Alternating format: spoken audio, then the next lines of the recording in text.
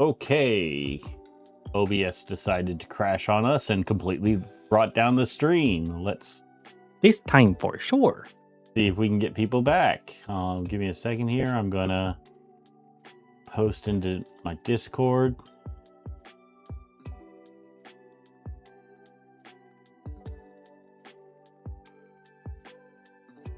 Let people know.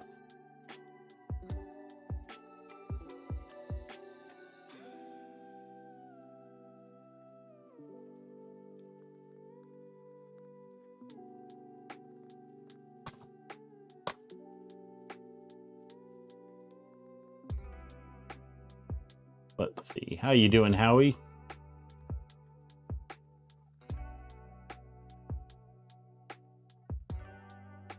Let's see here. All right, got that posted out to my Discord. Let's see here. Miko Makes, good day. How you doing? All right, Mad Dog's back. We got Howie here, waiting on people to come on over. Let's see.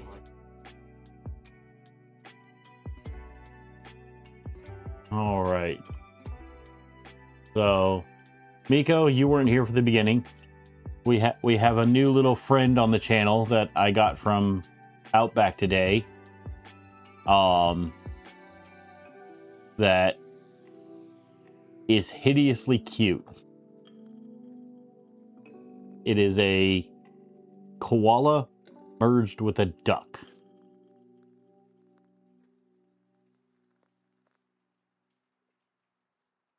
It's completely ugly, but it works for some reason. Don't know why. For those of you watching the VOD after the fact, the reason that we seem to have started very abruptly is because this is our second attempt tonight at trying to do this, thanks to OBS. If you did want to watch those first few minutes or so, I didn't count how long they actually were, but we're going to have that down in the description below. It is an unlisted video, so if you want to go check out that couple minutes, that's where that's going to be.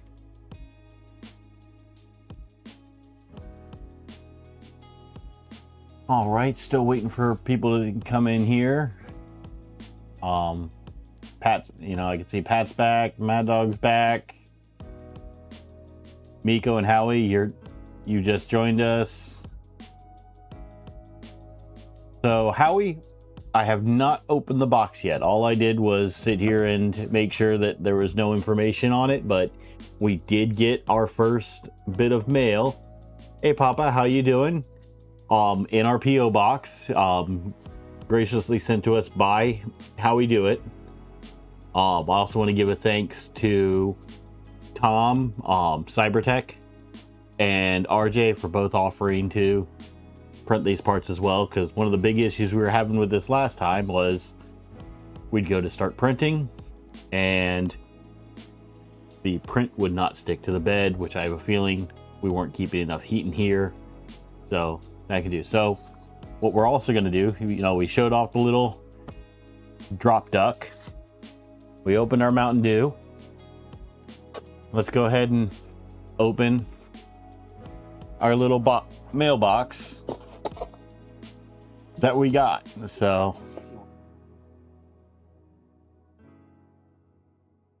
let's sit here and go there. So we'll have James switch over to the overhead. So nice, well packaged, all nice and easily separated.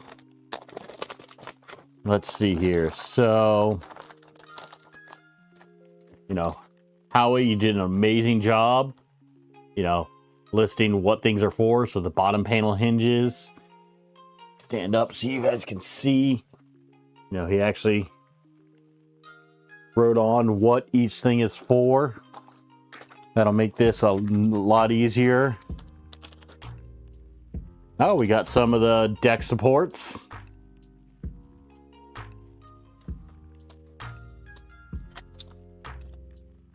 The corner panel clips for the 4mm panels.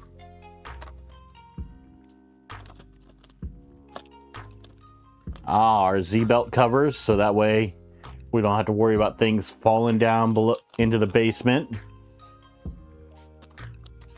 let's go ahead and pull one of these out, because this gives us a nice good top surface and everything. And ooh, Howie, you are dialed in on those settings. Look at, let's see here. Look at that top layer.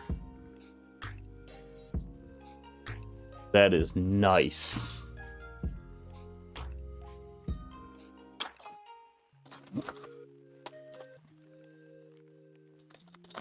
Let's see here.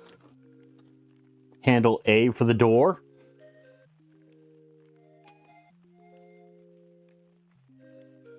Oh. Different Z-belt covers. Z-belt A and Z-belt B. I do not know what the difference between those two are.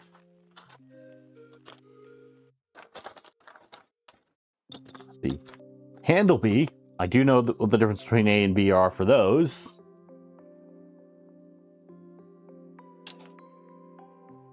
Let's see here. So Howie, you did them all. You print these all from your own DIY printers, and you did them in both sizes in anything with choices. All right. So mid-span panel clips for the 4mm panels. Oh. Howie, that is awesome. So Howie sent us a little, let's put it on the bed plate so you guys can get a good view of it. A little 3D printed penguin. Oh, that is awesome, Howie. Oh. He gets to sit at the front of the desk. He is definitely sitting at the front of the desk. He will end up on the wall behind you. Eventually back there, yeah. All right, we've got our latches to hold the doors in. Kegel, no, we're not done yet. We're getting there, so I'm told. More deck supports for 4mm. And the last bag is more bottom panel clips. All right. Well, I think now that we actually have clips that can hold the panels on, we should probably get going on those. But what I did in between streams is I did sit here and rearrange the Bowden tube here, so that way did a nice little quick little jury rig so it would stop it from possibly getting caught up. Thunder keys, I did get the deck supports. It's the panels that I didn't have, but no, you did send those deck supports with the printed parts. So I went through, we got our homing done, so we'll go ahead and click home all.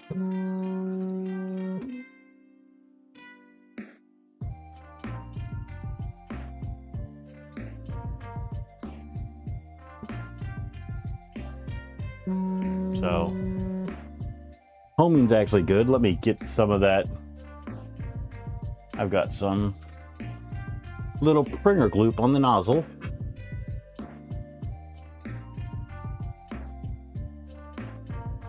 All right, so we got that. We're gonna slide this over. The other thing I got working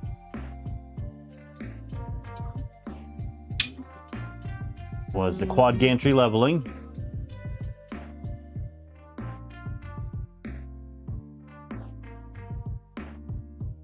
And I sat here and got our Z offset set properly. I had it from those first prints, I had it a bit too high. I was using the feeler gauges and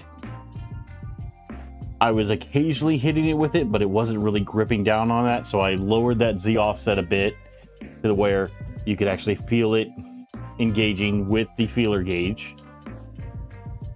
So we've got that. We're going to let this go through here.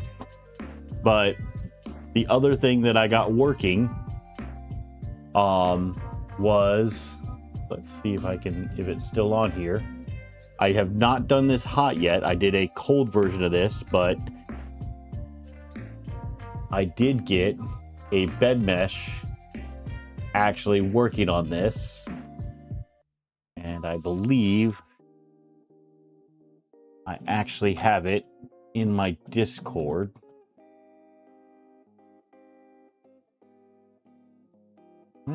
Might not have posted it there.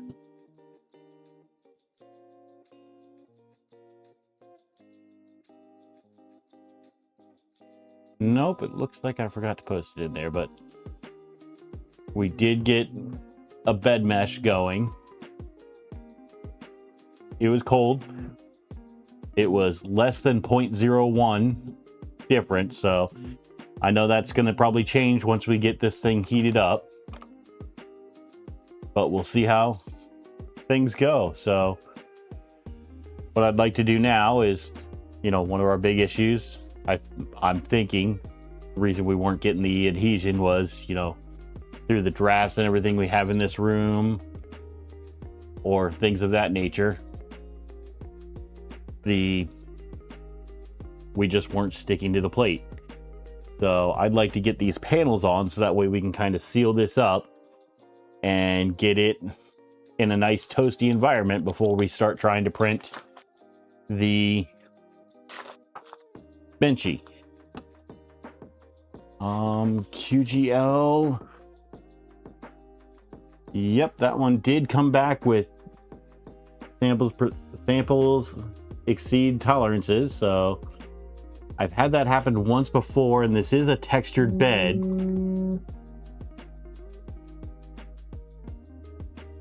I love how when the probe's already on there, it just backs out and goes forward again.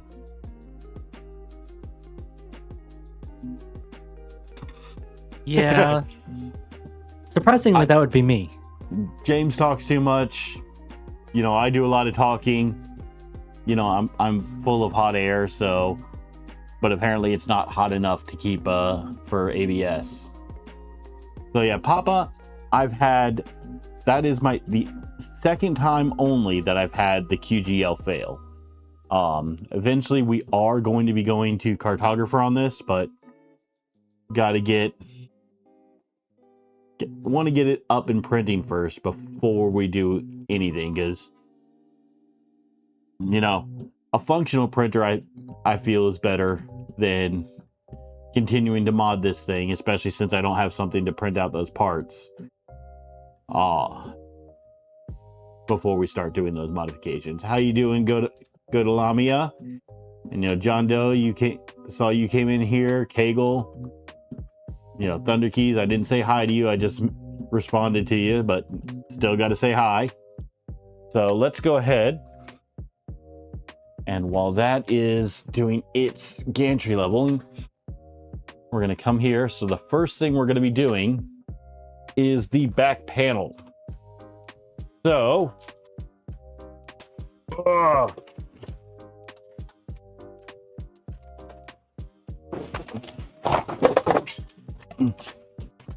let's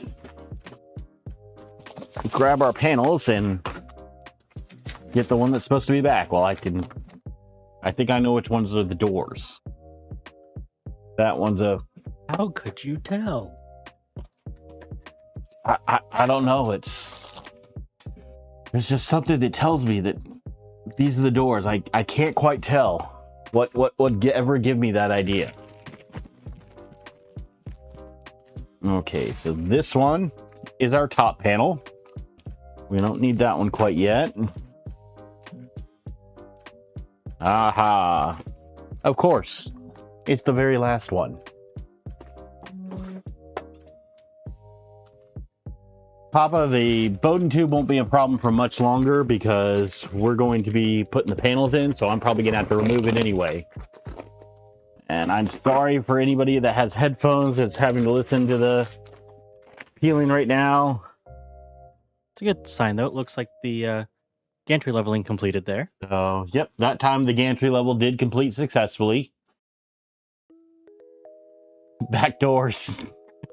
Oh, how insane would that be? Kegel, not only am I planning on getting Cardo, I actually already have one.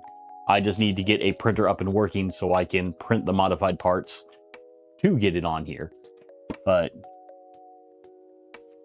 our back panel does appear that it's, you know, not one of those textured on one side, not on the other. So I am going to call the side that has the label on it the front.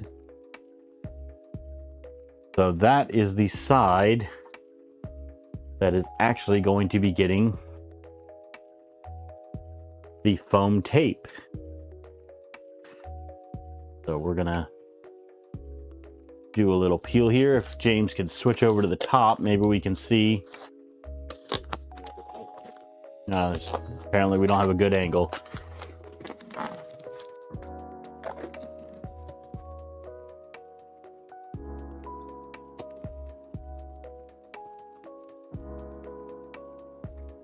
I'll get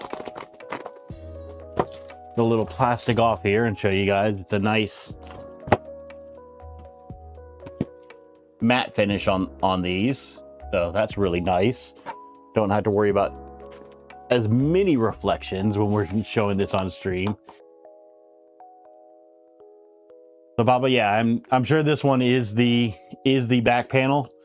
I've got the base. I've got the base plate in here, and I've got the deck plate, which has the corners cut out. Or not the deck plate, but the basement cover, electronics cover, in there separately. I'm going to take the printer here. That way.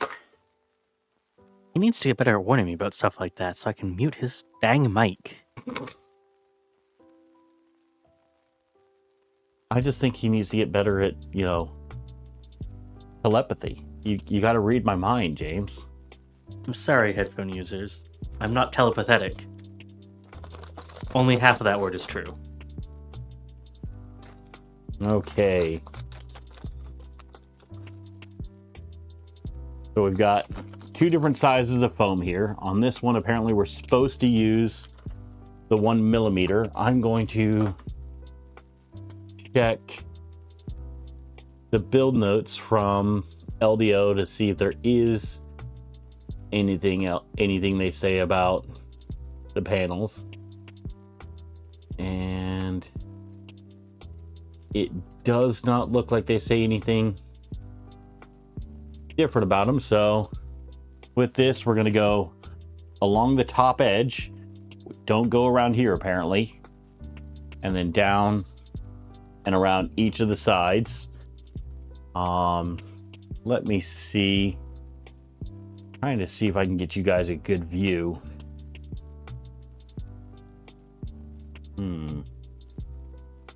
Don't really have much more that I can move that printer over. Yeah. Well, we'll do it this way. We're gonna start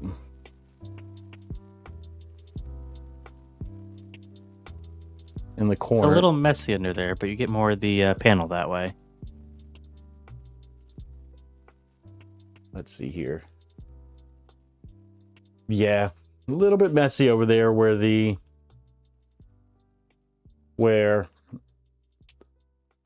the computer and all that stuff is, but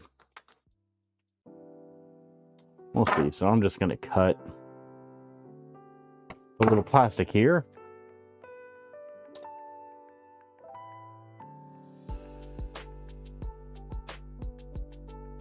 And then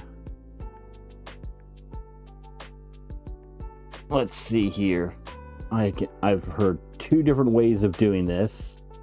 Either measuring first and then cutting, or sticking down the adhesive and then cutting. I think I'm going to stick down the adhesive as we go and then cut it once we get to the end.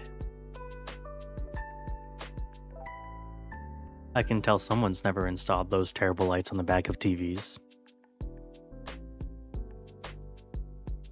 No, but I usually use hot glue for that because that adhesive never sticks anyway. Okay. to get this lined up to the corner.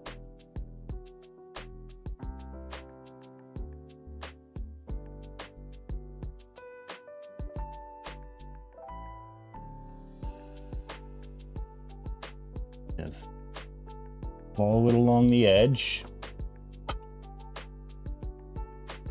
I'm trying not to pull it too hard because I don't want to stretch it out and decompress it as we're getting it on there.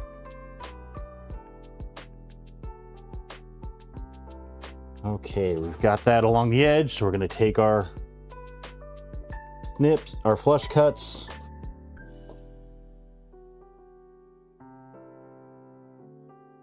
and get it cut nice and flush there.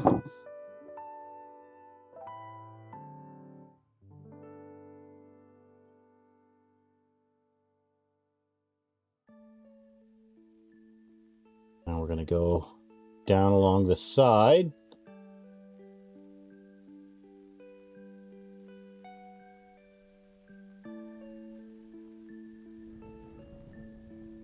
Just kind of using my finger to guide it along the edge as we go.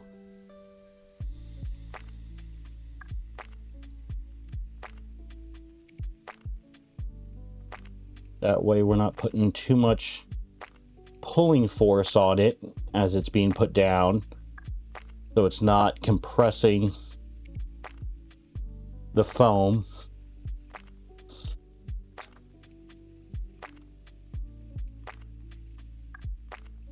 Because we want the clips and everything to actually do that compression.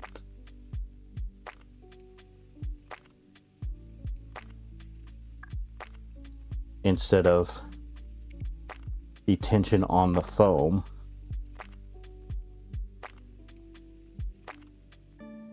Almost there.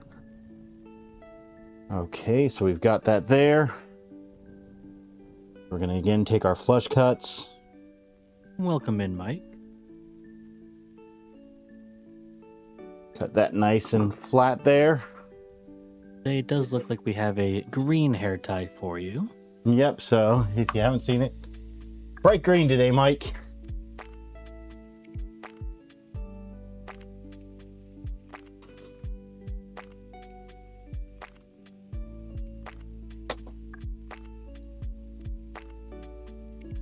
Oh, we're gonna get, Mike, don't you worry, we're gonna be getting into some really funky stuff here soon.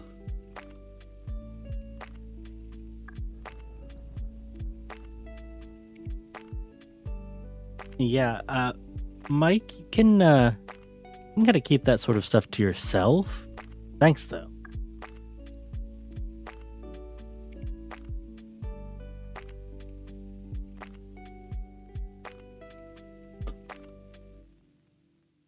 Oh, God. What have we done, Mike? What have you done? Okay. Sure it was. Sure it was. Just kind of going along the bottom here. To be fair, most of the hair ties that he wears choose violence. What's not there to like about violence? I can think of a few things, but Yeah, so can I. kind of want to keep this stream safe for everyone. We are going to take the way of Aang. Violence is not the answer. If you can't tell, I have been watching Avatar lately. The Last Airbender, not the one with the blue people. Actually, no, we've been watching that too.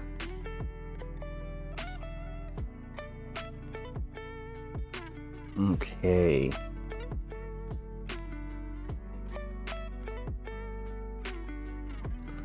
So our next side is done.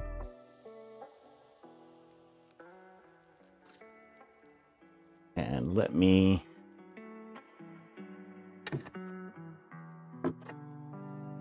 rotate this for you guys, so that way you guys can see a little bit better. I don't know how you guys can see this. Gergman, I sat here and felt robbed from Outback. I sat here and got what they called their teriyaki steak skewers. And it's over this bed of rice. The rice was amazing. The meat and the peppers and the onions and all that tasted great. But when you sit here and call something a skewer, I expected it to come out on the stick. He's upset that he didn't get a stick to shove down the throat and choke himself with, because that's what people do nowadays. You don't shove it down. I understand you're not supposed to, but people throat. do. And that's why they don't serve them that way. But yeah, so, Gergman, you've been waiting 2 hours for a pizza. Yeah, we sat here, and after we went to Outback, we went into the grocery store, and I think my midstream stack today is going to be bagel bites. And there's people that talk to me off stream a lot, and they know that for me, bagel bites is its own food group. So, yeah, I'm gonna have some pepperoni bagel bites. Howie, you made Swedish meatballs and butter noodles. What I wouldn't give for some Swedish meatballs right now. I mean, we could take you to IKEA tomorrow. Homemade is so much better, though. Fair enough.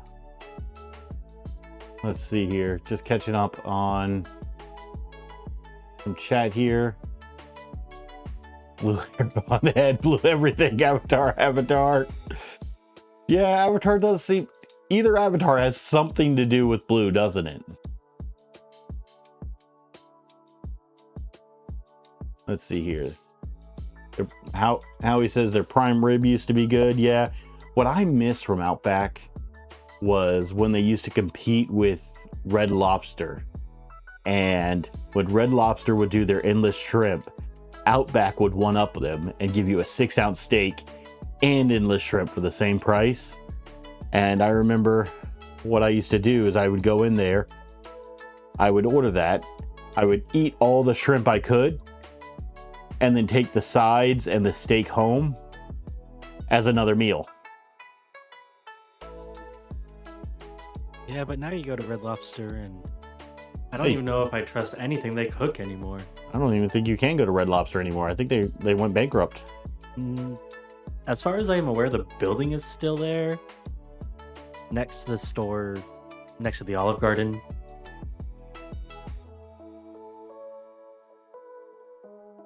Yeah, I know a lot of them had to shut their doors and they sat here and sold everything. Yeah, Howie, it was a great little thing. You know, get a 6-ounce steak, take that home, but then eat all the shrimp you can eat. That was amazing. Let's see here. Mad Dog. Not growing naturally. Those rice trees are pretty scarce. If you have trees that grow rice, I would love to see them. And if this is just something that I am not familiar with, I'd also like to know what you call rice trees.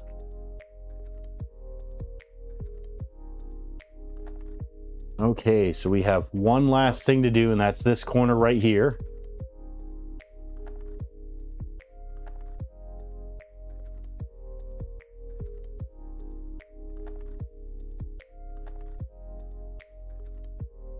Let's see here. So, go to allow me a random question. Does anyone know how to see the G code a clipper printer is executing in real time?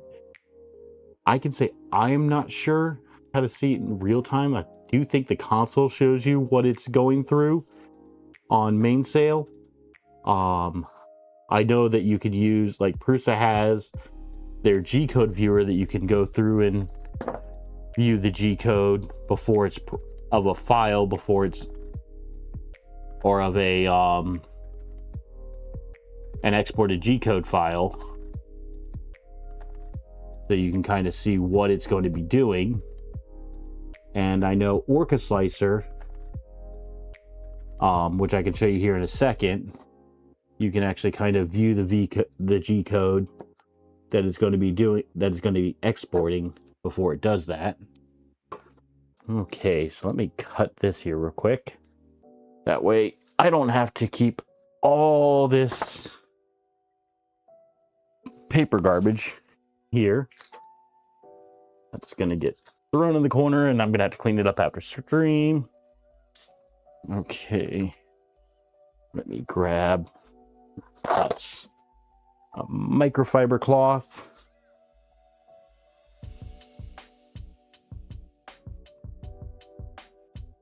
We're going to clean off the back panel here.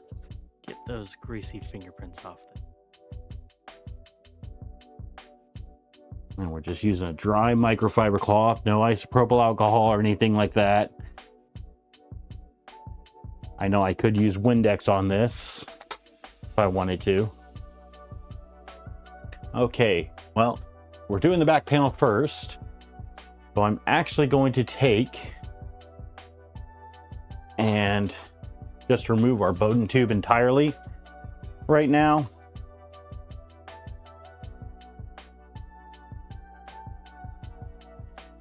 So let me go through and just get this out of the way.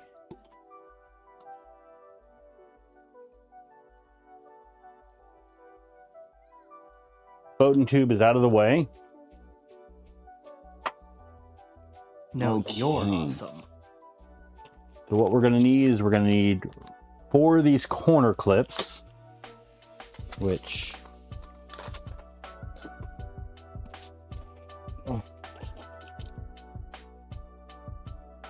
these are 3mm.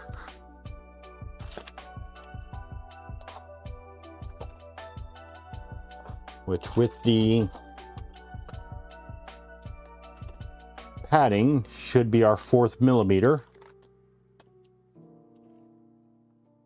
Yep, so we're going to grab some of the corner clip for the corner clips.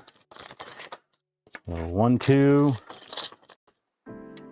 3, 4.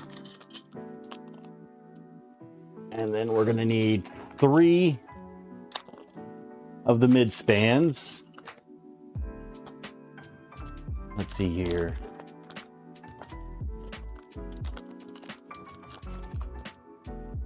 Oh, you.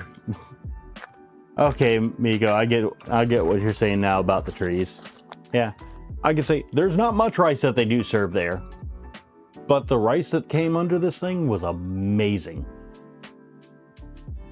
So, you know, the rest of the skewer was pretty good, but the rice definitely made up for it and made it even better. Now I'm going nuts because I literally, there it is. So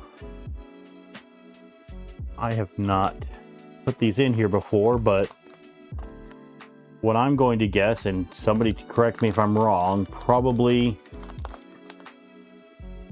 Miko, I completely agree with you there. It should not be called a skewer if it's not served on the stick.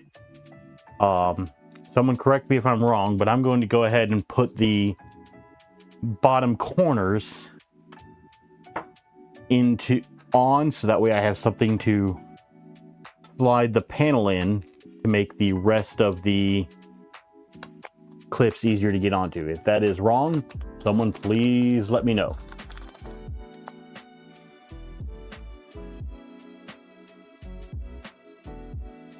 But I figure as long as I keep these loose so it's not ripping that tape, having these things in there should make it a bit easier to get that initial panel set.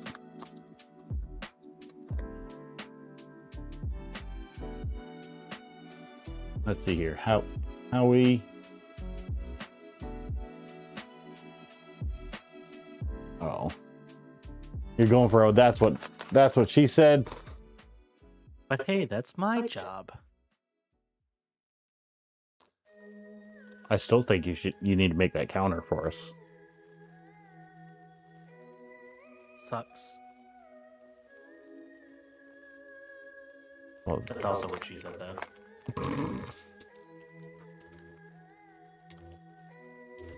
Oh. Let's see here. Odipax, how you doing? Nice to see you in here. And I want to say thanks to everyone that sat here and, is joining me here instead of, or for those that are in the US, because I know for like Mad Dog and Miko and Down Under, the Super Bowl's not as big over there. But wanted to say thanks for tuning in here, or if you're watching both, thanks for watching both. Projects, how you doing? Yeah, unfortunately I married into New England, so I kind of... What's unfortunate about that, pray tell? Well, my secondary team is kind of chosen for me, so I have a team that I'm having to root for in this Super Bowl, because I will get disowned by my family otherwise. As you should.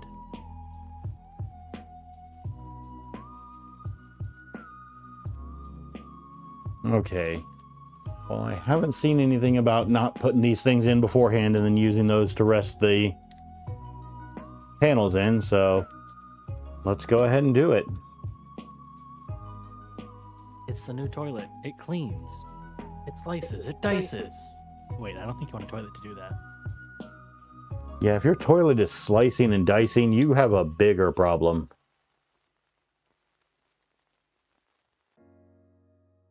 Okay, that's still a bit loose, but it's on there enough that it's going to hold in.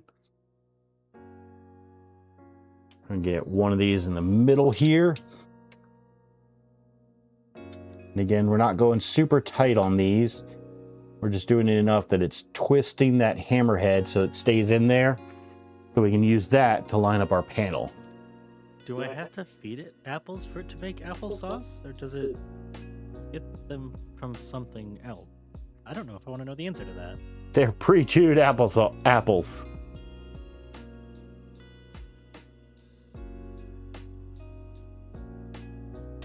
Okay.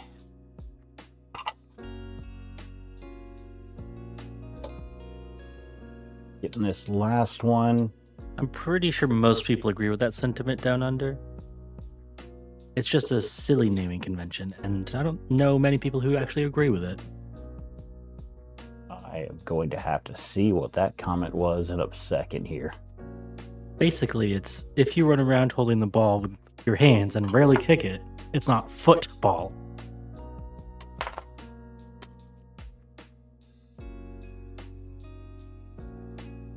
But see, Down Undermaker, then I could sit here and come back, and this might be ignorance speaking.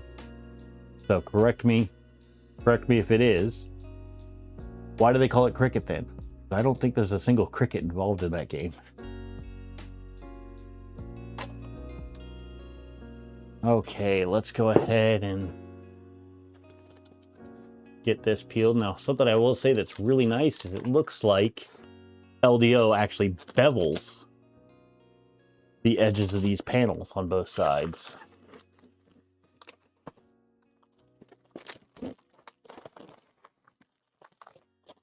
I mean, No, we're not going to... There can absolutely be rugs in rugby. The PLA would be easier to do, but, I'm trying to stick to the thing I said. I told Dave and Terry that the first thing I printed on this printer would come from that filament that I won. And, there's still a possibility of that happening, so I am not giving up on that hope yet. I mean, you can play rugby on turf, and turf is basically a rug.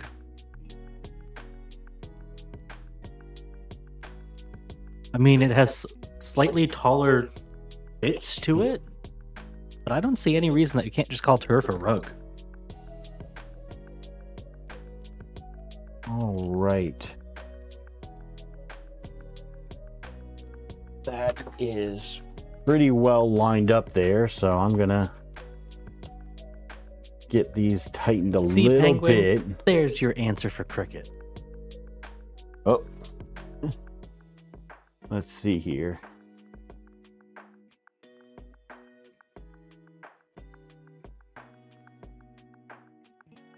there we go.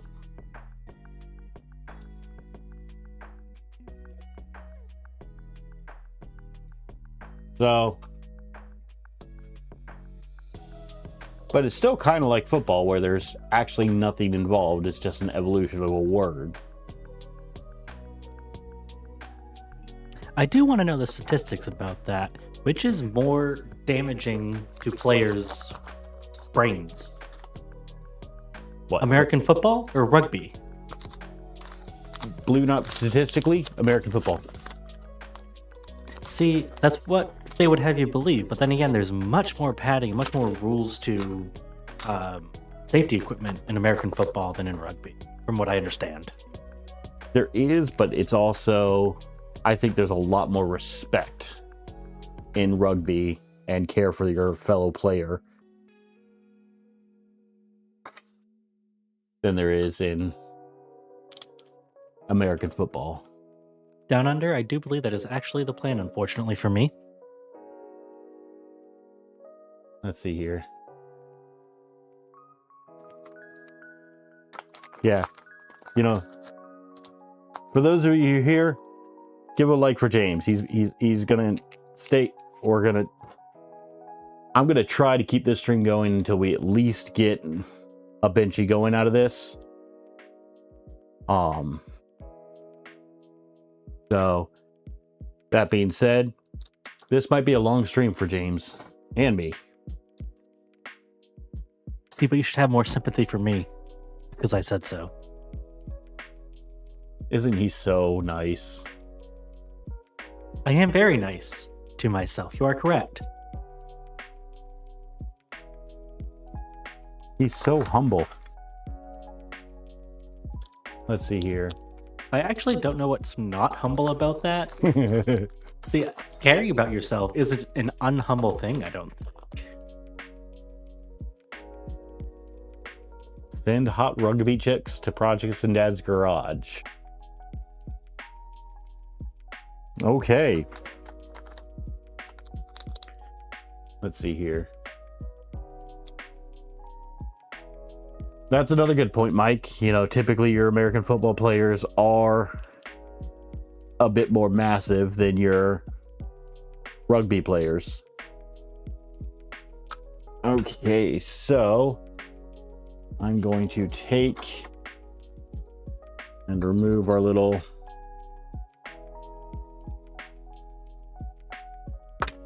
filament holder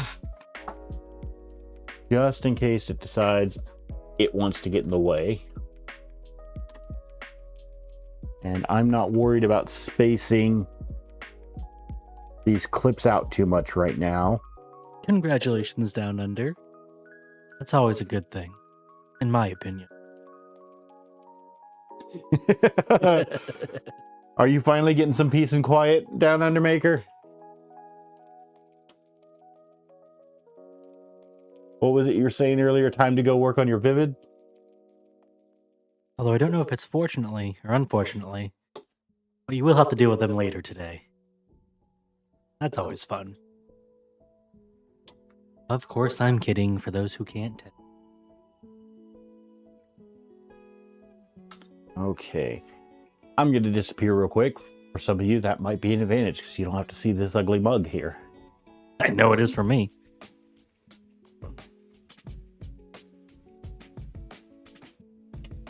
I'm just sitting here getting the other side panel clips on.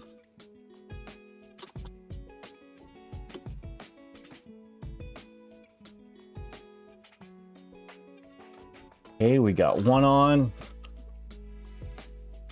Corner.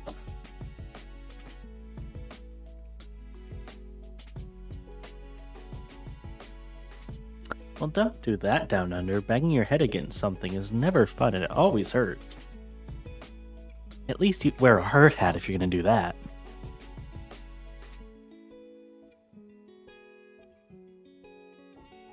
All right. And the first panel is on. What do you guys think? Could be better. James is here to keep my ego in check. I think that by this point you should have them all done. Seeing as how this second part of the live stream has been going for 45 minutes.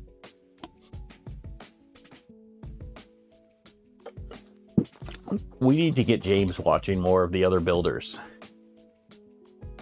Don't compare yourself. Just be better.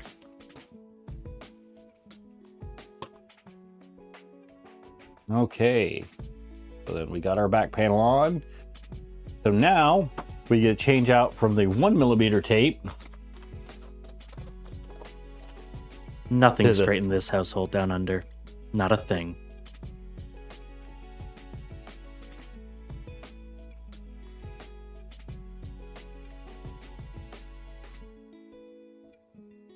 Yes, that's supposed to be there.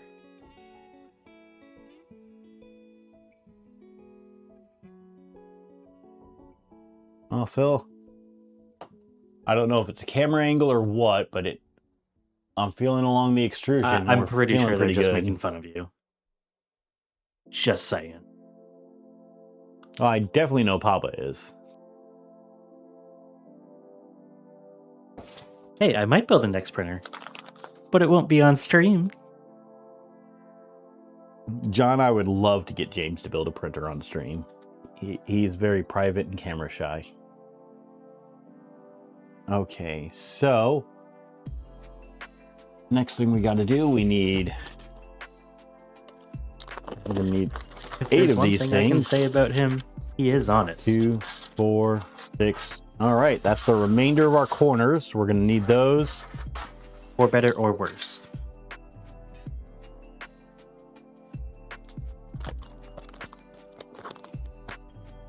We need a remainder for those, and then we need 8 of those, and all the remainders of our mid spans, so we can get our side panels on.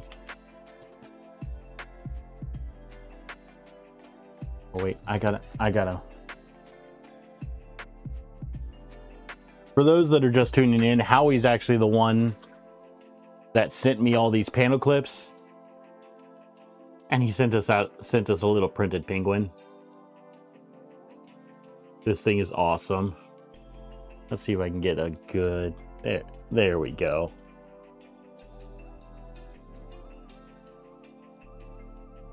Nice little printed penguin who's eventually going to get a spot up on the wall.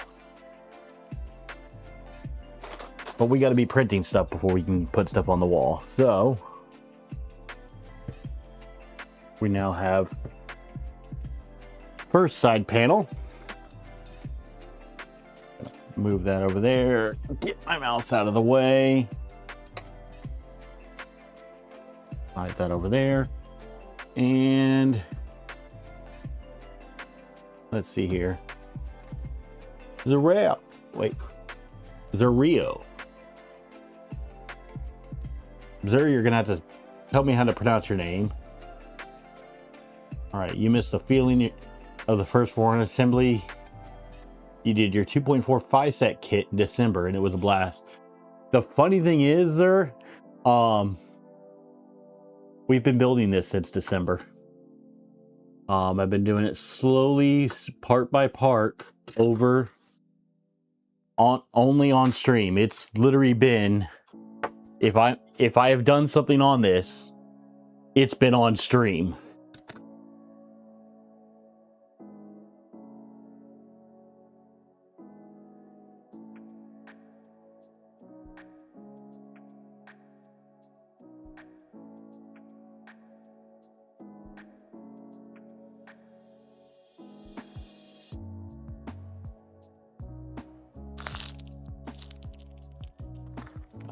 All right, Mad Dog, I actually do have that other shirt. That one is going to be for when we go on location or something, for, you know, things like 3D Printopia, or when we do our interviews.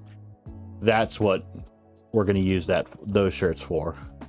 I'm not going to have them as an on stream all the time thing.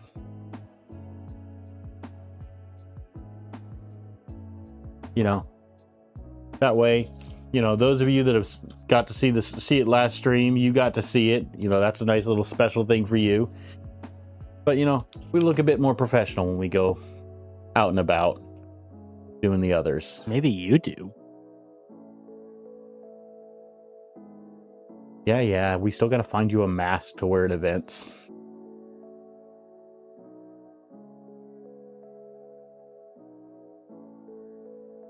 Let's see here. Cody, how you doing?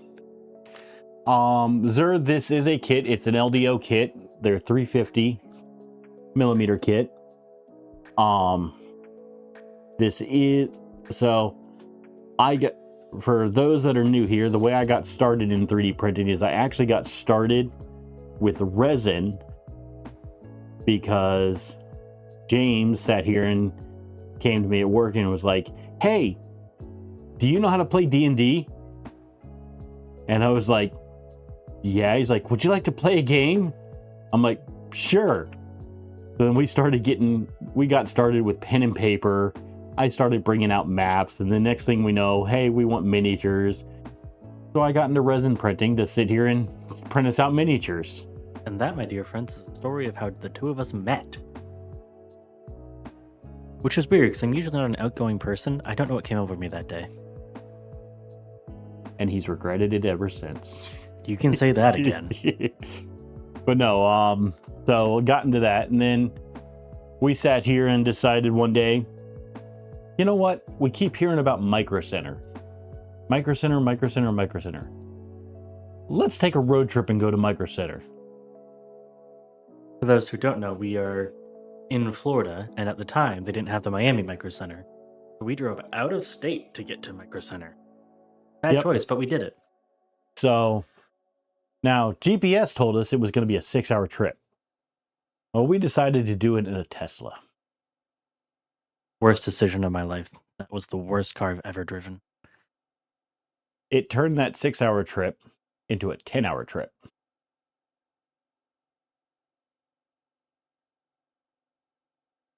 So, but we got up there, and when we were up there, you know, I realized, hey, I'd been seeing Jeff Geerling. He mentioned how there was a coupon to get an Ender 3 at Micro Center for, you know, $100. And I'm like, cool, I'll pick this printer up. So I bought that printer, and I kept printing with the resin printer, and that printer sat in my house for 6 months before I decided to finally put together that Ender 3.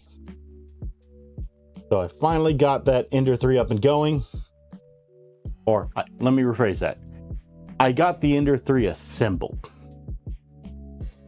And then started doing all the tuning and everything with it. It was pooping plastic and everything. And then I go to do my first long print on the thing. And I ran into the issue where the little heat break in between them is not the best. And so I come back a few hours later, and the printer is just hovering over some of the print, printing in midair. Nothing was coming out of this printer. So I'm sitting here thinking, oh, great. And I finally got one of those clogs that people talk about. Well, undid the little, pulled the filament right from the hot end, slid right out. No clog, nothing. Apparently, just all that heat on that heat break for all that time. It's just one of the problems with an Ender. So I sat here and went on Facebook Marketplace, and I was like, you know what? Let me see if I can get a cheap one, do some upgrades. Found some of those, got that thing upgraded to a dual Z drive. Upgraded the extruder to one of the metal extruders instead of the plastic one.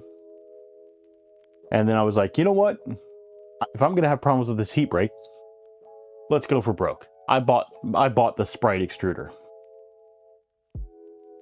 Got it. Cool, we're printing plastic. But I don't know if it's something with the bed leveling or what, or the model I was printing, but I wanted to print a spider out for my partner. Not James. James is not my partner. And I was like, okay, we'll do this. Well, every single time I went to print this, with supports, without supports, it would knock one of the legs off. And so that just got frustrating. And finally I was like, you know what? Now that I've built this thing and I've done more research into the community, you know, so many people are saying how, you know, Ender 3s can be good once you modify them, but they require a lot of modification. And I already put enough money into this printer that the modifications I put in it were actually adding up to be more than I paid for the printer. So I'm like, let me just go ahead and buy Voron. Because I had seen, you know, hey, it's something I can build myself and do. And I bought it. Bought it right before 3D Printopia last year. And it took forever to get out to me. And then I was like, you know what? I'm going to stream this. You know, show people, you know, hey, you don't have to have much experience to actually build one of these things. Sometimes the best way to get going on them is just to go and do it. So that started happening, and I've been streaming the build ever since.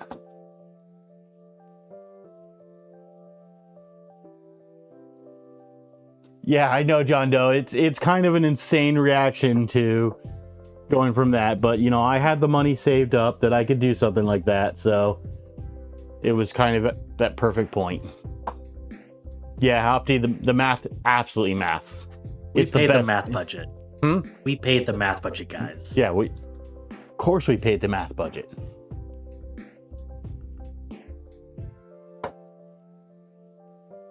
We paid the math budget. I don't know if we ever hired the math employee. We're looking at him. No, you're the producer employee. Yeah, but I'm also the math employee. I got 102 on my AP algebra test. Final test, I should say. I think we'll be all right.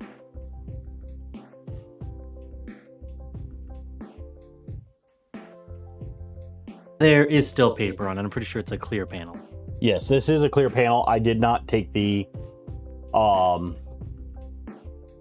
coating on the other side off yet because, you know, I knew I was going to be sliding it around on this desktop, which is wood.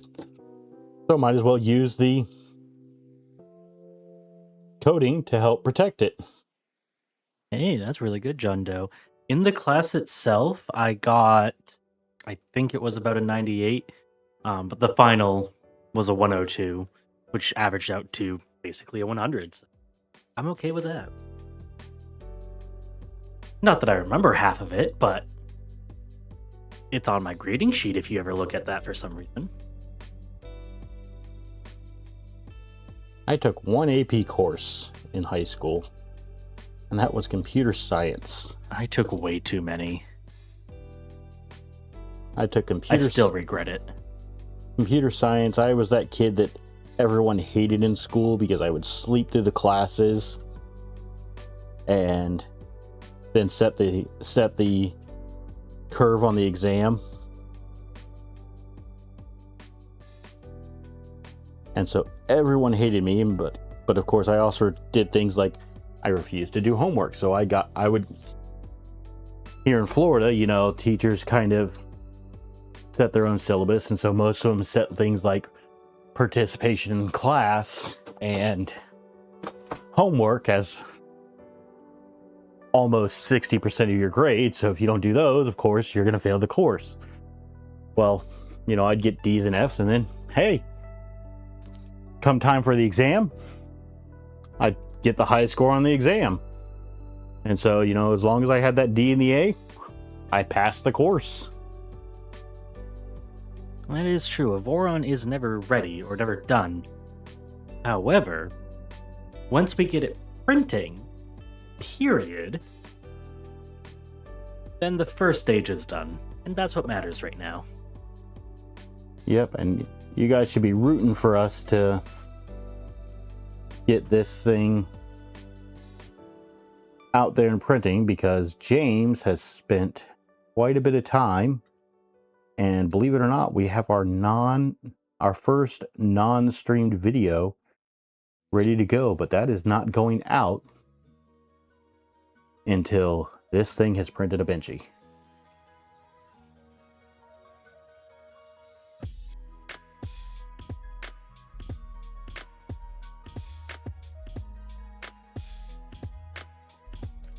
Okay, give this a nice little snip here.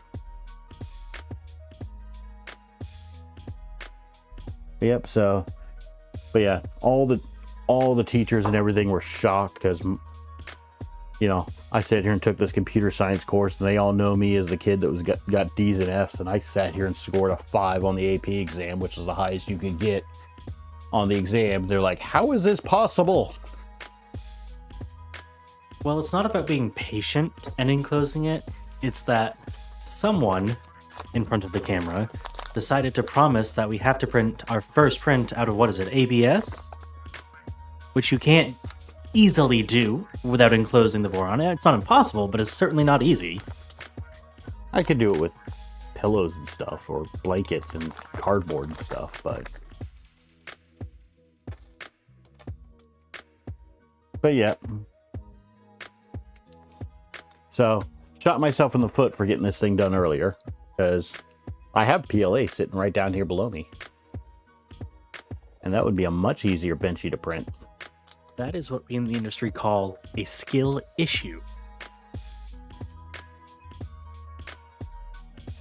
For you, everything's a skill issue.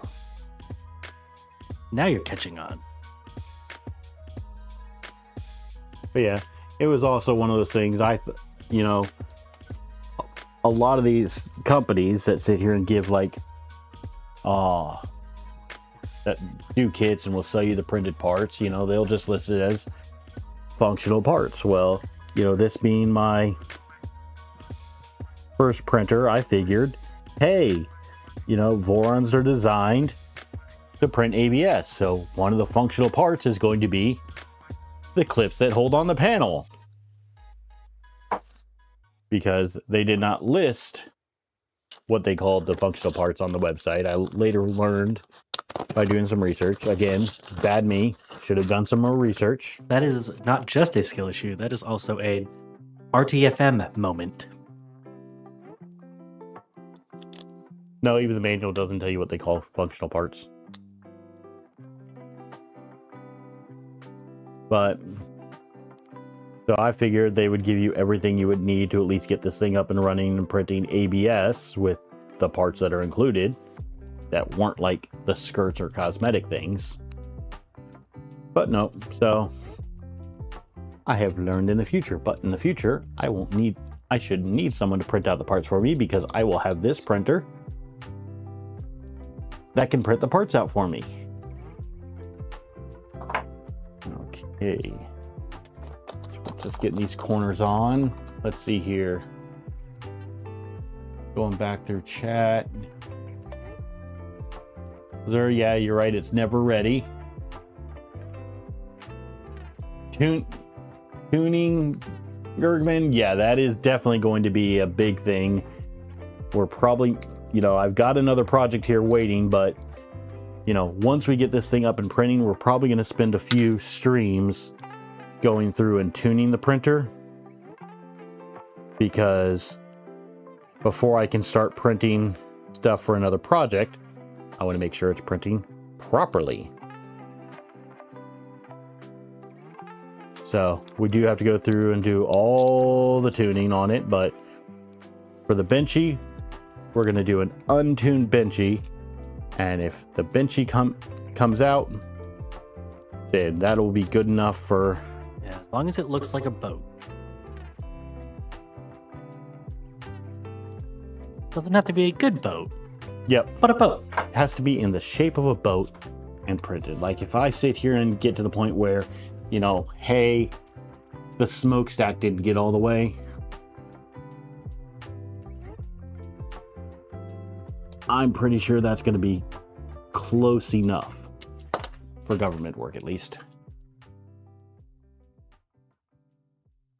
Let's see here. So I'm just trying to get this, getting those We sell boats hammerheads and boat-shaped objects, rotated. not propane or propane accessories. Okay, now you guys were worried about this. We're going to go ahead and peel off the other side of this.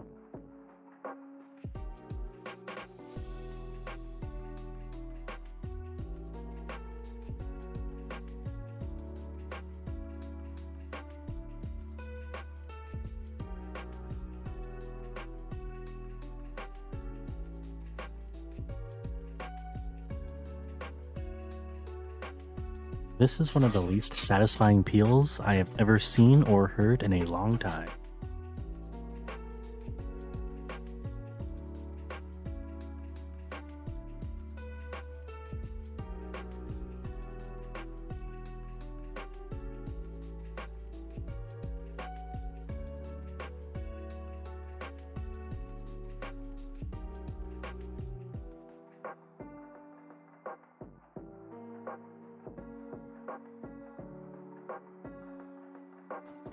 Honestly, I didn't know they could be that unsatisfying. All right, so yeah, that was quite an unsatisfying peel.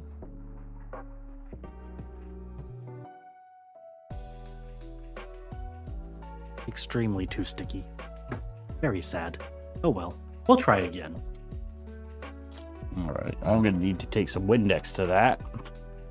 But Remember, never use Windex on acrylic. You'll scratch it. okay, I got to loosen up. Do what he means, not what he says. I know that's not usually the saying, but that's what it is right now. The big thing is definitely don't use isopropyl alcohol on it, because that will cloud up your printer like crazy.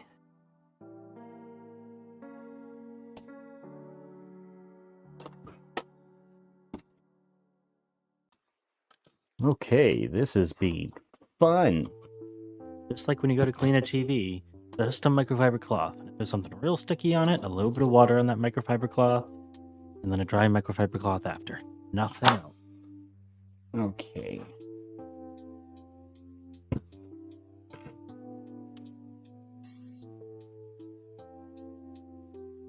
Gonna look behind. Ah. Well, I found out what my issue was. Did you not RTFM? I did not RTFM. So the back panel, which uses the thinner tape, uses M3x8. The side panels, which has thicker tape on it, use M3x12. So of course, with an M3x8, I was never going to get that in there. Maybe if you believed really, really hard, you could have done it. Oh, I probably could have done it. Just going to be a matter of would the tape still have been uncompressed like I need it? Okay.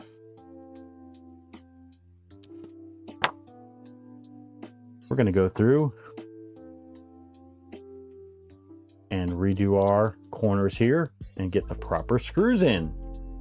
But this is one of the reasons why I wanted to do these streams, so that way, you know, if someone wanted to, for some reason, use this as a build guide, they can see the mistakes that I did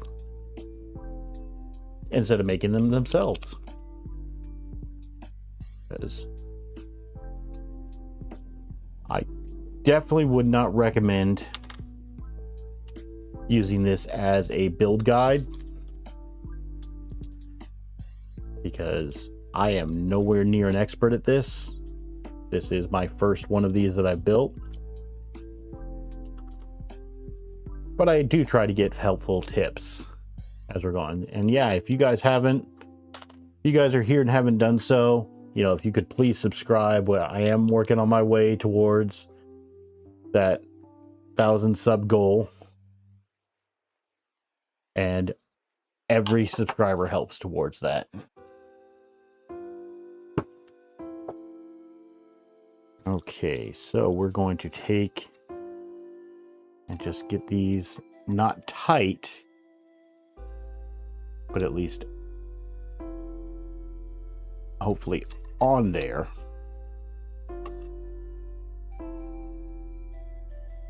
So that way I have something to grip onto as it's going.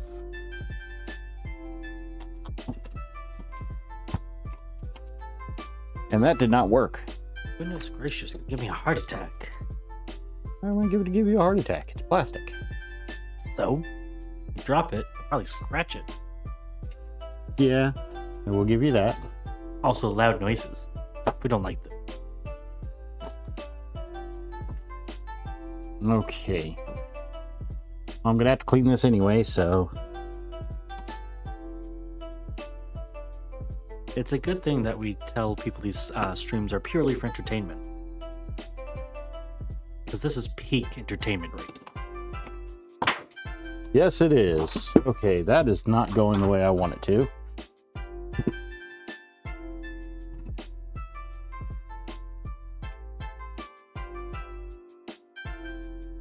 Cody, you tell them. You know, go, please, guys, do go hit that like button. James even went to the point of finding some little animations for us for that like button. So, you know, it really helps. It shows YouTube that, you know, people are engaged in what I'm doing. So, please go and do that for me.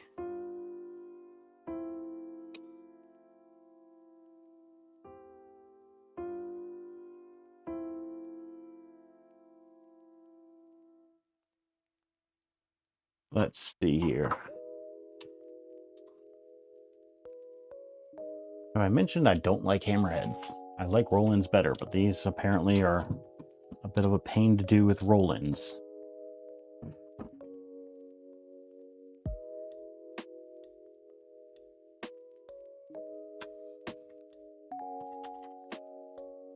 Okay, we're gonna set you down like so. Mr. Koala drop bear duck thing, hold that for me.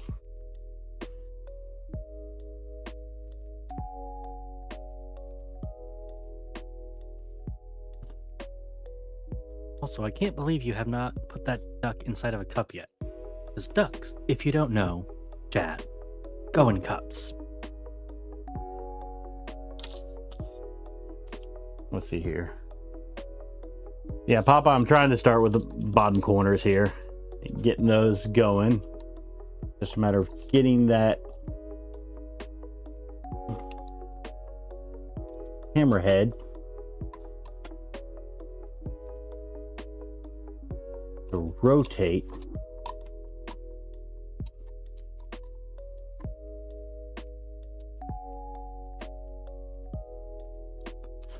Because they are not wanting to rotate while they're in the extrusion.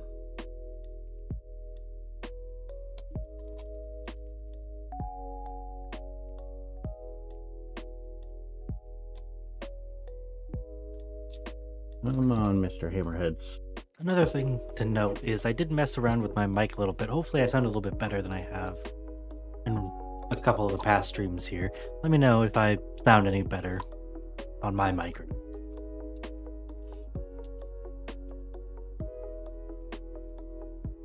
If I don't, I blame Penguin. If I do, you're welcome. It was all me.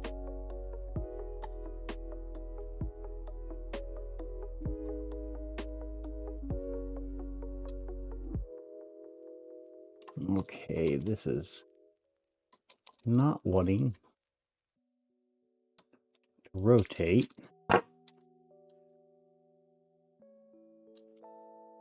Yeah, that's the problem I'm having right now, is they're not wanting to rotate once they're in the extrusion. I might have to manually get in there and rotate these things, or at least try to.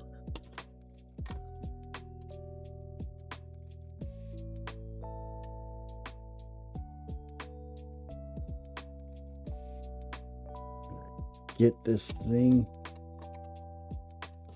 in there and rotate.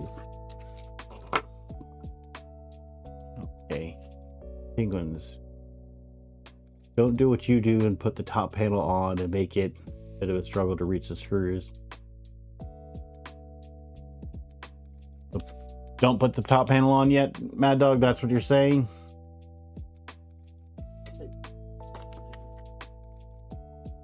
Yeah, we'll probably rest it on there for the to get the benchy going. But yeah, probably not screw it in yet. I'm gonna get a drink. Hey, 2023 WRX. Let's see, Gergman, you're waiting on your clicky clack door before you panel up your 2.4. I'm almost starting to wonder.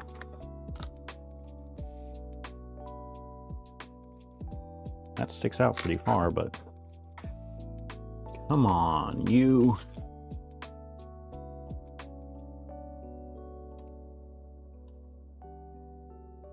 I think I got that in enough. Chat, I will be back. If he messes anything up, yell at him for me. We gotta rotate again. Okay.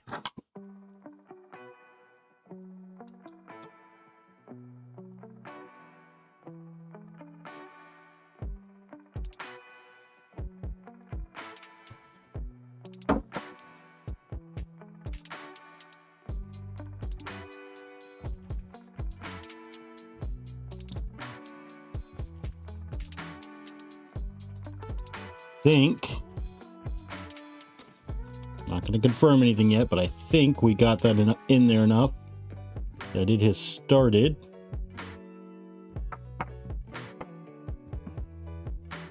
That's actually fairly centered. We're going to get our side ones on. Let's see here. So Gergman, the probe is clicky probe is what we're using on here, because that's what the kit came with. Eventually it will be upgraded to a cartographer.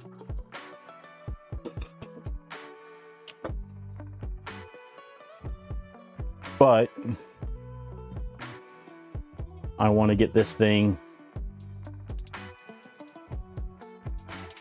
up and going first before we do any modifications like that did not come with the kit, because there are some modifications on this already compared to a standard 2.4 or I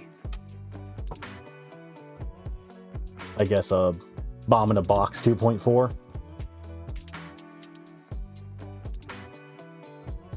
Hey, got those in.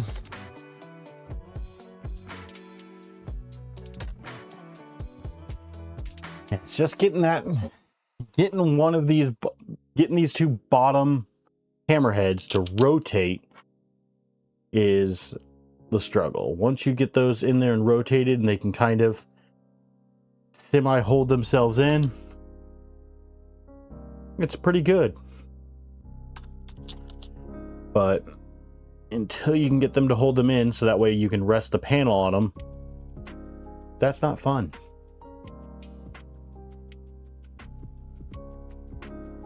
Let's sit here and those in there, and we are going to get our Top corner tightened.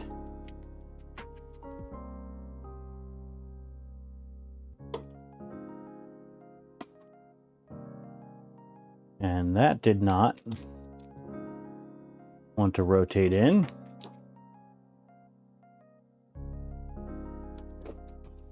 James is making fun of me for still going on one panel.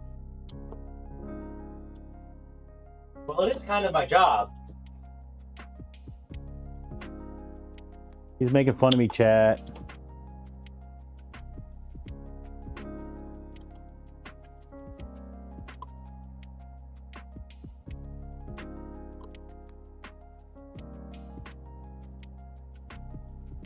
Okay, yep. This one we can kind of at least see from the top and get that rotated.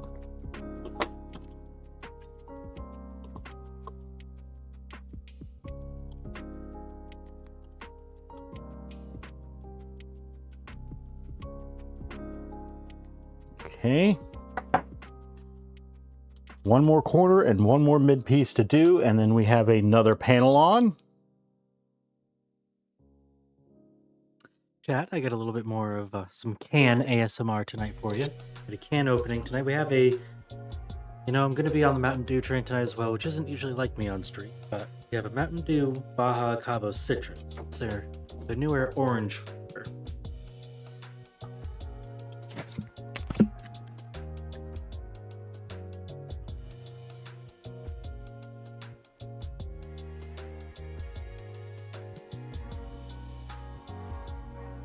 Surprisingly not sponsored by Mountain Dew, even though we probably should be.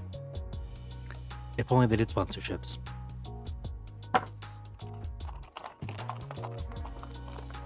Ba-da-ba-ba-ba, please sponsor us.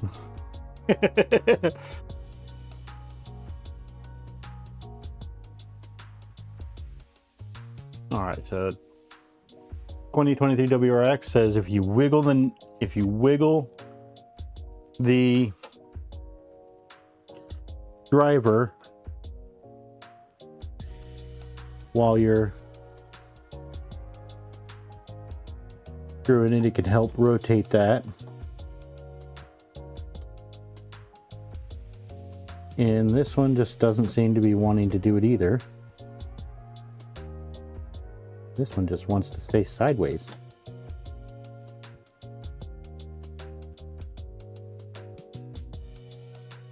Let's see here.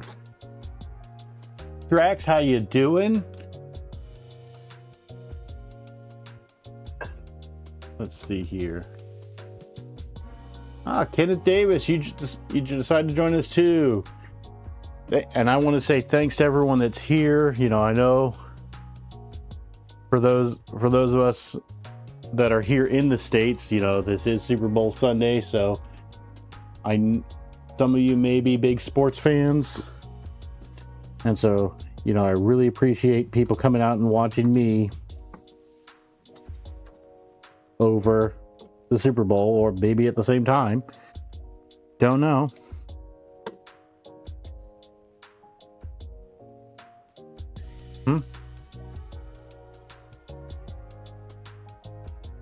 So, yeah, 2023 WRX. I've tried it both ways so far. The wiggle, the less pressure. It's just sometimes by the time it wants to start spinning, it's already pulled in past the edge of the extrusion.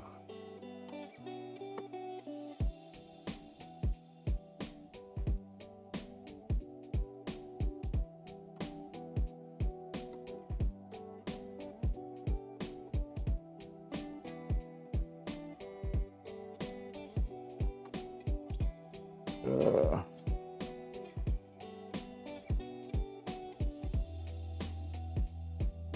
really wish we had a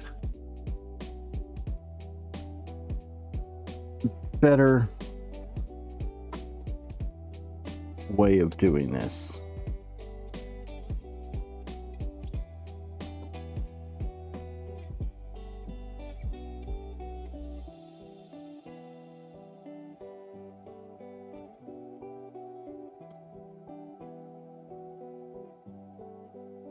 Here we go. I think there it goes. Just took a second. A little helping hand. Okay, that's 2 panels on. Now we get to do a third. Drax, those pop-out panels that, you know, you just kind of turn them in, you know, those look amazing. It's probably going to be one of the mods that I'm going to do onto this. That way, you know, instead of having to deal with the T-nuts, it's just click. Oh, look, it's done.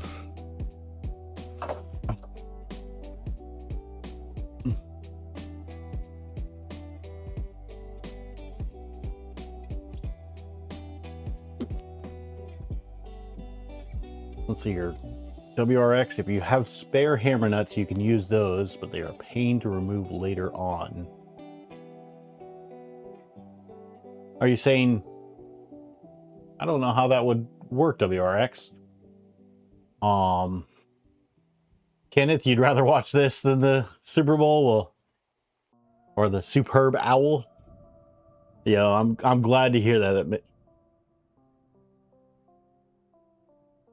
Let's see, you're talking about the ones with the filament hinges. You'll find it and link it in the Discord. And thanks, Drax. You know, if you want to put it in the stream chat, I can actually post a link here on YouTube so other people can take a look at it. If you guys aren't, or if you guys want, if you're not in my Discord, there is a link in the description for it. If you want to come join us over there. But let's go and grab the next side panel. Also in the description, if you would like to send us anything, there is a PO box on there. Not that you have to, you definitely don't.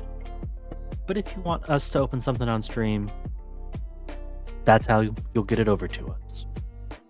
I'll also preface that by saying if you want us to open on stream, please make sure it's appropriate to open on stream.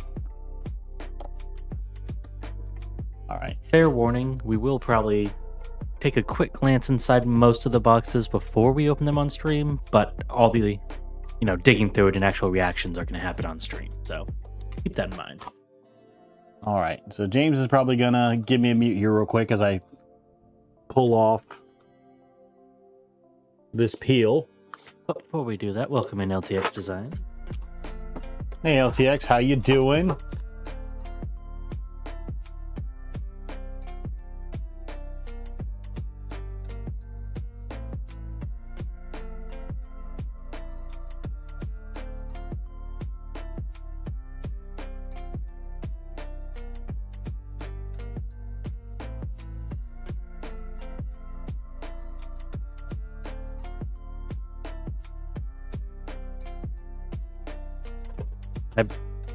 I promise you, you do not want this ASMR.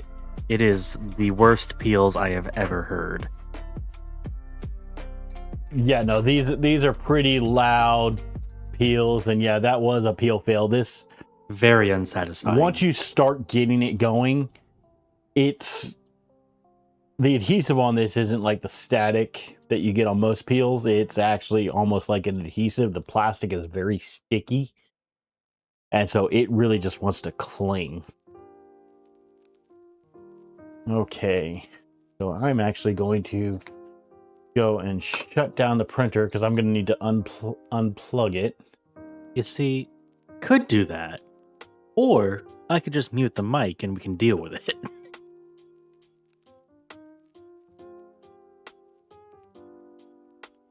LTX says warm it with a heat gun. It'll come right off. Let's see here. Get a hairdryer and warm it up a bit from Down Under Maker. Yep. Again, we could. Or we could just not waste our time. Yeah, I'd have to go find a hairdryer or a heat gun, which I'm pretty sure we've got. The thing is, it's not leaving residue. If it was leaving residue, then sure, but it is not. James, can you do me a favor? Because you have better access. Can you unplug the Ethernet cable?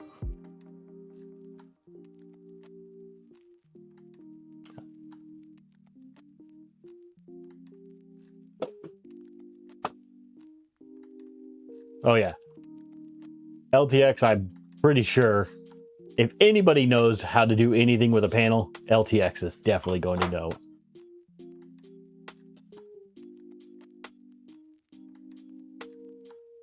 You need me to rotate it? Got it. Okay. We've got this thing unplugged.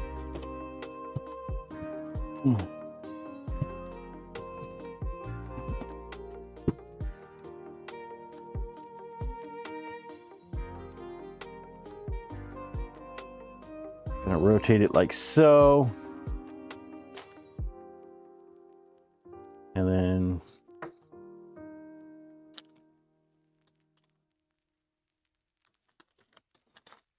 find my 12s.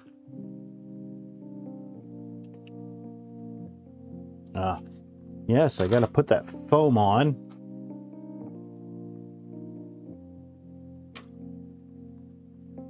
We can have more fun with foam.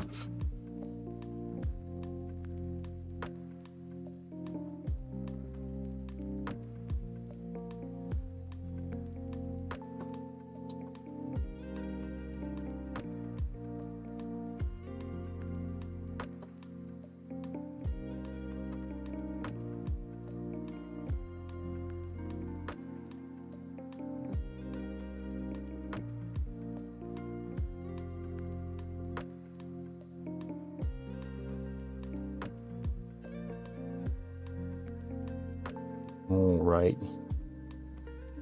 Yeah, that'd be a nice little thing to do. Hey, what kind of printer are you printing? This, what kind of foam do you need on the panel? Okay, we're gonna pre-apply it for you.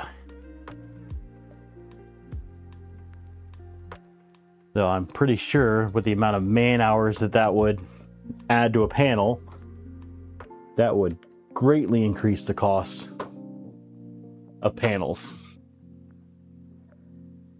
But it would be convenient.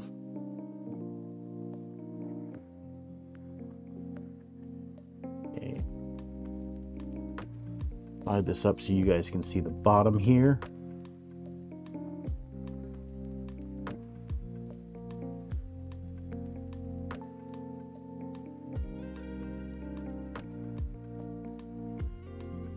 Air.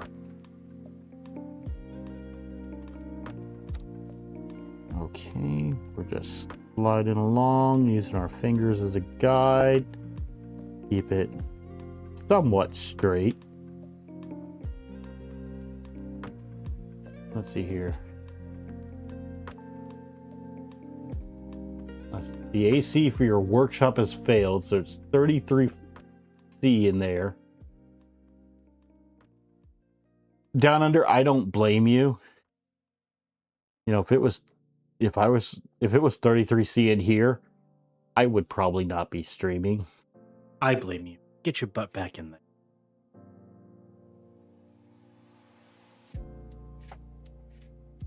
So Mad Dog, are you still here? I haven't seen you chat. I saw you chat to LT and say hi to LTX, but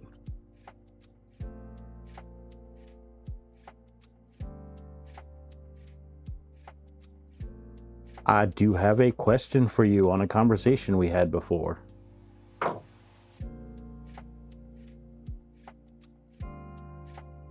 All right, Mad Dog. Cricket thing for you. We had been taught, I know a while ago we were talking about the Australia England cricket matches, and I realized there was a very important question I did not ask about that tournament. Are they test matches, one days, or T20s?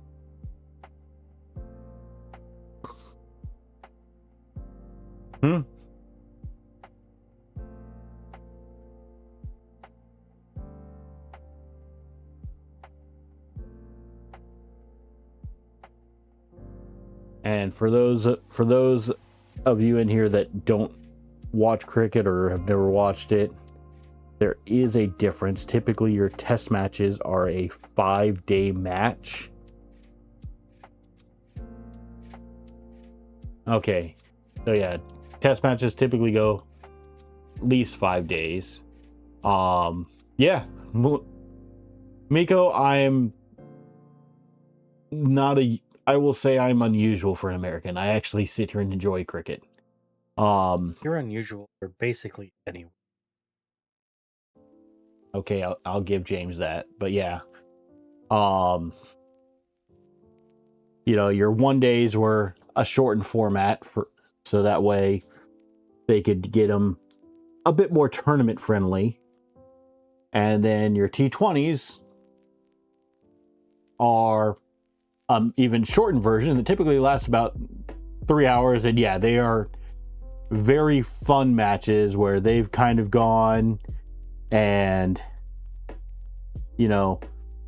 it feels like a big sporting event, like a rugby game or a football match or something like that. James hate watching is awesome. Yeah. Yeah, if you ever want it, James is always good to, kind of keep me in my place, keep my ego down. But yeah, no, cricket, it's a very entertaining sport to watch. And I mean, most sports you watch, there's rules to the game. No. Cricket doesn't have rules. Cricket has laws. It is a pretty interesting thing. In fact, if anybody actually wants to learn some of the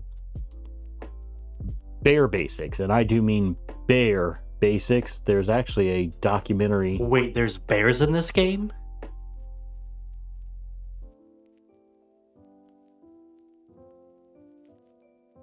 I guess there could be if you played in Australia. If we played in the US, there probably would be. But there's actually a documentary on Netflix that goes over some of the bare necessities that you need to start enjoying the game, or you can just kind of go in. It's in the US, it's kind of hard to find a place to stream it.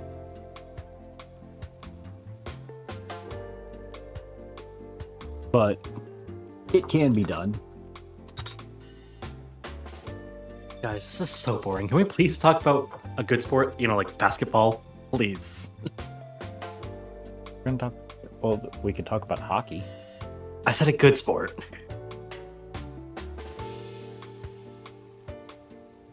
Hey.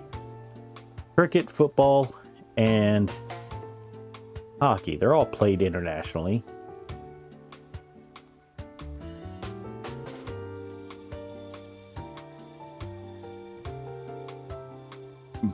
And I guess baseball at that point, too. Yeah. Miko, I'm right there with you. Ice hockey is amazing. Yeah, speaking of baseball, I recently learned how popular it was in places like Japan and North Korea. It's insane how popular baseball is over there.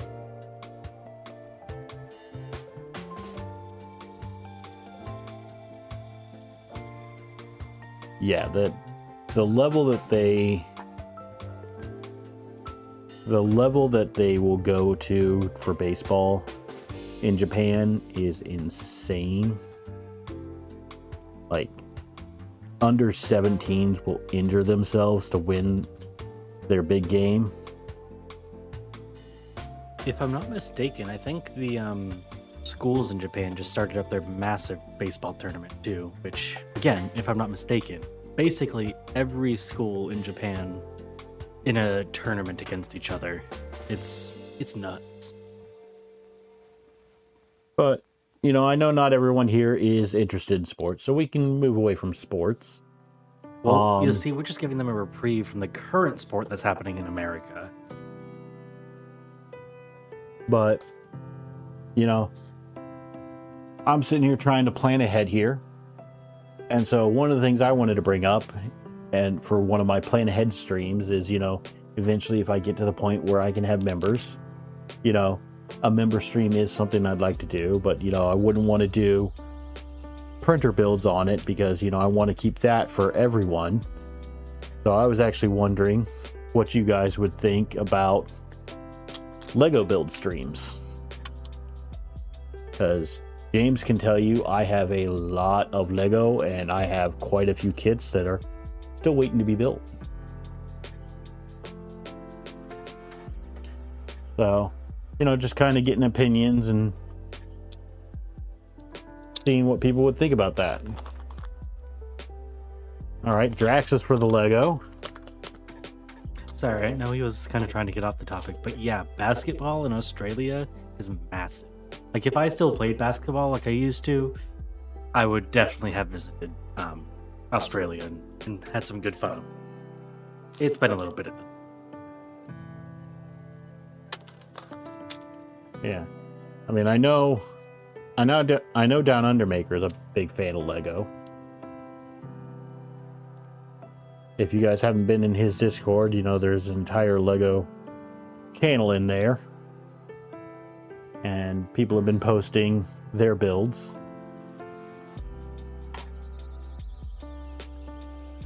Yeah, didn't know if that's something you guys would find interesting. Of building Lego kits, probably Lego Star Wars, because I'm a huge Lego Star Wars fan.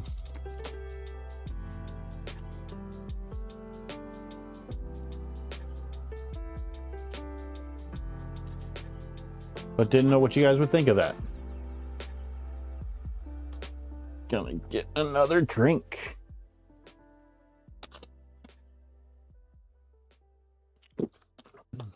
Another thing, James, how many people we got in here right now? 23 people in here. You know, again, if I haven't said it, thank you guys. You know, coming out here and supporting me. It is really appreciated.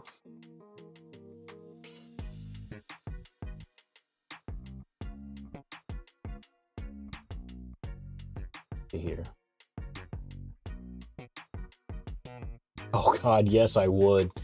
Actually, the one that I would love, because it's the kit that I always wanted to build, but I couldn't afford it when it was out, was the Darth Vader ship, the Executor. You know, that giant Imperial Star Destroyer.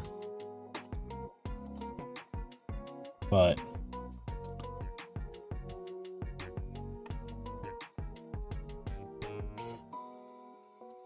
okay, come on, you. But I couldn't find it when it was actually being produced. I couldn't find it afford it when it was being produced, and now if you can even get your hands on it, it is really expensive on eBay.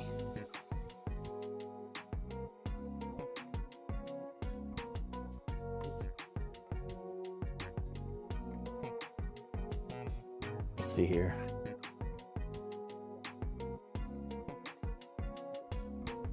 You have the Liebherr 9800 Technic and the Falcon. Which Falcon, Down Under? I do have to ask that, because I've got the sequel trilogy Falcon sitting up on my shelf.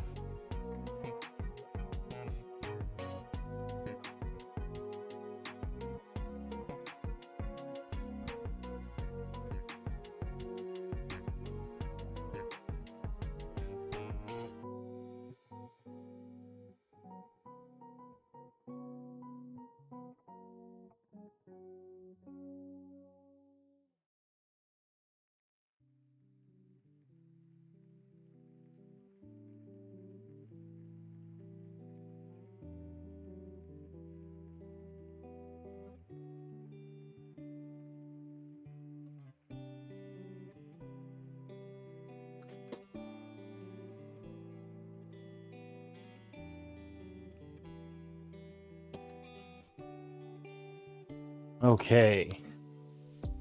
Oh, Down Under Maker, you have the UCS Falcon. I am jealous.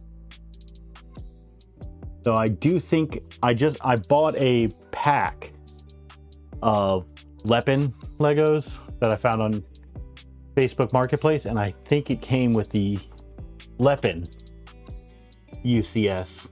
So I may have all the pieces, and as who did I see up there? Gargabin said, now that I have a Voron, I could just go and print Lego pieces myself.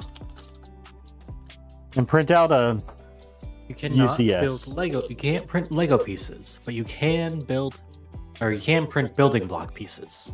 Actually, the patent on Lego is expired. You can actually print Lego pieces. I still feel like they'd sue you. Oh, I wouldn't call them Lego. I couldn't call them Lego pieces because then I get into trademark law and all that. And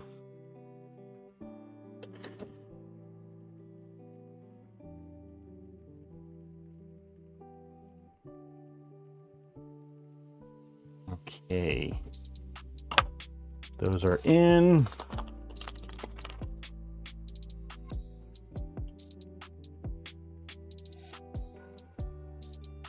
Grab these. We're gonna eat 2 more. Yeah, the tolerances do become an issue. Let's see here.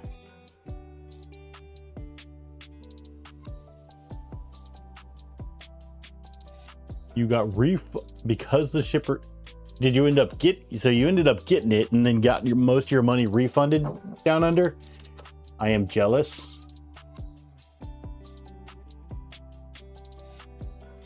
As long as it's in good condition, that sounds like you got a great deal.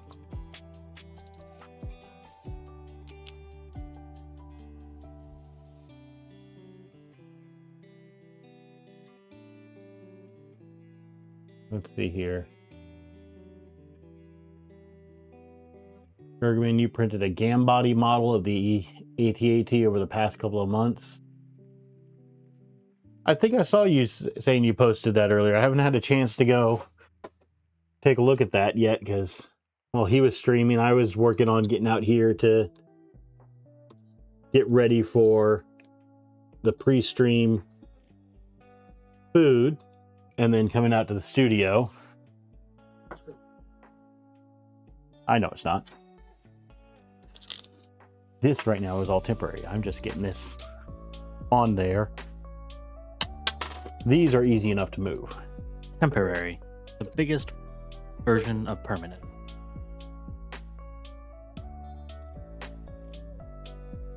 Let's see here.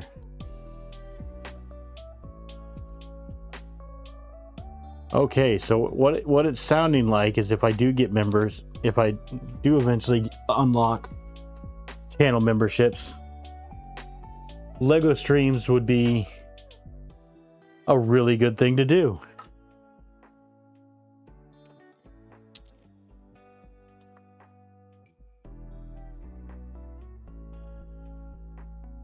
Let's see here.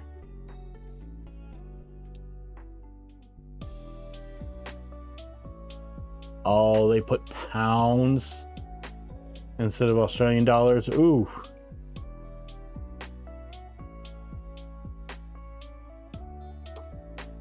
Yeah, customs can be a pain for stuff like that.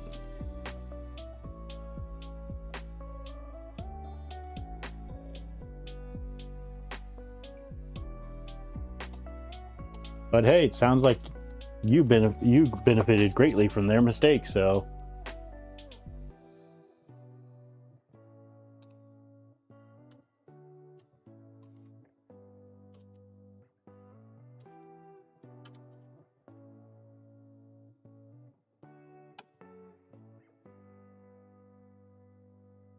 Okay.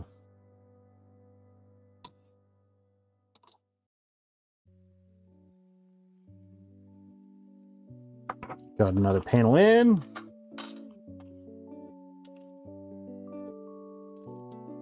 Oh, got another corner in. A few more to do on this panel.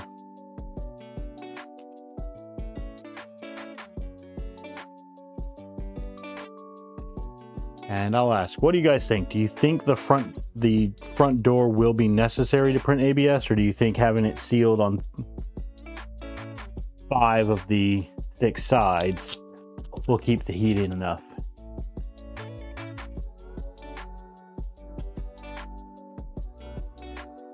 I think it's going to be a pain for the camera, but I think we need all the sides on.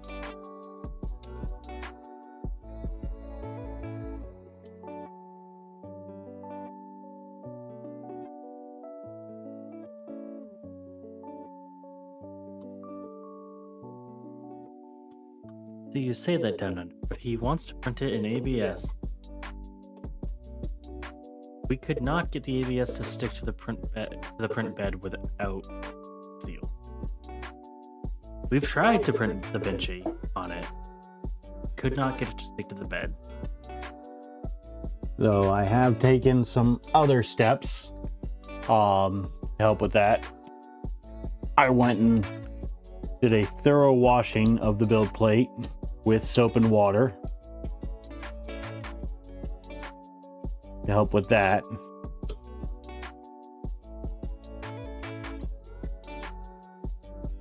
So hopefully there's no oil. There should be no oils or anything, and I've made sure not to touch the build surface since I did that cleaning.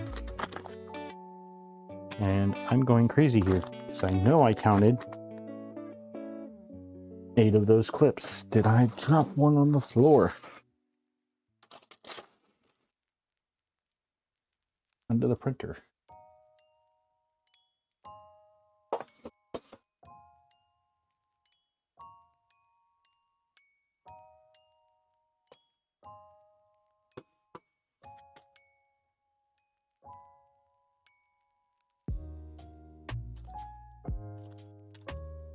See here. Handle the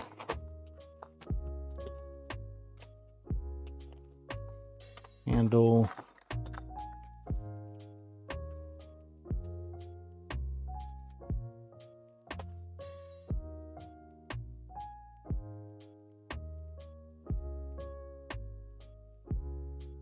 I'm gonna have to find that last one after the stream because it's a mess back down here right now.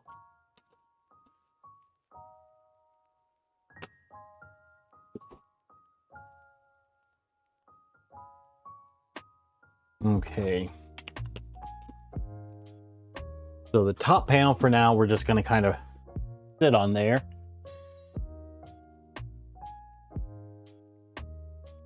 Down under,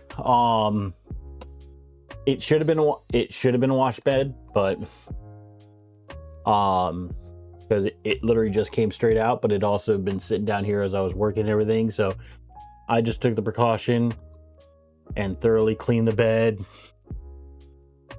and everything to make sure that there was no chance of oil or anything being on it.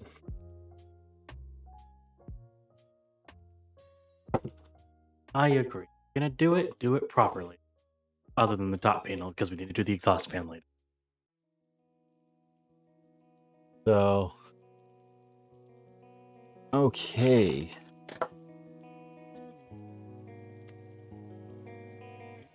I need, those are the deck support, more deck supports. Don't need those. Those are bottom panel, those are Z-belts. Here we go. Here's the latch.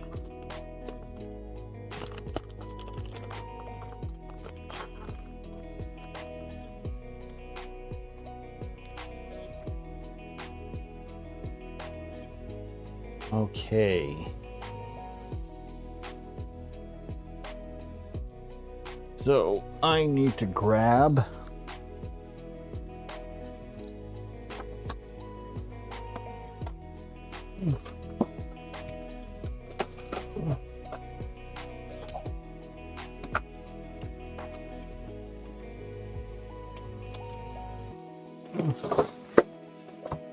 the magnets.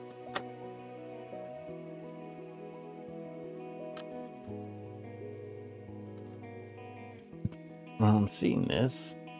Is there? Okay, so there are just 2 of these. So I guess I'm just going to pick out the 2 that look the best.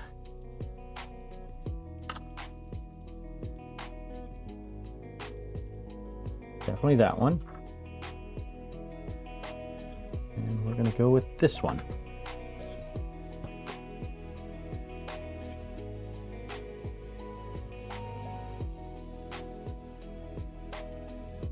All right, so yeah, let's see here. You're going to do the job, do it properly. Yep. Pop up LDO build plates need a good washing before first use. Yep. And so now they do have a good washing.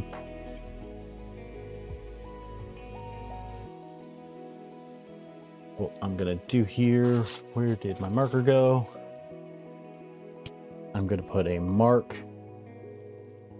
on one end. That way I know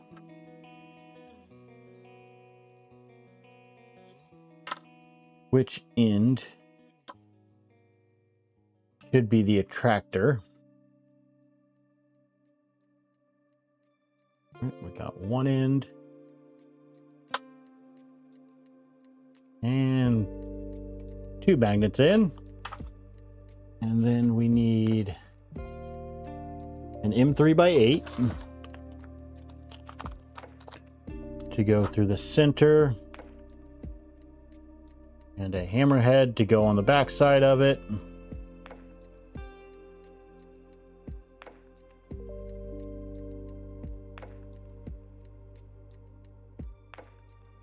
We got that. And then we need handles. Now,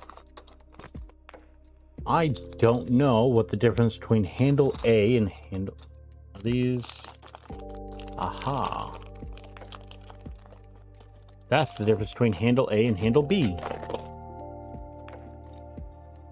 One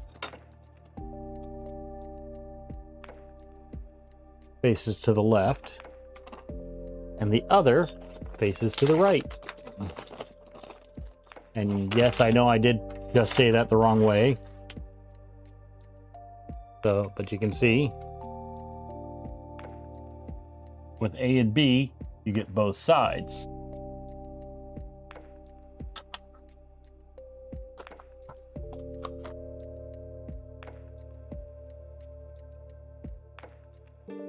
Now, that is my polarity, so what I need,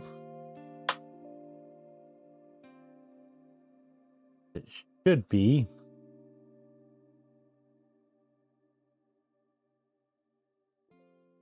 oh, we lost a magnet. It's okay. Nobody knows how those things work anyway.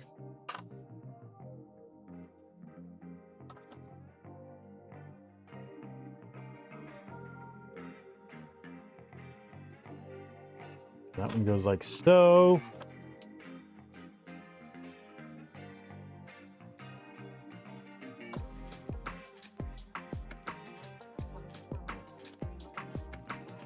And that one goes like so. We have our magnets.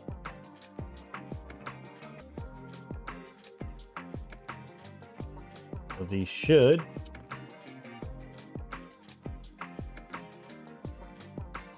grip on there like so. Okay, and that's just to keep our doors closed. And we are going to rotate this, so James, be careful, be ready on the mute just in case.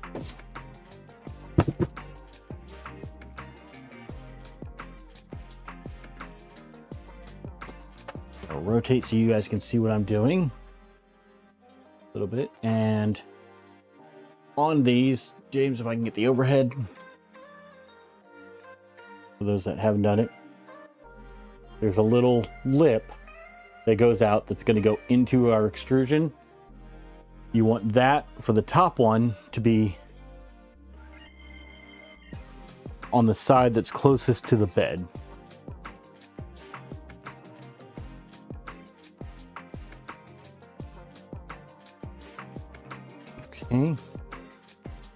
I think That you is are in. the only one down under who wants to hear those noises.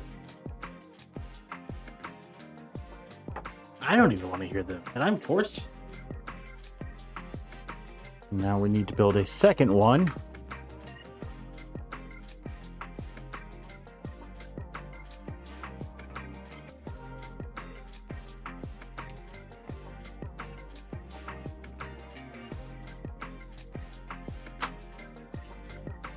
So one goes on the top and the other is going to go on the bottom.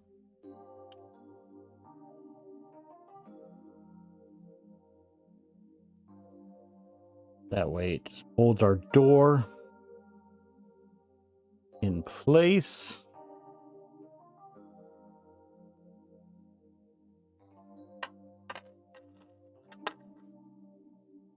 So there's two of those, and we need two of these.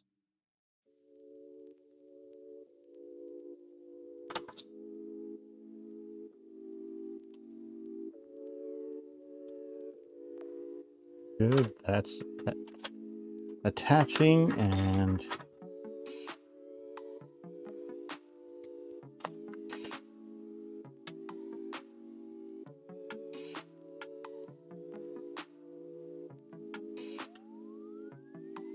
nope, I put those in backwards. Okay, so I put those in backwards, but it's going to be easier to pop the ones out of here than it will be to get the ones out of the door.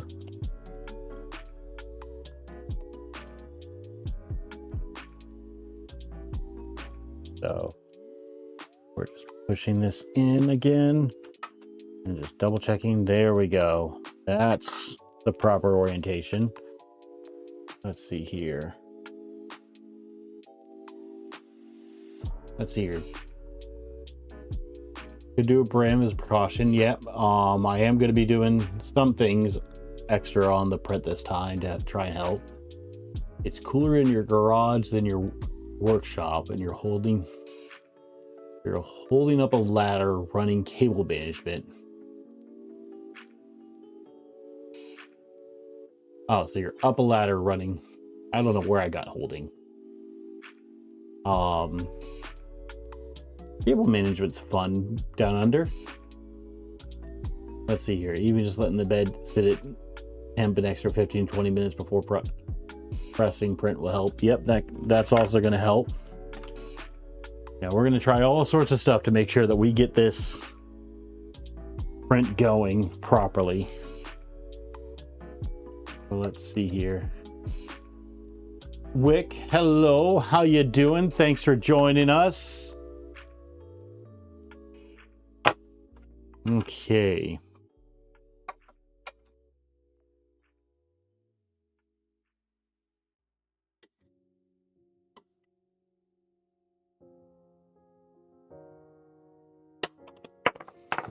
And down that goes. So I'm just making sure that, okay, that is the right direction on that one. So those are our, okay.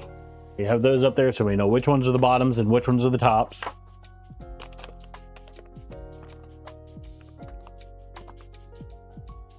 That's what she said. Gergman, maybe eventually in the future we'll do a camera, but not right now.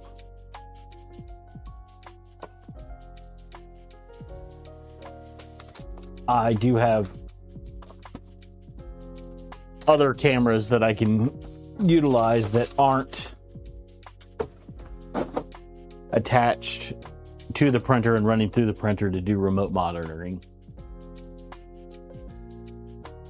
Okay, so here are our doors. And then we need hinges. Those are the bottom panes.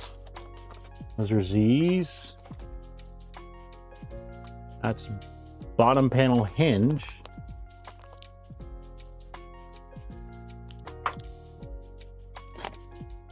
That's bottom panel clips.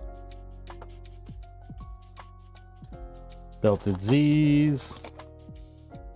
Belted Z's.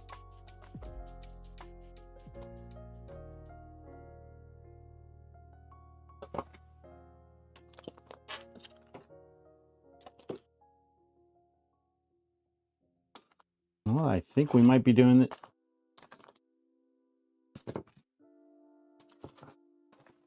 Unless I'm going crazy, we might be doing this without the front door. Hey, Howie, are you still around?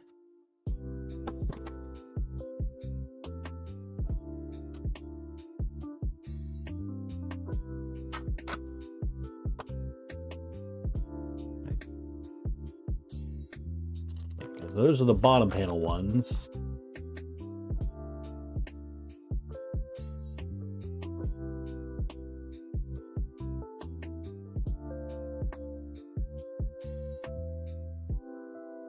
Just wondering, did you print the hinges for the door? Because he's not finding them right yet. Unless he's just blind, which is also possible. It's very possible I'm blind. And if you didn't, that's okay. Just need to know.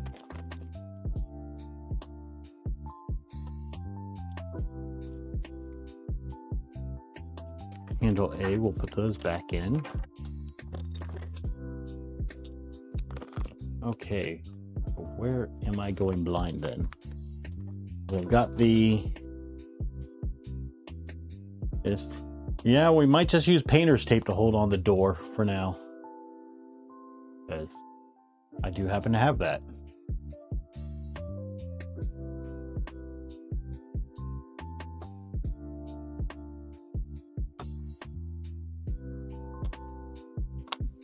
Double check and see if it's in the box.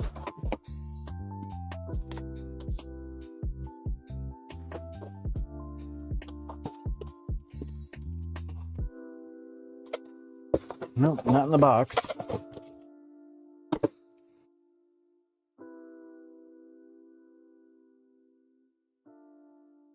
All right, we're just going to go painter's tape for now. I'm going to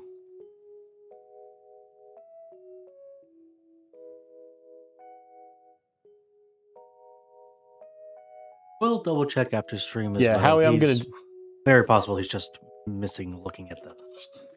It's possible I have stream brain. It's like, oh,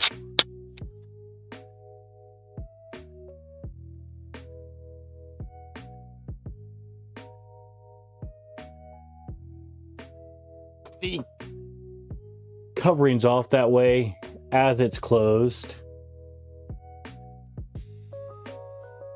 You guys can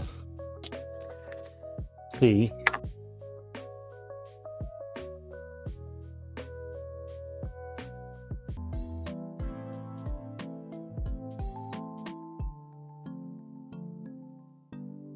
Okay, we've got that kind of in there. We're going to take the PTFE tube now.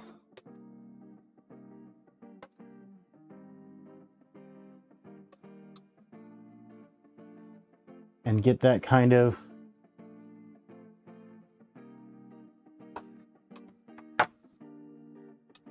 routed somewhat up in here. And thankfully I didn't attach that top, because now I can use that to reach in like so.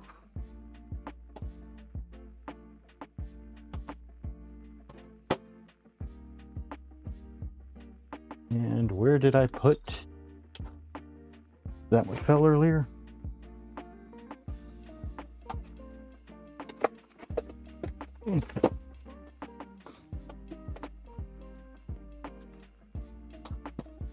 Ah, there it is.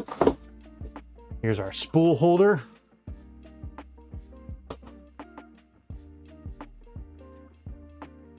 And our screw for the spool holder.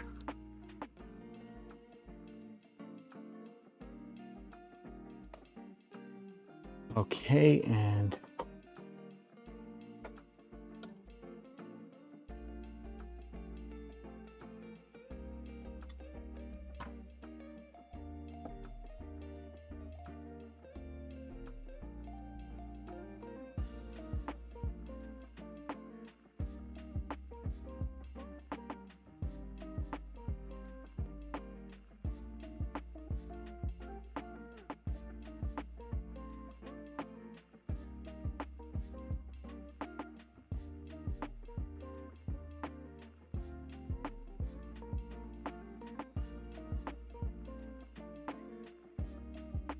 Okay. So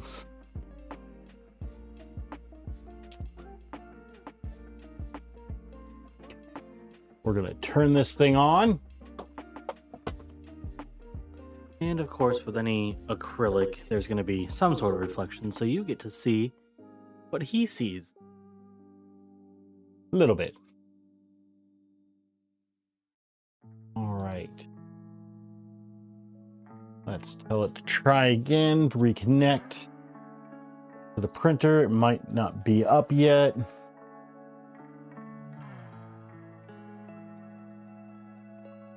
There we go.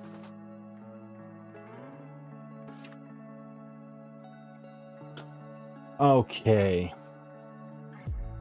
So this stuff wants a bed temp of 95 to 110. So we're going to go ahead and just manually, well, first,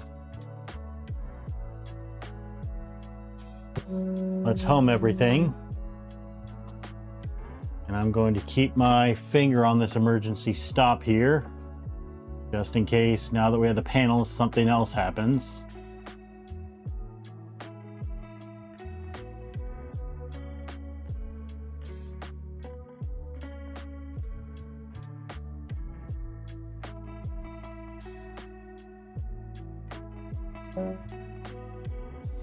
Okay, we've got that. We're gonna heat the bed up to 105 and the extruder up to 250.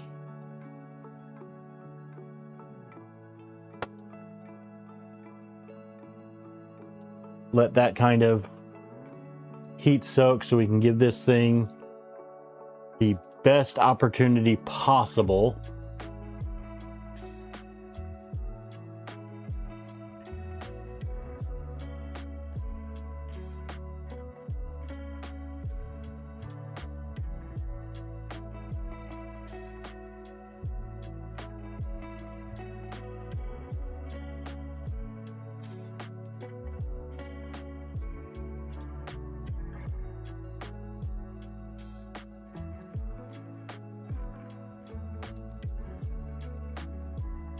And just because it's the way I've been kind of doing it, we're going to tell it extrude some filament to kind of load that in there.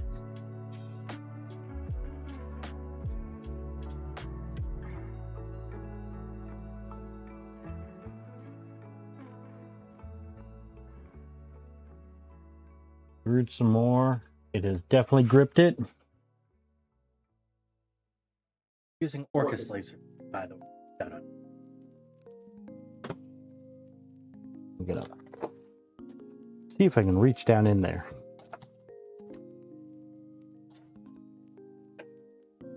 Probably can't. Whoop, I can.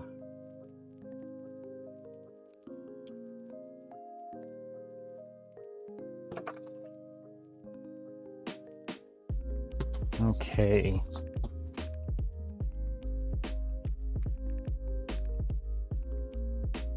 Tell the printer to go to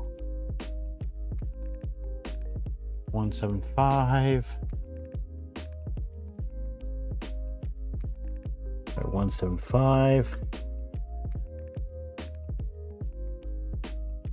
We are oozing out there a bit.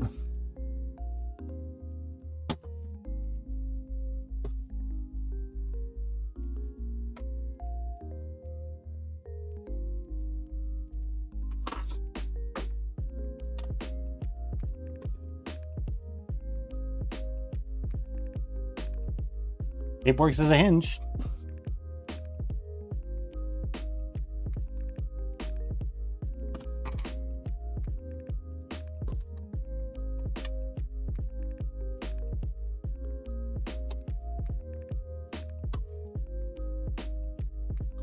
Okay.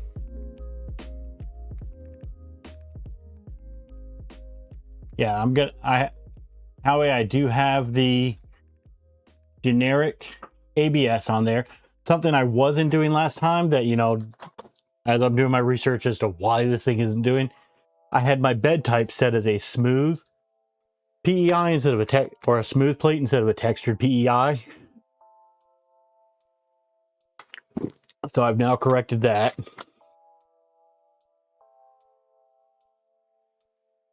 Let's see here.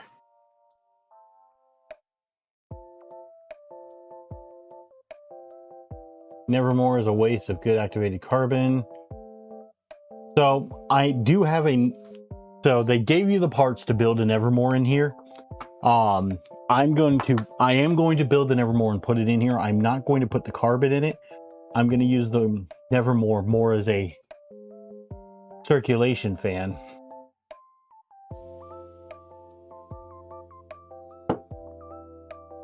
So yeah, down Undermaker, I know that smooth versus textures for that first layer, but I was also thinking possibly one of the reasons it wasn't sticking is because it was set as a smooth bed instead of a texture, so it wasn't doing that height adjustment.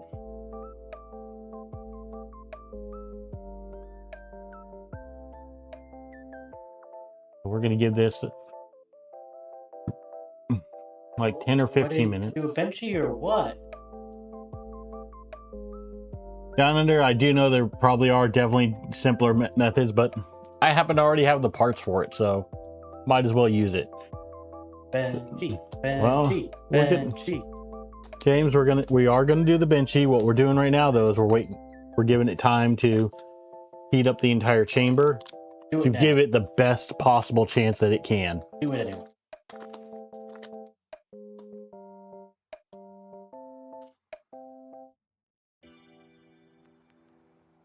So let's see here.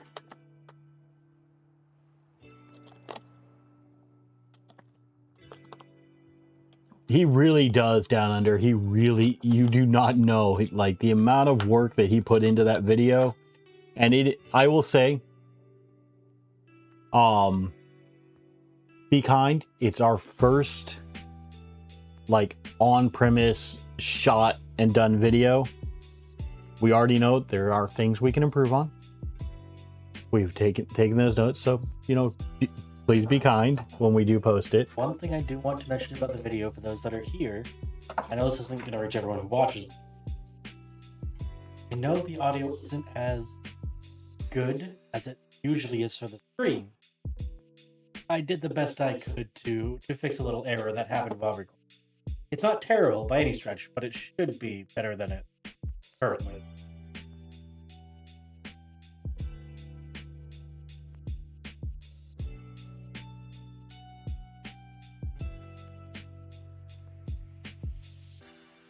Well, the good thing that is... wouldn't just be unfair to me, Down Under. That would be unfair to the other people. I don't want... So let's see here. So the bed is heating up. The chamber temp is saying it's increasing slowly. The Nighthawk temperature is increasing. No, the NeoPixels aren't working yet. James, you want to show the computer screen real quick so they can see what's kind of going on there while we're waiting? There we go. So we're just waiting on... So our hot end is up to temperature. Probably going to drop that down here because don't want to cook the filament in there. So let's take that down to 150.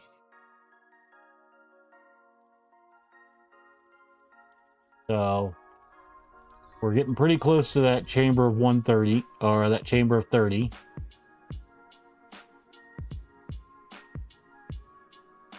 But we're also waiting for that bed to heat up because I know it's going to want to go to 105 anyway. So might as well bring it up to that 105 instead of waiting for the... Actually, it might bring it back down. Now that I think about it, because it's going to do a quad gantry level when we send the print anyway. So what do you guys think? We are at 85 on the bed, cooling down to 150 on the hot end, 30 chamber temperature.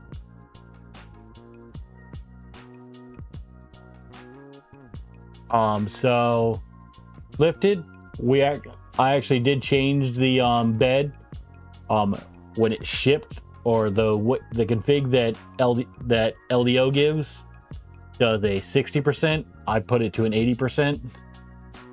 I may sit here and up it to 100 later, but you know, we did up that so it could raise this a bit.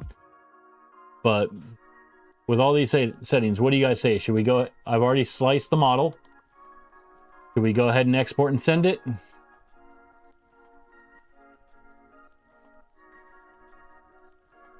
Down under, no. I actually manually set it to 250 at first to feed through some filament. And then I manually brought it down to 150. That's why it looks like it overshot. So let's see. Give me a thumbs up in chat if you think we should go ahead and send this. I've put on, you know, 2 skirt loops on here because I don't have a prime line set up on here yet, so I'm using those skirt loops as a bit of a prime line. Banshee.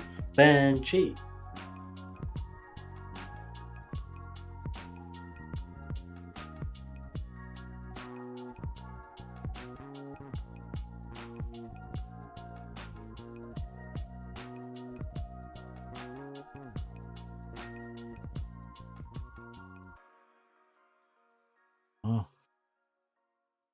All right, let's go export G code, or not export. Why are you not?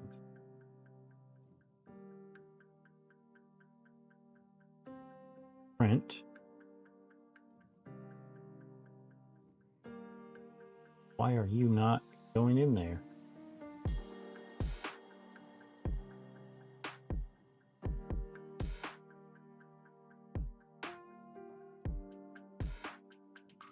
Okay, let's change it over. Oh, I gotta, apparently, I need to put multiple bed types in here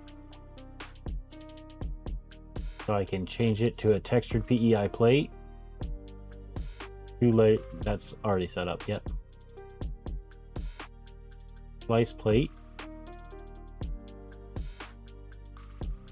Back on generic ABS, and there we go, print. Okay. Push the device lab, upload and print.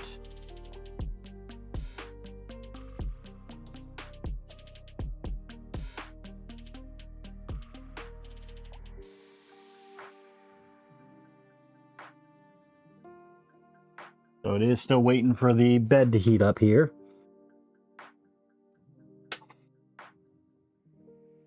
Okay, I might need to, I got a bit more. I'm gonna have to open this up here real quick, which I know is going to affect our temperatures, but I've got a bit more stuff coming out of the nozzle. Don't want that to affect the QGL.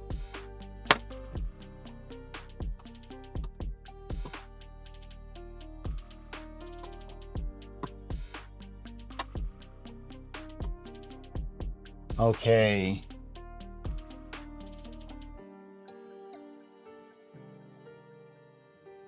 Okay, so down under, if we can get this thing printed, you know, I'll probably work with you at some point to go through the printer config and get some things set up. You know, I've also got Cybertech. I don't know if I've seen him here yet, but he's yeah, Tom can also help me out and everything. So, you know, I want to say thanks to everyone here that, you know, supporting, has also offered support to help get this thing up and going.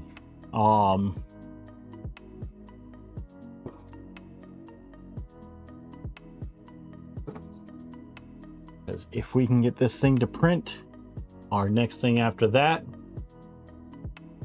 for next stream will probably be doing all the tuning and everything, getting that up and going. Yeah, Mad Dog, aren't these hinges amazing? I gotta find where mine actually ended up. Well, let's talk about this. So after this printing, tuning next. What do you think we're doing after that? Oh, we're homing. Or no, that's fine too. So I can say I put a short, and you guys are, a lot of you guys really know your projects in the comments on those shorts.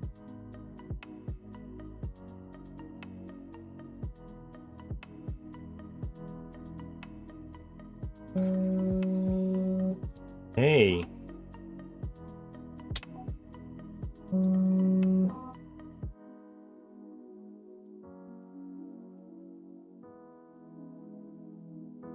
Yep, so we're sitting here. Engagement is key, yes. I'm working on keeping the engagement up with you guys. I know I'm not perfect at it. I'm still learning. James called to stop saying okay every time. And James calls me out on it all the time about me. Pay attention to chat. So I want to say I'm very thankful to him. Yeah, every time that you hear him say okay during, most likely it just told him to stop talking.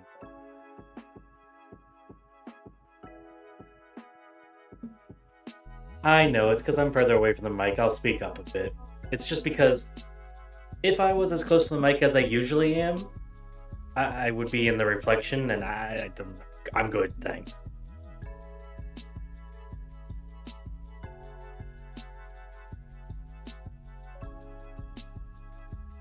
Hey, James.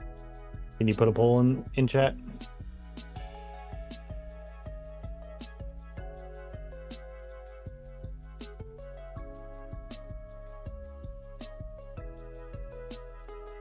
Okay.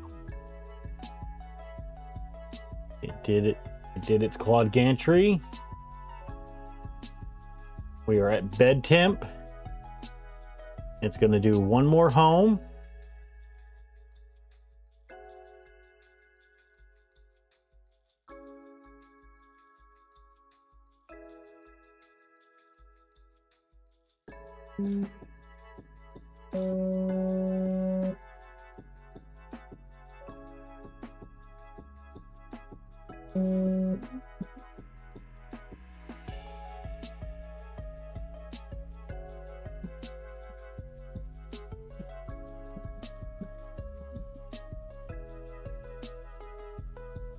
Okay, I am starting to see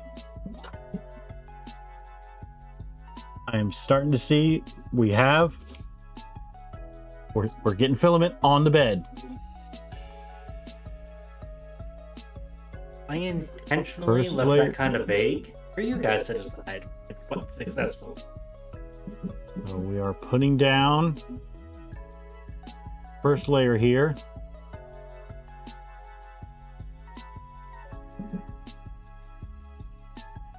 And I know I don't have this thing tuned up to the maximum speeds or anything yet, but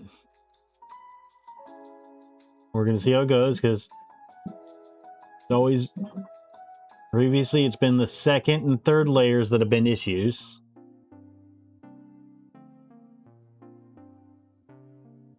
Let's see. I'm just keeping an eye on this.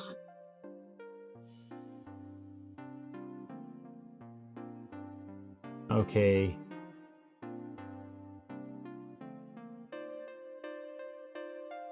Ah, Mad Dog. No, we're gonna see if this thing prints. Okay, let's see here. Yeah, Papa, I'm right there with you. While I love a fast printer, some of the stuff that I want to be printing on this are things like droid parts and Star Wars armors and things of that nature. And I will say, I will slow down a printer to reduce the amount of prep work I have to do, if that will help. So, you know, if I have to sit here and print a slower speed, but at the same time, that means, hey, you know, it takes an extra 15 minutes to print. but it cuts 2 hours off of my post-processing time, I'll take that extra 15 minutes of printing.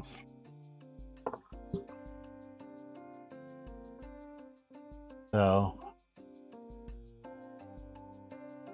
yep. And I can say, while this desk is great for building, with how much this thing, with all the start and stops, I can sit here and definitely say this is not the most stable desk for these sudden accelerations and decelerations.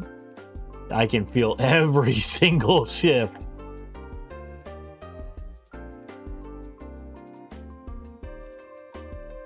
So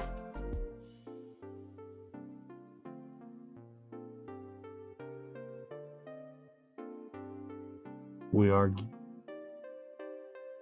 stuff is coming out. We'll say this is the furthest we've gotten. Don't you dare finish that sentence. I already did, and I'm gonna finish it because I have faith.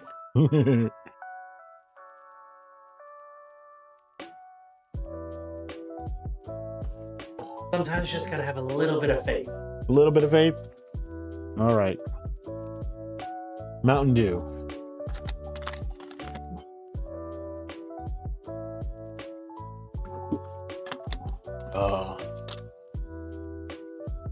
So, I did not do a speed benchy or anything on this. This is the regular Orca Slicer benchy. Hey, Maker Viking, how you doing? You know, and it's a lot easier to keep up with chat when I'm not having to pay attention to this thing and build it.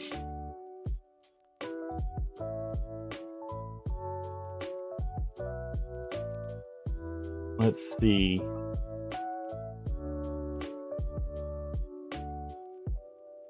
We're getting some more votes in.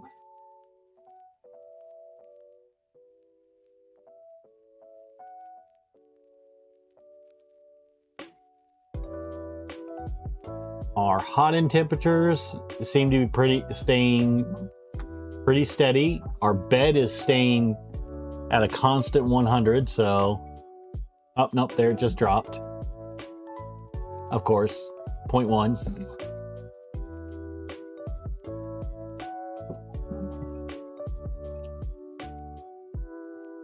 Maker, you know, doing pretty good. I haven't done anything on Tinker Atlas before, but we're doing pretty good.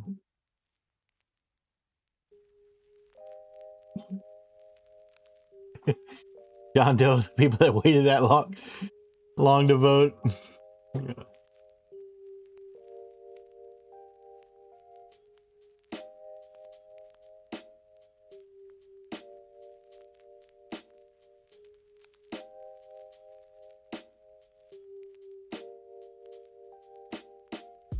Oh, this thing is shaking like crazy. So, John Doe, this is 3D Hozier for the filament, and the color, because this was actually sent as a giveaway.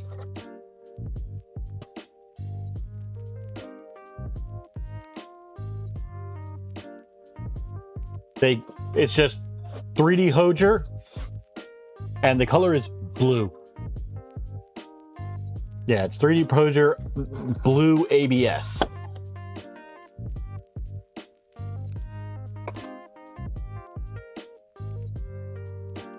You know, Howie's apparently been printing with it for a while. It apparently does very good. I got this from the one of the giveaways of 3D and T.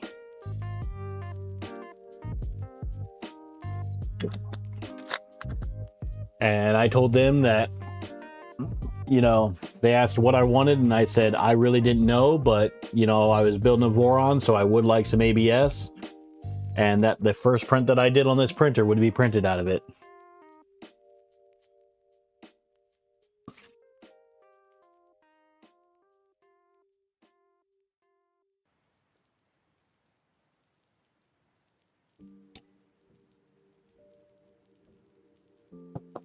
So I've also got some other filament on the way that I'm waiting for.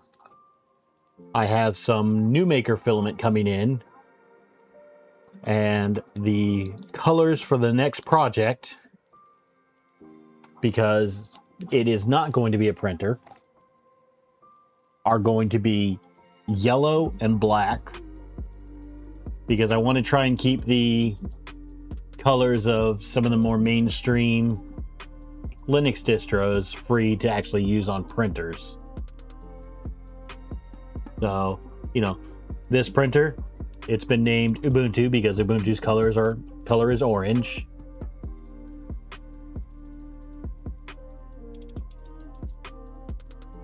So there we go. So Howie has used this blue before. He says it's a dead match for the Fusion Deep Water Blue. So if you've used that, you kind of know what the blue looks like.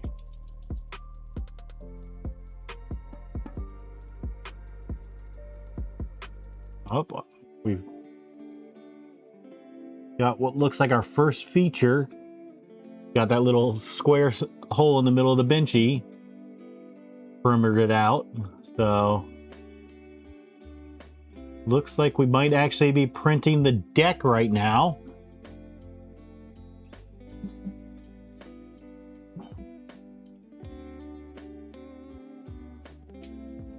So, yep. So, you know, going through here, I'm getting for the next one. Let's pull up New Maker here real quick.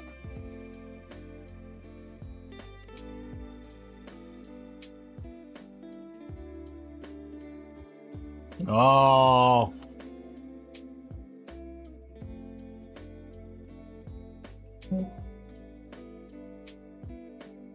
So close. So close. Far.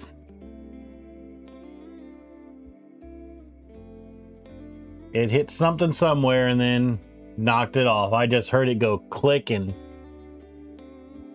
there it went. Let's...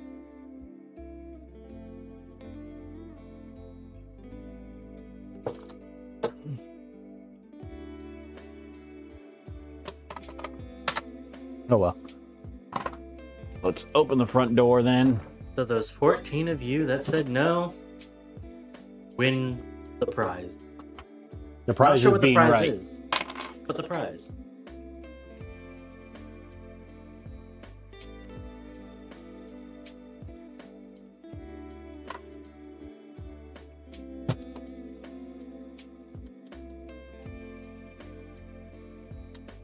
Okay, so to show you all where we got to, I'm trying. Can we get the overhead? James is going to switch to the over. Okay, so if you look, we were just doing the deck when it got knocked off. The good thing is this is actually farther than we got previous times. The previous times, you know, after like the first layer, it started doing, and I can definitely see some warping coming here. Let's see here. Down under, it was just printing right along. Then all of a sudden, it's almost as if it caught on something, and it bowed up because I can see some warping. So I might. Let's see here. Go to your filament profile and lower the ratio to 0.95. Okay, well, let's go to Orca here.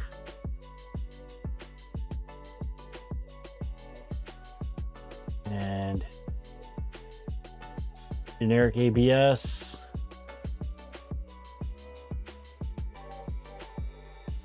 Now this is where I'm not sure where to do this part.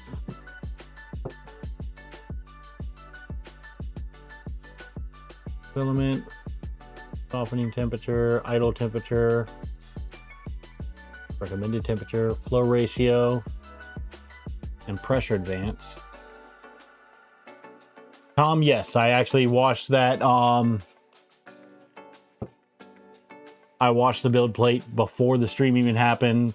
I actually have the cleaning, the Dawn Power Wash that I used right up there. And I made sure it's the Dawn Power Wash without the ISO. Okay, cooling. So let's see here. No, leave all that alone. Has nothing to do with your issue. Set cooling to 10% less bridging. Good news. The first thing you printed was with the filament. It wasn't successful, but you can change the filaments without being a liar. Okay. Okay, so well, let's do Howie's first. Where do I get that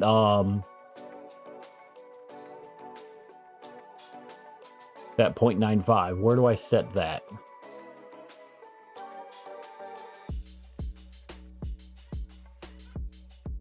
Okay, toggle advanced.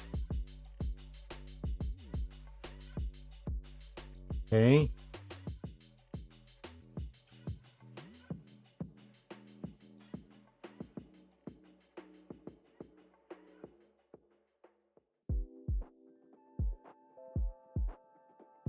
Let's see here. Lower the flow ratio. Okay.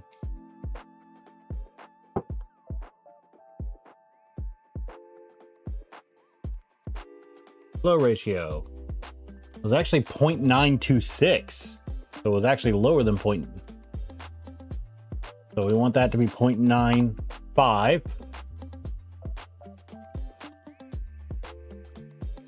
All right, scrolling down.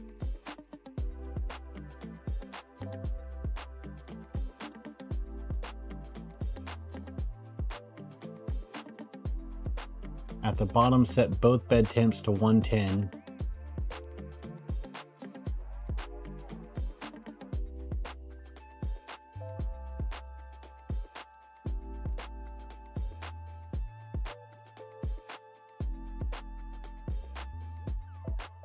Oh, so set.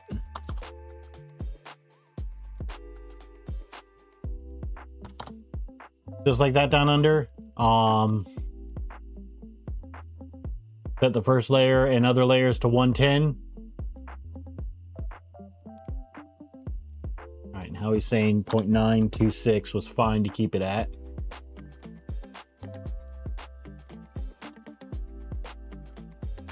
Okay, so we have that 110.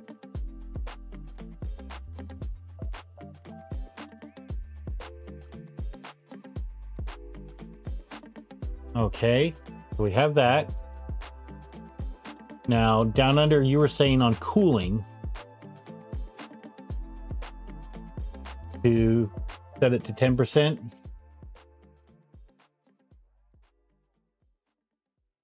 Let's go over here and... No, so the temperatures are staying up there, so heat soak is still good.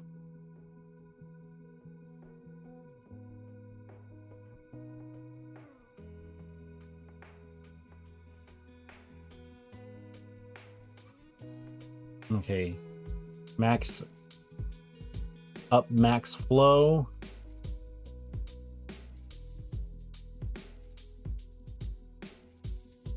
You talking about this, the max volumetric speed?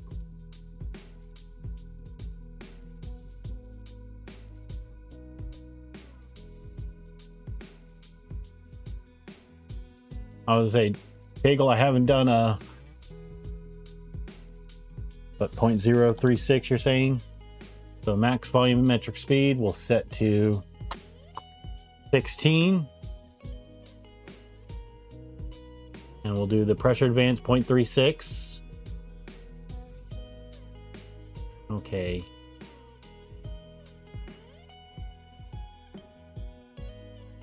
All right, where is this cooling that I want to change?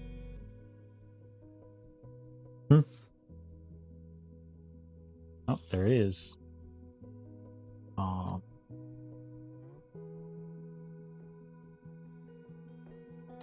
Save it as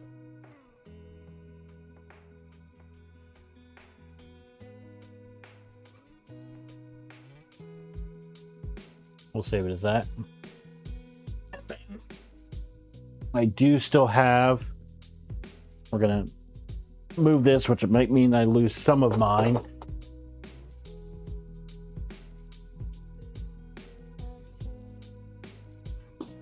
And we're just gonna slide that little bit off to the side there. Got a little piece of filament there.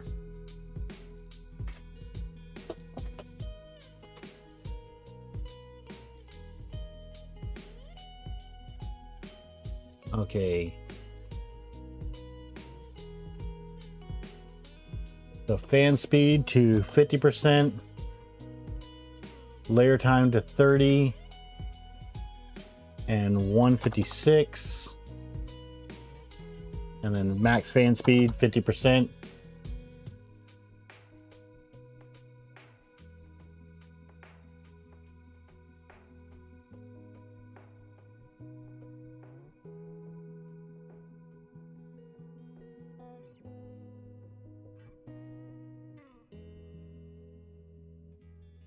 Let's see here. All right.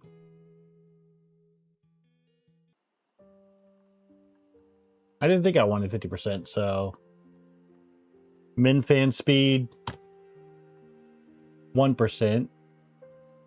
Min layer time to 15, you guys say?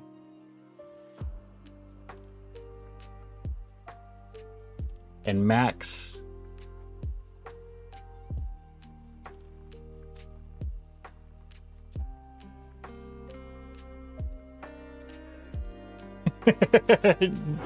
Tom.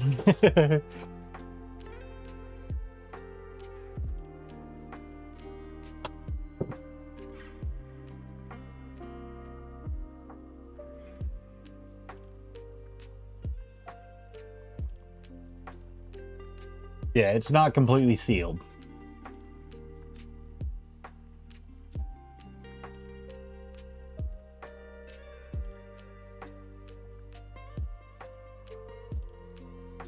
Let's sit here.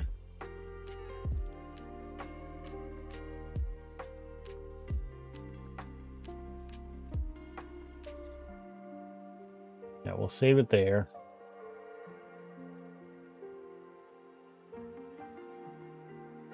Okay, well, let's go back here and we're going to cancel the print.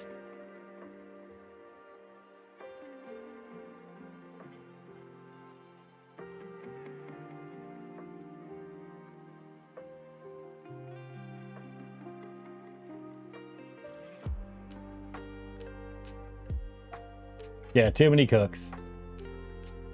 Lifted min layer time is 15. Max is 156.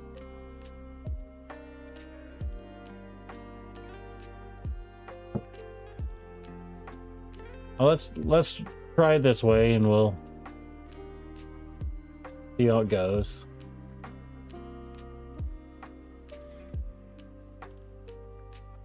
Let's slice the plate with the new settings.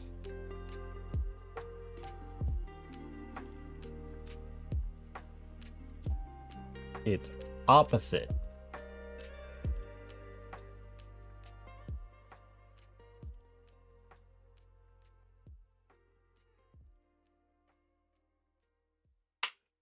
Oh,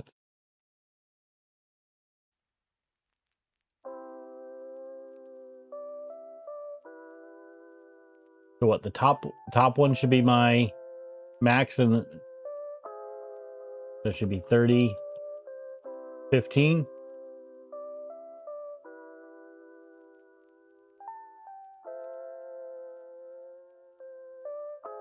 We're gonna see. The worst case scenario is I just use a bit of filament.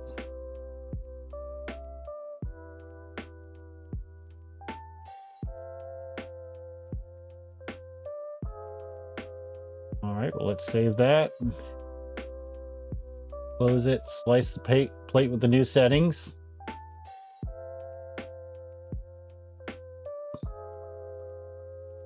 Let's tell it to print.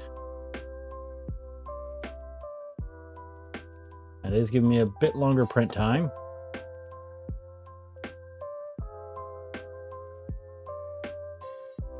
All right, our chamber temp is still up there, so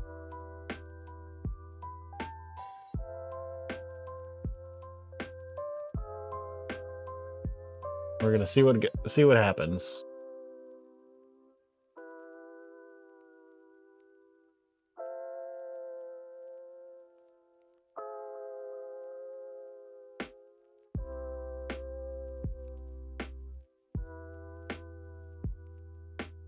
So go to Lamia. Yeah, I am running the flat pack version of this.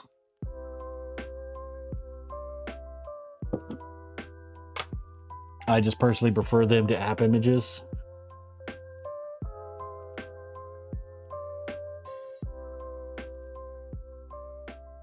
We're gonna sit here and see how this goes.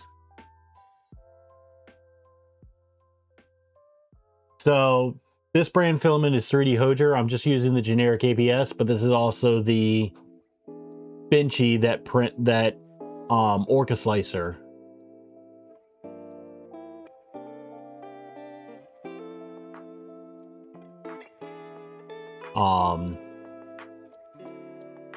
Sits here and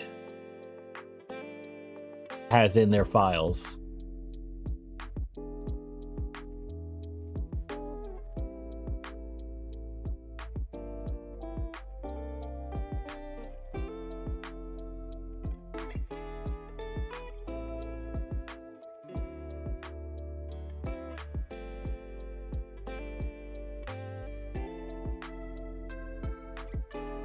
All right, so yeah, I can see where the hardware acceleration wouldn't be allowed outside of the sandbox. Okay. We're waiting for things to heat up here. All right, so it's heating up the nozzle. We have hit the bed temp, or near the bed temp. Good night, Gergman.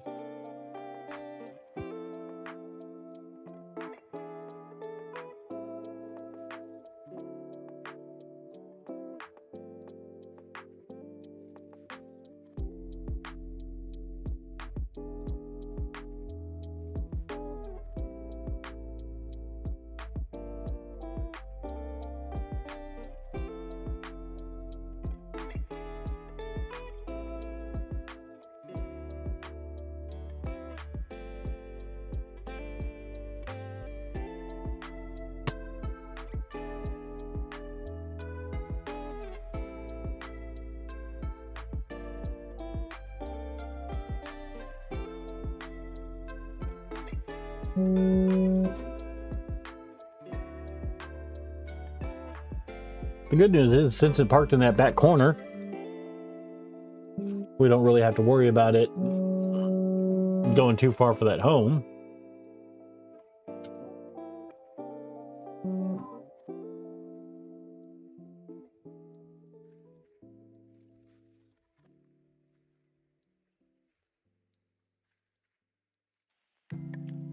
Don't think it liked that front corner too much on this pass.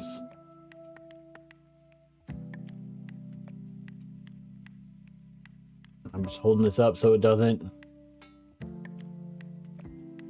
get caught up there in that front corner when it tries to home later.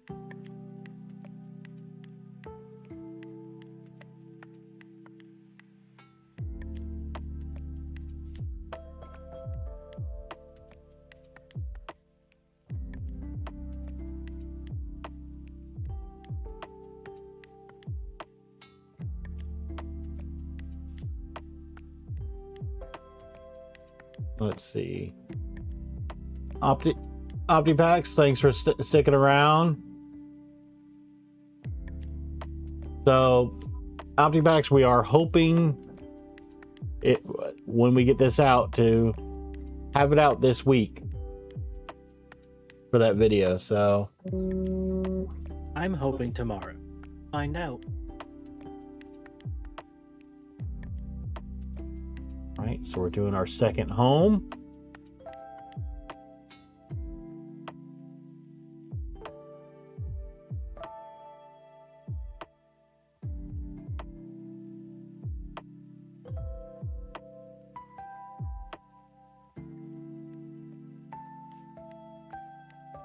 Right here. Appreciate talking. Yep, okay. However, being said, we'll get there one way or another. Appreciate all the help. Definitely do. We'll get there. Again, this is our first build. First time printing anything other than resin. We'll get there.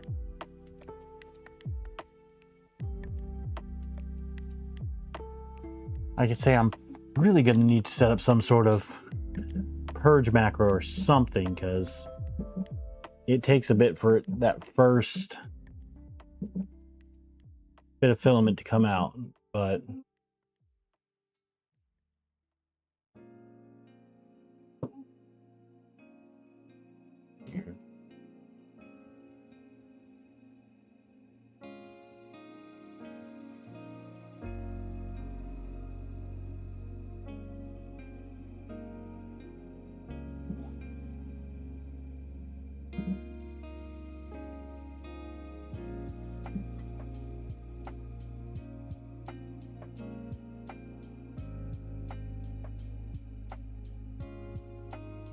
all right.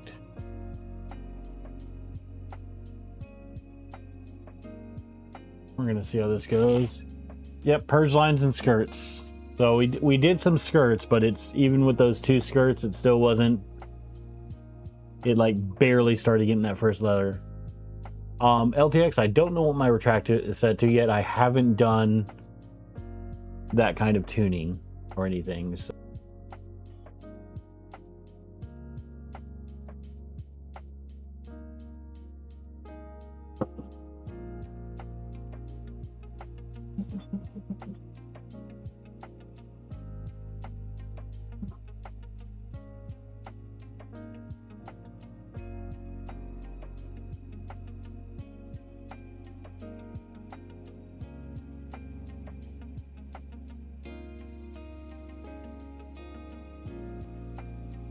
So yeah, if the default in Norca is 0.8 with a 0.4 Z-hop, then that's what it's set to right now for the retract and Z-hop. So we're just waiting. I'm gonna listen to here and see if I get that little click of it going off the bed. But while we're waiting, we can pull up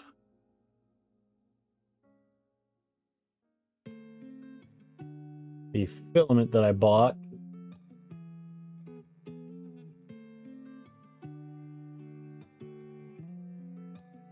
So I went with, where is it? Not ABS, there we go. ASA.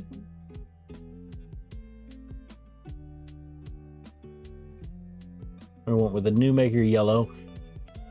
You know, I can't wait to see it in person, but one of the things, if their website pictures are accurate, one of the things I do like about New Makers is their colors don't appear to be those overly saturated colors. So I ordered this filament on the 5th.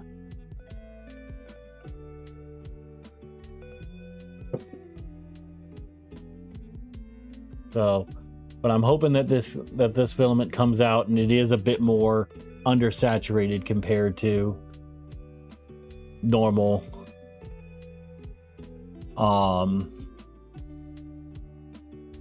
normal filament, because yeah, Tom, mine hasn't shipped yet either.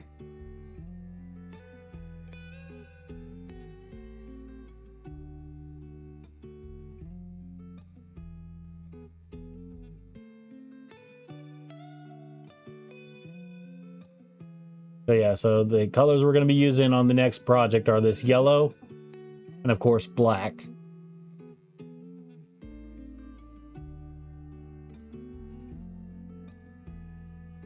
You know, eventually we may reprint Ubuntu entirely in this burnt orange, but because, you know, judging by the picture, it's a not an overly saturated orange. It's more of a earthy orange.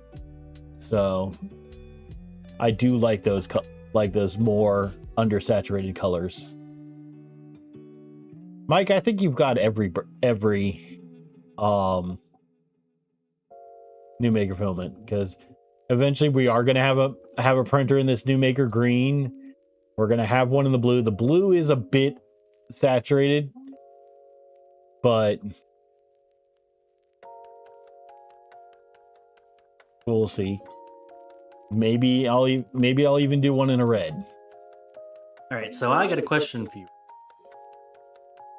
For a thing that I need printed, I need it to be a red filament. Long and short of it is we're printing blood.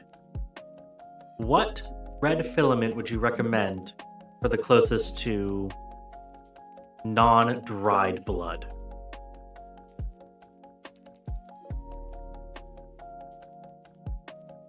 LTX, I love their Thanos purple. The only problem I have with it is they don't make it in ABS or ASA.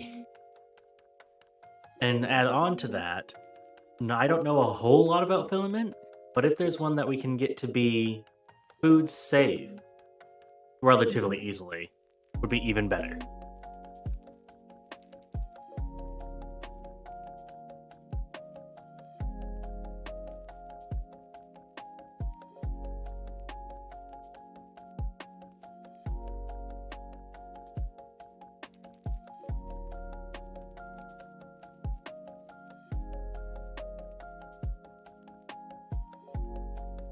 Let's see here. So we're still Penguin's over there, just still staring going. at it. Yeah, not even talking to stream. It's I'm just like keeping we're not even here, guys. keeping an eye, but yeah. So Coex 3D translucent blood red. Let's take a look. And actually, as you're pulling that up, and Howie said any cubic red. As you're pulling that up, if you want to, I also have you can quickly get to the print that I'm actually talking about if you want to show them.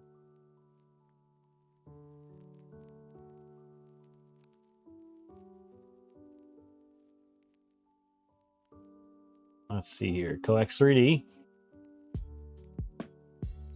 3D filaments. And Shrimp Father, that Coex 3D for the translucent blood red. Let's just look up here. Okay, so it is a PLA.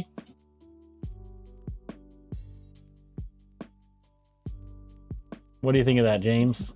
Well, let's see. Go ahead and pull up the model for me. You're going to go to, just search Regal Props.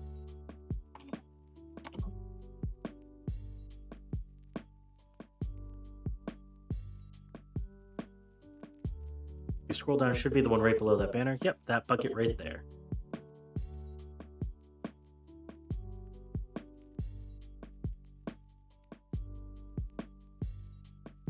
Somewhere in that list, it's get the print files, but other than that,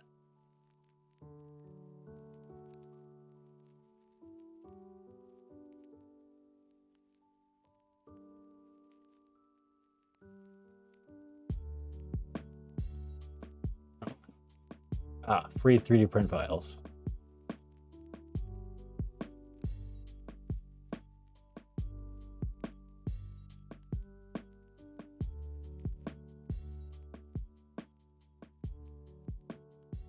Yes. Download file.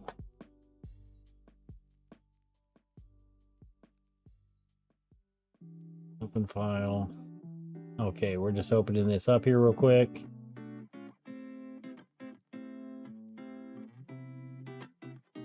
Okay, those are our STLs, but do they not have? Okay. Yeah, so what James wants to print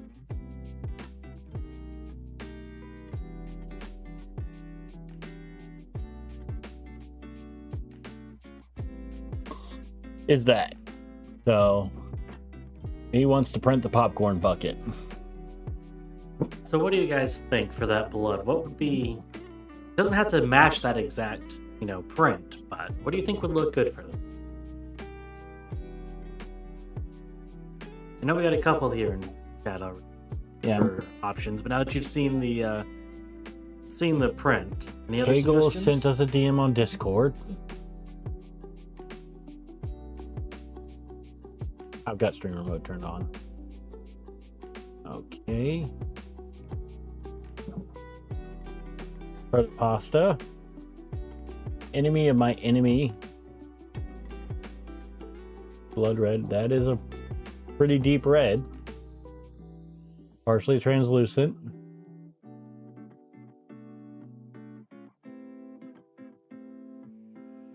Welcome in, Jeremy. Congrats on getting ready to build your first Voron.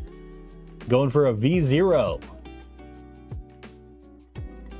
One of these days we're gonna do that. I'm gonna change it to an F0 because I don't know why I like flying gantries.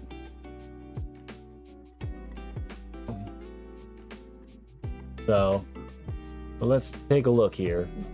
That's a pretty good, a bit darker than the red that they used, but that's a pretty good approximation. Go away. The Coax 3D is also a bit darker. Let's see here.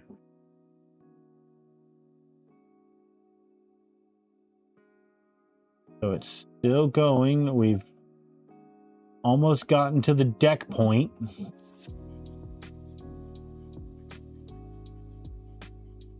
So I think it's printed out that little, so it has gone through and printed out the little, started on the little square hole in the middle here for the little captain's hut.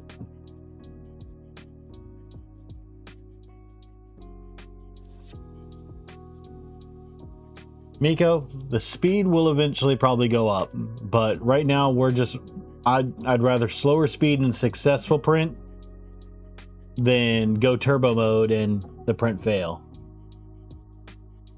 Yeah, we have a friend who's going to end up painting it.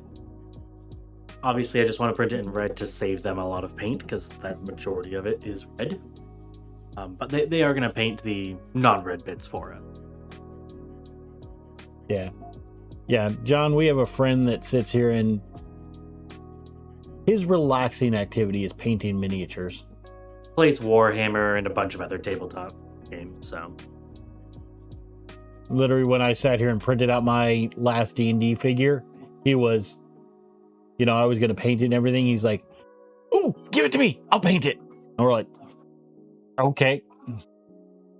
And he did a pretty good job with it. So, okay, we've got the deck.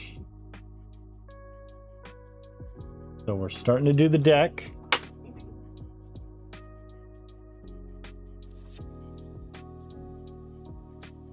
So... So you lifted, you did an all-wheel drive Trident about a month ago and you're loving it. Print's amazing. Oh, there's going to be a lot of mods that are going to get done to this printer. Not because they should be done, but just because we can. You know, we're slowly going to upgrade. This is I think this is going to kind of be the channel mascot. So if we're doing something crazy to a printer, this is what it's going to get done on. So,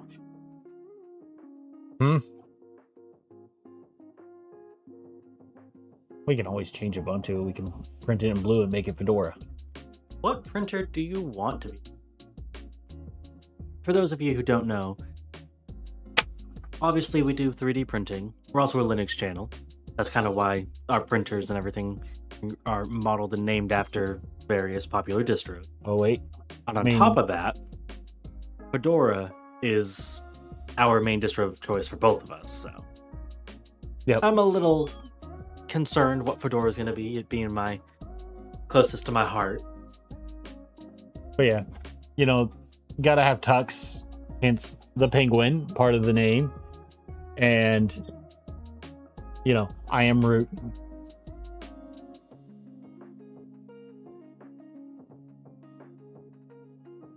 But with that said, what printer are you thinking is going to end up being Fedora?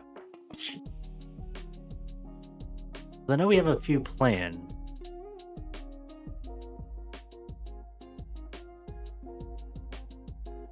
I'm thinking the V0 or the F0.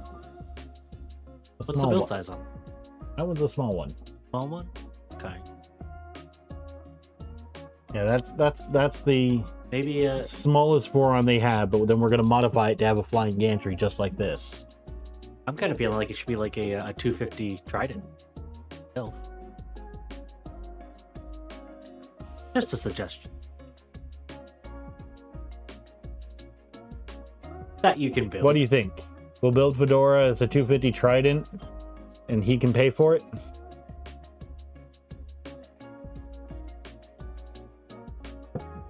What do you guys think?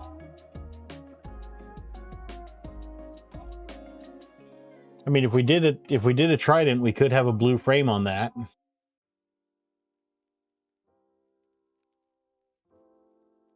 No, see, Tom, I agree with you on that Red Hat one, but then that would sit here and, you know, the colors wouldn't be blue and black. They would be, or blue and silver. They would be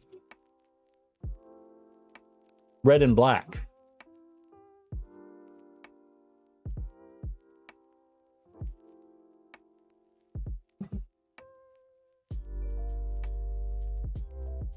Because yeah, if we did a Trident, we could get a blue frame for kind of Tom. Fedora is Red Hat is the stable business grade.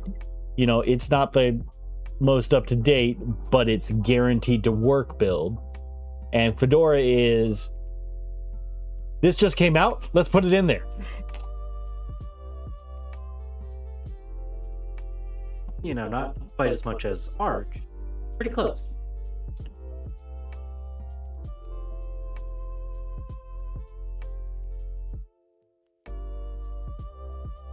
As much as this guy sat here and ran Arch Linux for like 6 months and couldn't shut up about. By the way, do you know I run Arch? Hey, I did shut up. I said it like twice because it was funny. And then he switched to Fedora. Because I have a special place for Fedora. So, Lifted Red Hat is an enterprise grade distribution of Linux that the licensing fees can get quite up there. For like, I can actually run Red Hat on this system right now for free because they give it for like 1 to 5 computers for developers. So, you know, but the big thing that you're paying for with Red Hat isn't the operating system itself. It's, hey, if you need help with it, you can call and get help.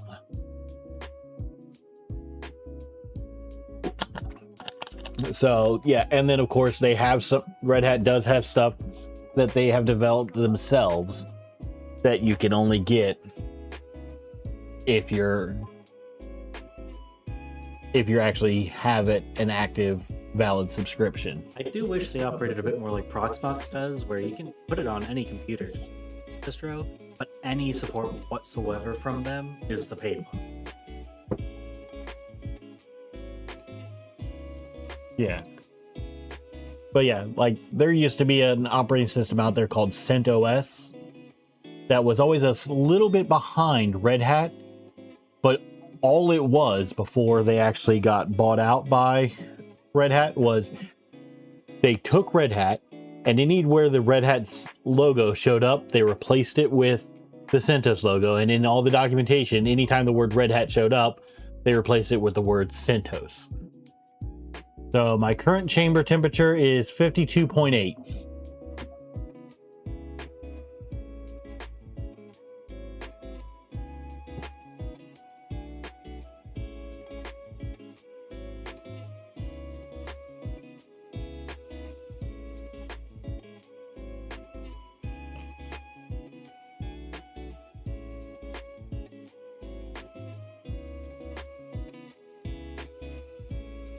Okay, so I know you guys can't really see the print, but it's gotten to the point where we have a deck and it's actually not printing the deck anymore. It's actually building the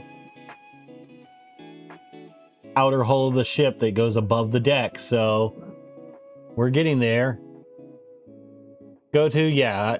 I try to run Fedora for as much as I can. There are some, like I have some servers that I run Ubuntu server with, just not because, it does better at it, but, maybe the particular program that I want to run, they only released a Debian version of it. Like, and I don't want to compile it from source. To be fair, most of my VM are running Ubuntu server. Because one of them, for example, is a game server called Pterodactyl. And yes, I pronounce the P because it's fun. And John Doe, yes, Fedora pretty much is beta Red Hat. It's all the latest and greatest, and it gets rolled down into Red Hat eventually. But Pterodactyl only has guides and releases for Ubuntu. So, like Penguin said, I don't want to compile it from scratch, so it just makes it easier. For any desktop environment, I use Fedora. But when it comes to VMs, it's usually Ubuntu server. Yeah, like this right now, I'm actually running Fedora, which I'm running Fedora, but I'm running System 76's new Cosmic desktop on it. Because one of the things I like about it is the tiling, and they do make a spin of Fedora that has a tiling desktop in it already. But Cosmic just sits here and makes tiling so much easier. It's just built in. GoTo, that's what I used to run, but when Cosmic came out of beta, I was like, let me give it a try, and it's been pretty good and stable so far. It's done everything I need, and the ability to sit here and say, hey, I want to tile my windows like this, or take it and it just tiles like that. I was using Comic for a bit on Fedora. My main issue is my setup, my desktop PC isn't a standard setup by any stretch of the imagination. And with my particular setup, it had a few issues with my dual monitor. So I'm still using GNOME for my desktop environment.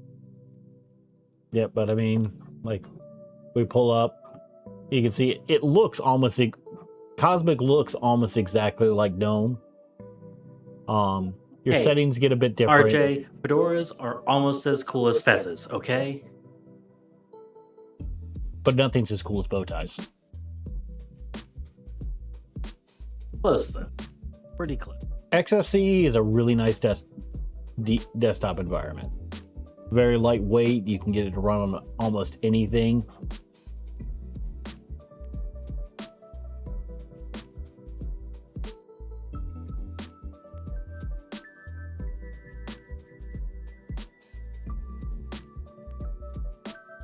I was gonna say how it looked like you said profile works in AI my machines.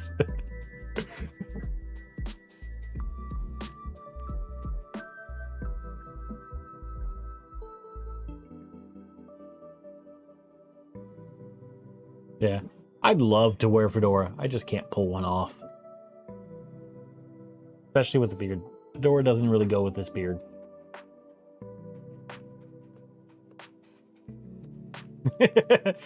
Oh, James, read what Howie just put.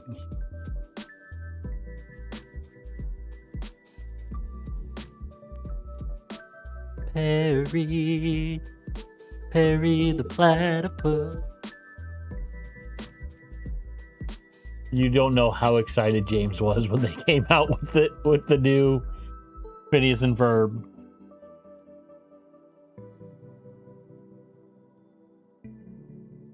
I'd sing more of it. I really would. But I don't want to get copyright claimed because I sing too good for it.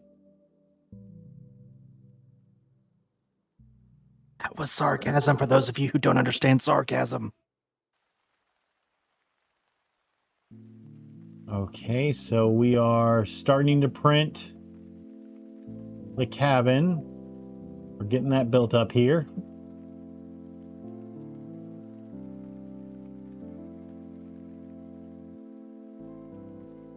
I really am a kid. My favorite shows are just all the animated quote-unquote kid shows.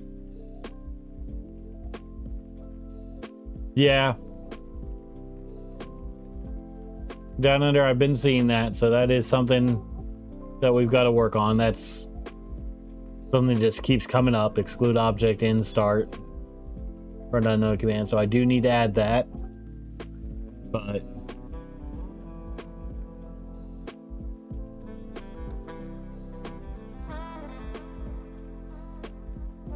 we'll see how this goes.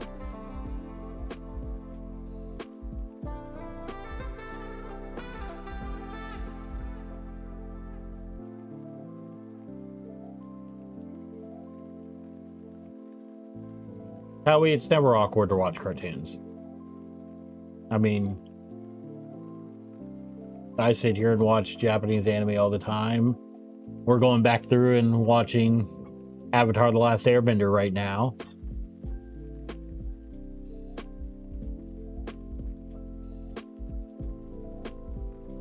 Yeah, you get a bit of a behind-the-scenes look in the reflection, seeing all the monitors and everything. Able to see me. I mean, that's my hand right there in the top left. But there you go. I am. James is on camera. There. Go to. I know a lot of people that are Bluey fans. Trust me though, RJ. I made sure that this is the most you can see of me in the reflection. The other kids show that's actually really entertaining is Octonauts.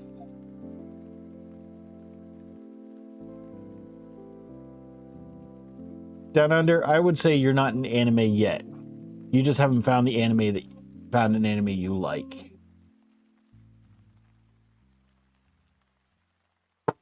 Let's grab a drink here.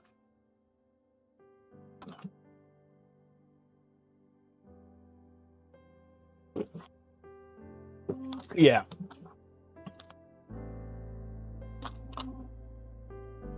Octonauts is actually a pretty cool show.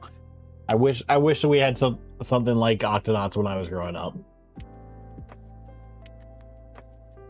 I had Sesame Street. Ben 10 was a good one. Yeah. The one I miss is Rugrats. Rugrats was amazing.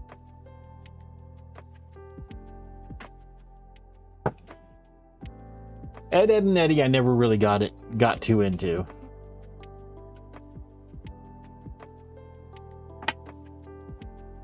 Ed, Ed, and Eddie, Johnny Bravo, I didn't get into those. Dexter's Lab, that I got into. Codename Kids Next Door.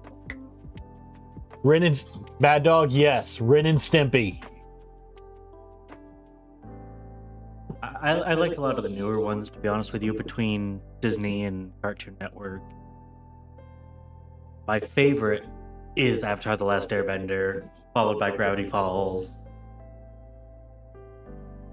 I lied, there's Steven Universe before both of those that I forgot to say. So, those are my favorites. Oh God, Miko, Happy Tree Friends. Oh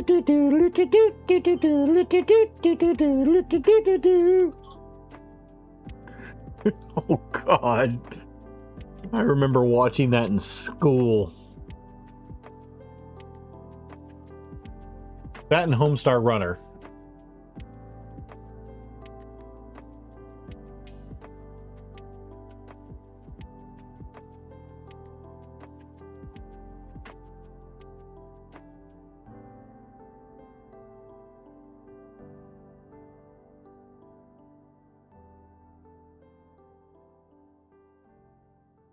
Let's see here. Down Under Maker, you run past the parcel. I haven't heard Lucky Dad's rules. Howie, yeah, Kids Next Door was great. Ren and Stimpy was awesome. My partner enjoyed Courage the Cowardly Dog. Powerpuff Girls. Return the Side was a pretty good one, especially Mojo Jojo. You know, Cat Dog, Kegel, yes. Dragon Ball Z. Yep. And Beavis and Butthead, you know, classic. Dragon Ball, I remember I was watching it as it was coming out to the US on aired TV, and it is Dragon Ball being my morning routine is the reason that I hate Sailor Moon to this day, because I remember when I'd wake up, I'd sit here and get Transformers. Then on next would come G.I. Joe, and after that I would get to watch Dragon Ball. Well, one day I wake up and it's going for school, and it's okay, here's Transformers, yay. Here's G.I. Joe, yay. And then the next thing I know, the Sailor Moon's theme starts playing. So, I watched the first episode thinking, what the heck is this? And then I hear, up next, Dragon Ball. And then my mom's like, Penguin, it's time to go to school. And I'm like, Dragon Ball hasn't come on yet. So Sailor Moon is the reason I didn't finish the original Dragon Ball until I was in high school.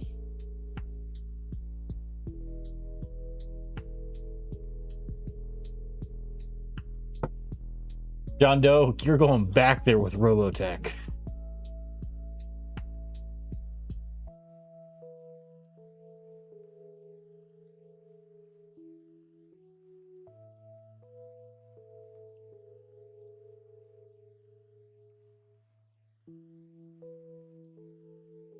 Go back. He-Man, Voltron. They don't make cartoons like they used to anymore. It's time for Animaniacs.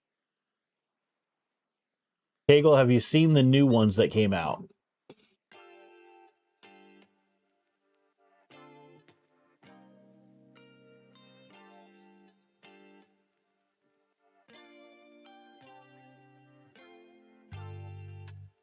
They're Animaniacs is probably one of the ones that actually did a really good reboot.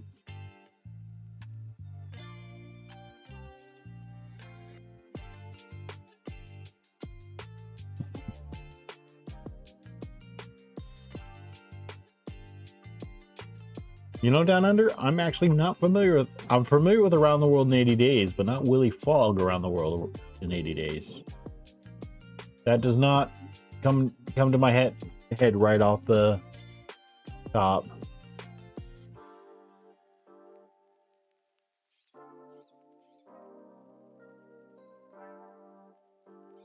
Don't remember Thunderbirds. I remember Thundercats.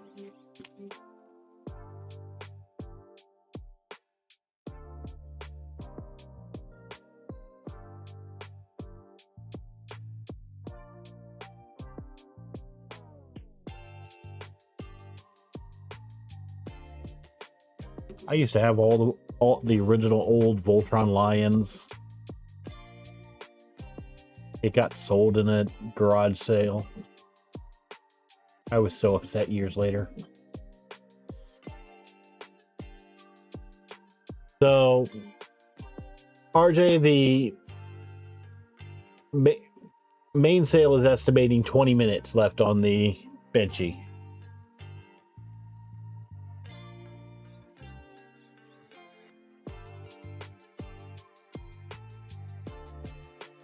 Gigantor, yeah. Okay, so for that Fedora Trident, if we can get them, how do we feel about the blue rails? We would just do the space gray rails. Extrusions, not rails. That's what I meant to say. Words are hard.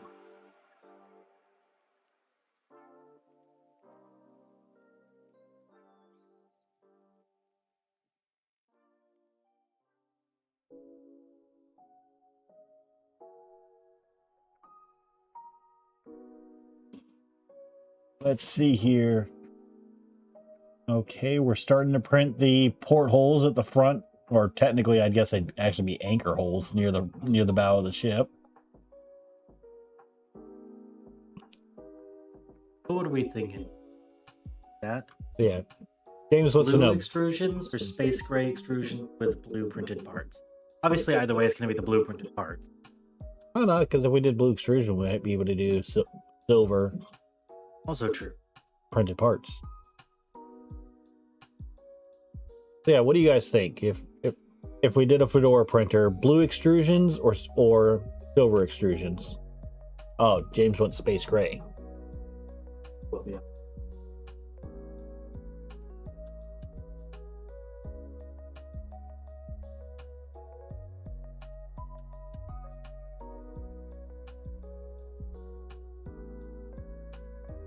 RJ, Down Under's older, but I think I might have more gray hair.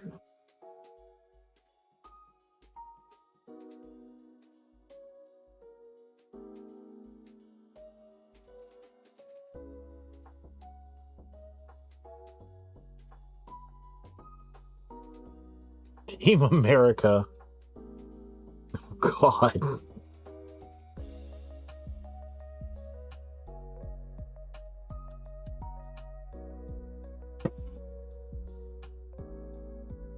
America, fuck yeah.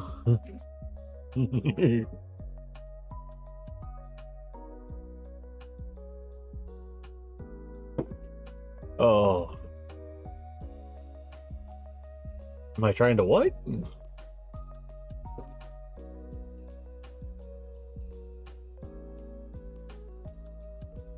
Past the 30-second mark.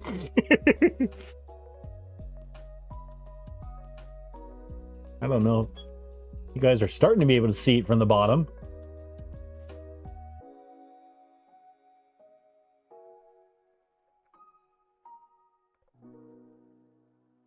Let's see. So, I know a few of you are trying to get out to some of the events. Does anybody have any plans on, or anybody going out to Rocky Mountain?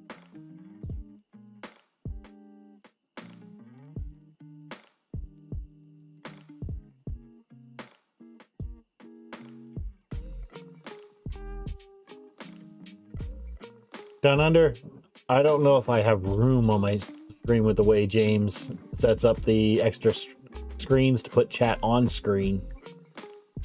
Because if we sit here and do the overhead cam, you know, I've already got this corner of the screen taken up by the face cam, the bottom part taken up by the computer, and then over here is... And honestly, it's completely personal preference, but I've never been one to like having chat on screen. Just like when I'm watching streams as VODs, it's very distracting for me personally. Again, it's all personal preference. Yeah. Everyone's going to be different there, but that's just how I feel about them. Yeah, I think I'd rather have the bigger computer screen and everything. So John Doe's thinking about going to Rocky Mountain. I could say I'd love to head out there. It's just other side of the country for me. Well, it's not strictly 3D printing. I would really love to go to Open Source at some point. Probably not this year, with it being a few months away in July now, next year. But I think that'd be a lot of fun. I want to save up and get us out to 3D Printopia. Go where they're pulling the reverse brush prints. But yeah, so I mean, I don't know if anybody here would be going to it, but would anybody ever plan on going to Jerf?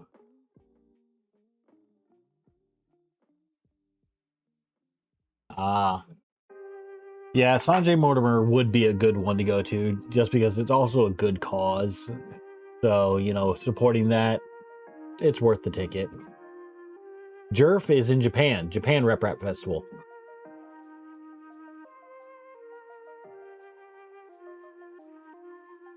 I think there'd be some very interesting things going on at that Rep Rap.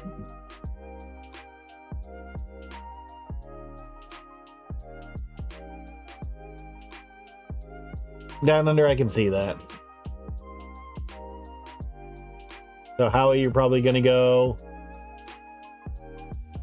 to Murph.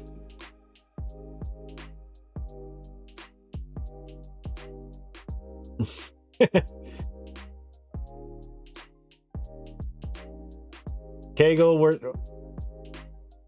RJ and I have been talking that we need one down here in the southeast. We've been talking about ARF, getting that working. Alligator Rep Rap Festival here in Florida.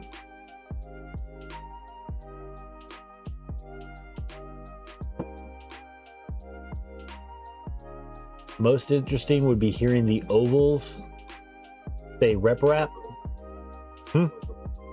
Ah. Oh. Yeah, that would be kind of interesting since they flarf.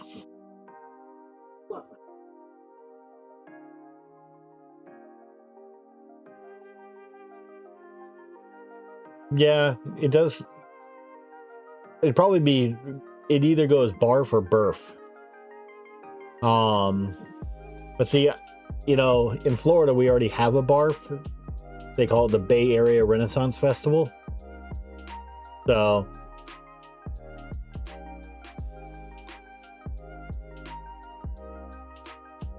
actually quite a few Renaissance festivals here in Florida. But none of you ever answered my question about the extrusion. I'm very upset with you guys. I'm gonna ban you all. The power is going to his head.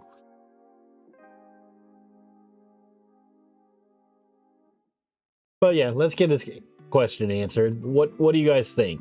Blue extrusions with silver and black parts, or maybe silver and white, or space gray extrusions with blue and white or silver printed parts for a trident.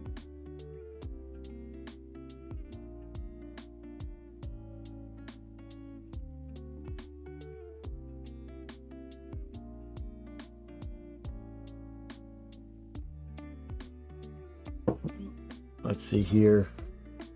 Okay.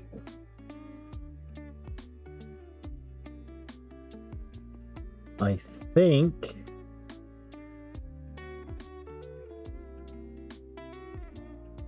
we are almost done with the hull. Down under, a red would be good, but that one James wants to theme after Fedora, which their colors.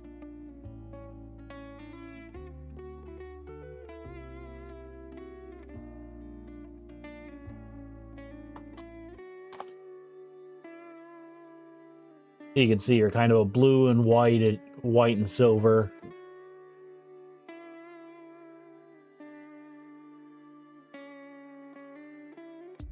I mean,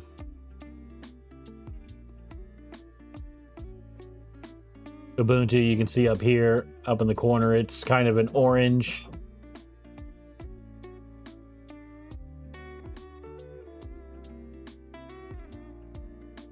Now they got a big thing for orange.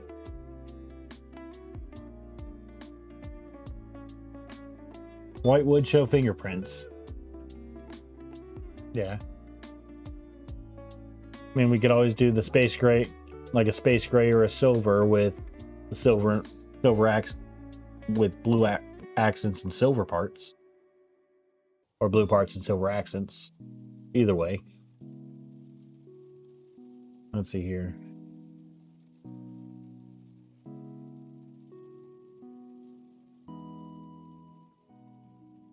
Okay, that's also a good point that Miko makes. The titanium dioxide is a filler.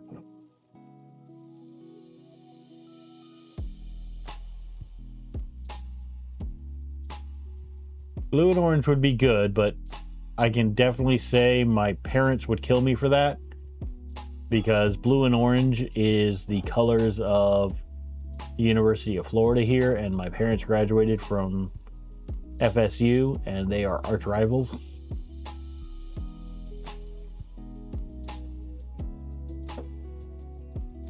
Okay, so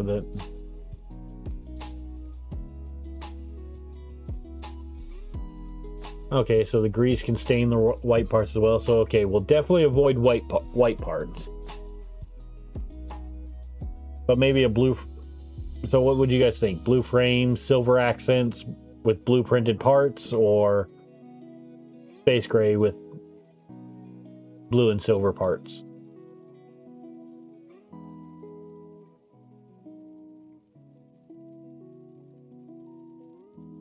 Okay, I think we've officially finished the hull. We are now printing the little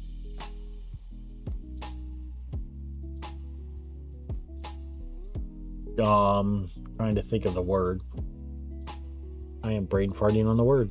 It is just flipping out of my head. The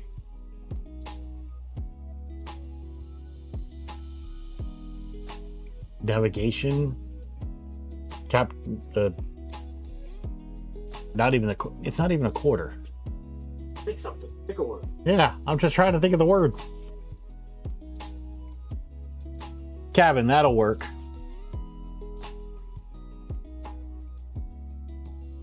I know it's not the right word, but I can't think of the right word. It's just... Down under, got it. Bridge. I don't know why that didn't come to my head, but it didn't. Okay, so yes, it's printing the bridge right now. We are definitely going to need to do some tuning. I'm seeing some stringing on it.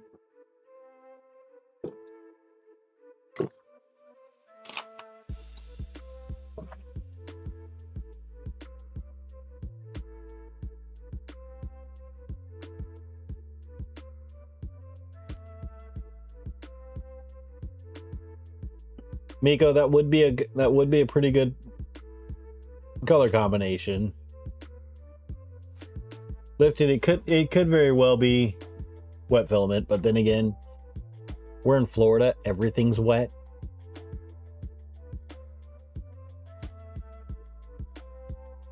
I am going to be picking up a poly dryer here soon to keep filament dry.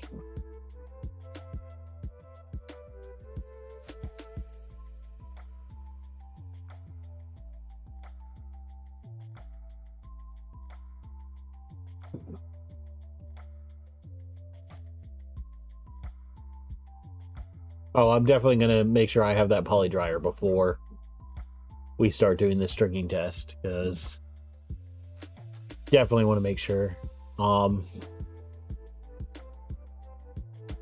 That's unusual. Okay, that just randomly disconnected, and I've got to figure out what did that. Yeah, what? That's interesting, because I've got a hardwired connection here.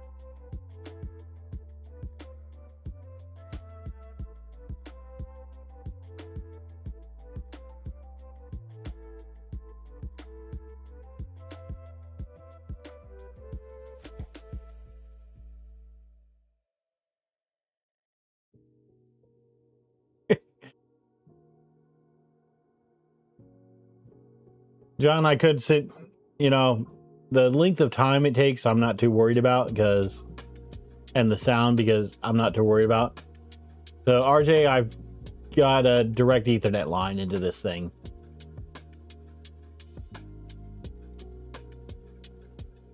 Yeah.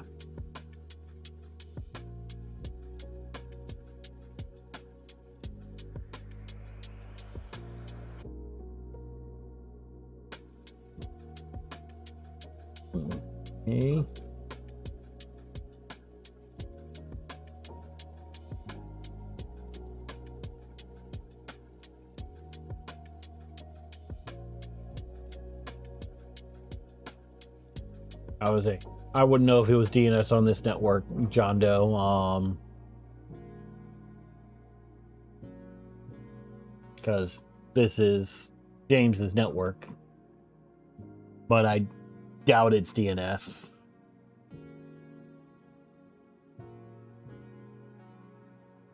The Space Pi X4 is much more worth your money.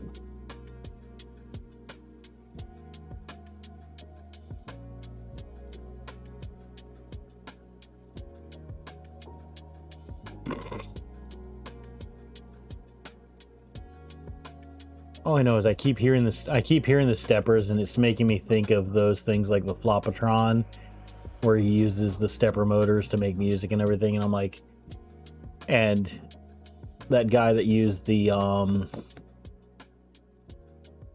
laser to etch metal and played Still Alive, and at the end of it, it had etched in the Aperture logo. It's all right, RJ. He always blames it on me. It's always James's fault, unless it's the cat's fault. Unfortunately, neither of the cats are here, so otherwise they'd be up here on stream.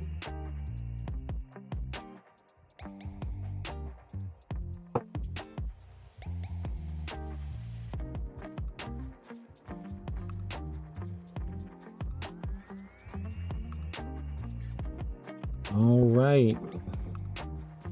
We're starting to get to the point of the benchy where it's starting to do the little curve over, so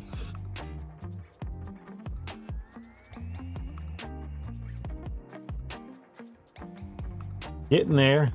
Saying another 10 minutes or 10 and a half minutes, it's estimating on the print. Temperatures have stayed pretty steady throughout the print, so that's good.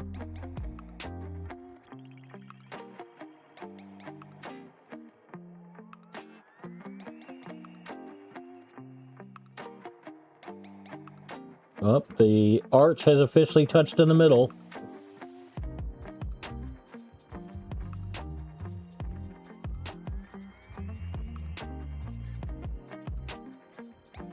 So we're getting closer.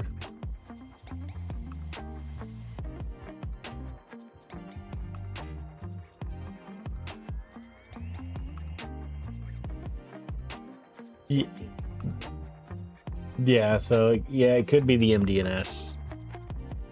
We're gonna have to go through the network and have fun with it.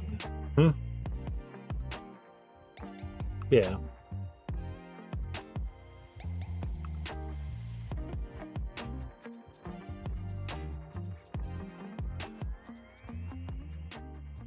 Okay. It has sealed up the window. Yep, we have bridges going across all of the windows. The circular window in the back is done. And the two doors have bridges over them, so we're getting there.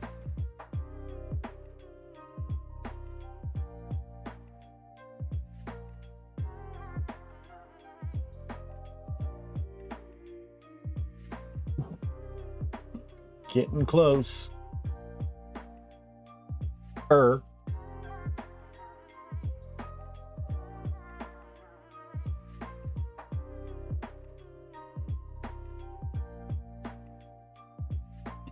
John Doe, you expect to see a 15-minute benchy?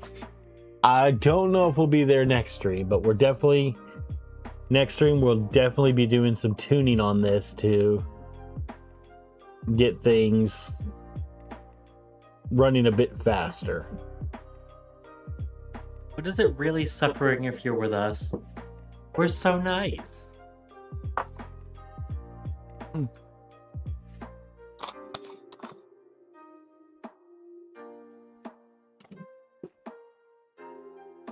Oh. One down.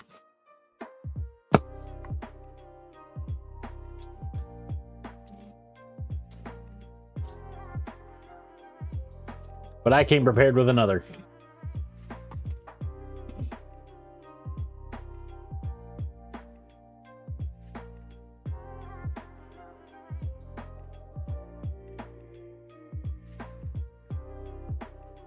And yes, I knew I was probably going to be going through a full Mountain Dew. What did I just realize? There he is. I was like, I didn't see him. Let's go over here. For those that didn't see it at the beginning of the stream, you know, Howie sent this to me with along with the panel parts, little printed penguin.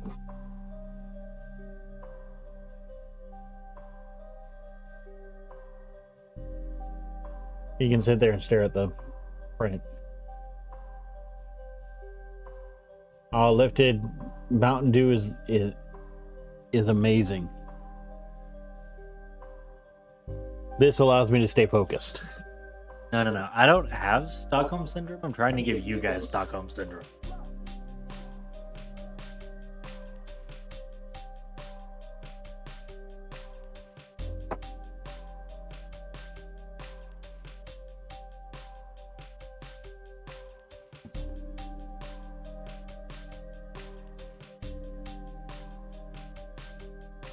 Okay.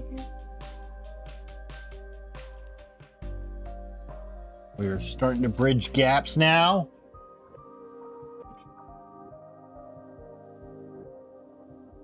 I mean, James thinks I'm weird because I can drink warm soda, but that's just because, like, lifted, like you said, you know, I grew up on it because I wasn't allowed to drink soda when I was growing up, but my parents always kept soda outside the fridge, and my mom would just add ice to it when she wanted to drink it, so I would just sneak a can of soda, and I knew if I opened it up there or grabbed ice, it'd wake them up, so I'd just take it back to my room and drink it at room temperature. Let's see here. Yeah, Mike, those wooden skirts are looking amazing. Oh, here, let's see.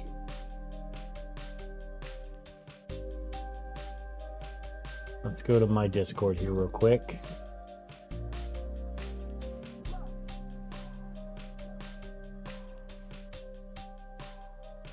Yeah, those skirts look amazing, John.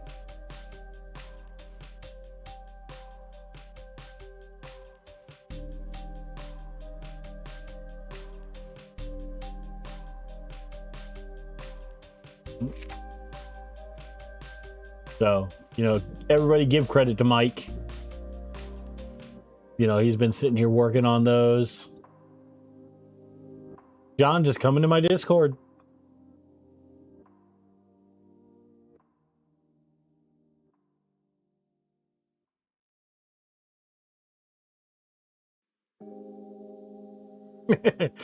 Down under, you're just determined not to have this thing be considered working. Gonna be honest, no matter how this break comes out, I'm posting that video tomorrow anyway. So. If this thing gets all the way through the print, I'm going to consider that a successful first print. And like I said, next week we're going to be going through tuning, organization, getting things up and working.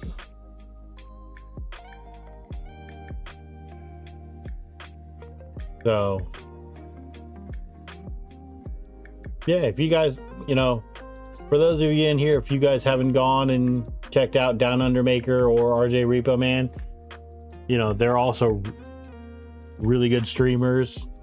Go ahead and subscribe. You know, Down Under is right now is working on a Delta Flyer. RJ is building a 250 or a 300 Voron, RJ.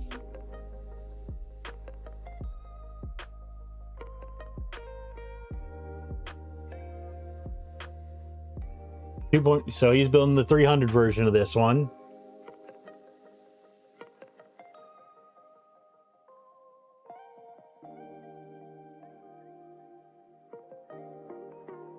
Oh, Down Under, I knew that there was text on there. Actually, I don't know.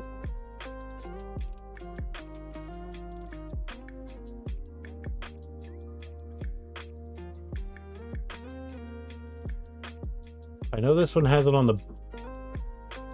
Yep, this one does have the 3D Benchy on the back. So if we... Yep, hashtag 3D Benchy is printed on the back for those of you that didn't know.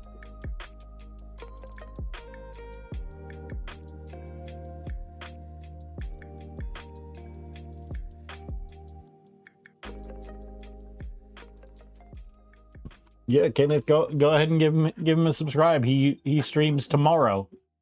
Or yep, still tomorrow. Still tomorrow for me at this point.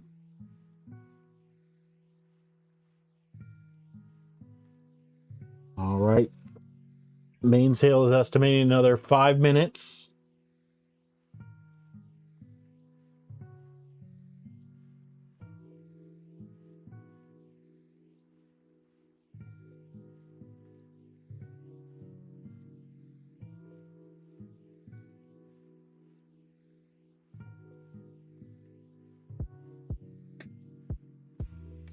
Oh God. Oh. Down under, be nice. RJ does some great streams.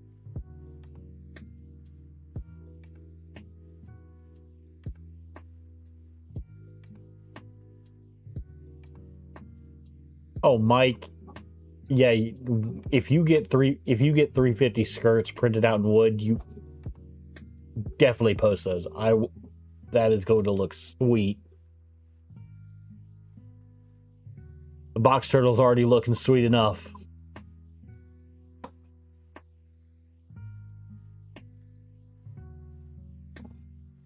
The 1, 2, 3. Right now our speed is. It's going in between like 20 and 166 millimeters a second.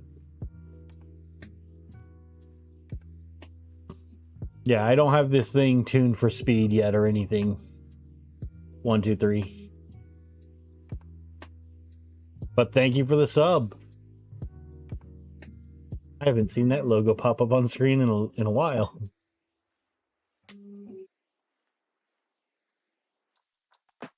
You also don't pay attention to it half the time. True, I'm usually building, so I haven't been able to.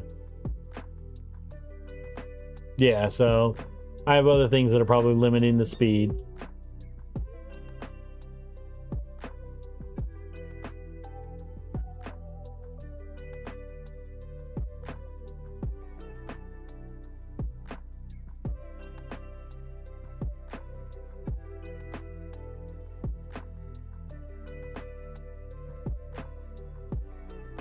So yeah, so Mike, those are my machine. What's going on right now?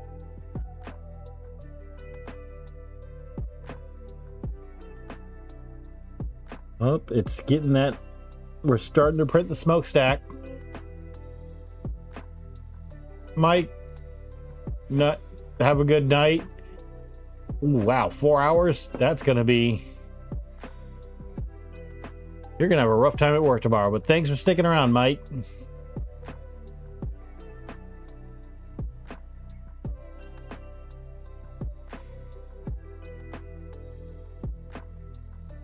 Yeah, velocity right now is going 300 millimeters a second. Accelerations are 5,000 millimeters per second squared.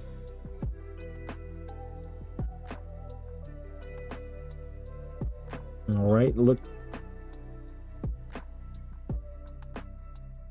Oh, I think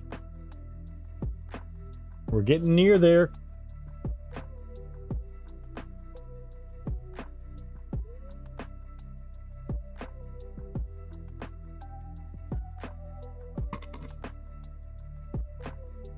That would definitely wake you up, Mike.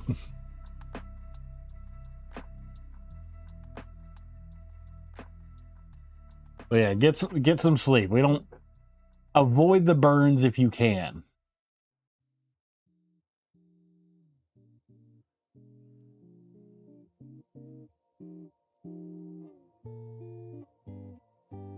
All right, we have finished the roof. It is just doing the final layers of the smokestack.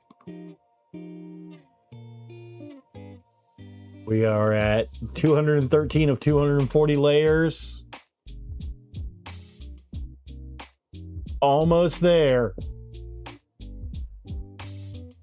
Let's see here, John Doe. You've been trying to find your USB power meter this whole time. This whole stream to check your wiring before you plug in your Pi. And you can't find it. John, always check your wiring before you turn something on. You know, no, while the audience may love the Magic Pixies, no, we don't want to see the Magic Pixie. And the blue smoke is definitely not something we want to see, we want to smell or see.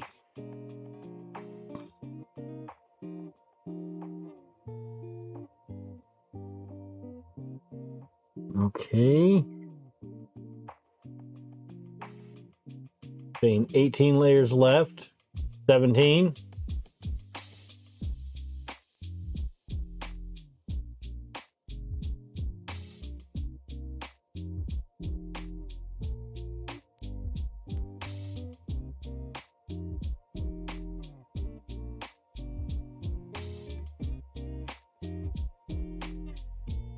Yeah. Go to it, looks like it.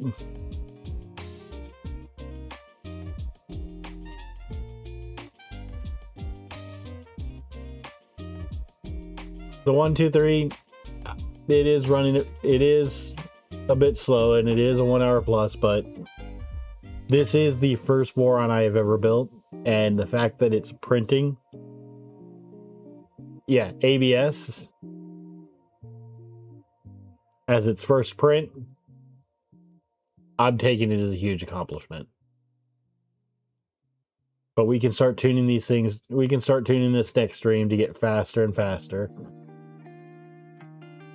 Get the settings done properly, organize the printer config and everything to the way that I like it, because I can say having everything in one big file is, you know, nice and convenient. You just scroll through the file.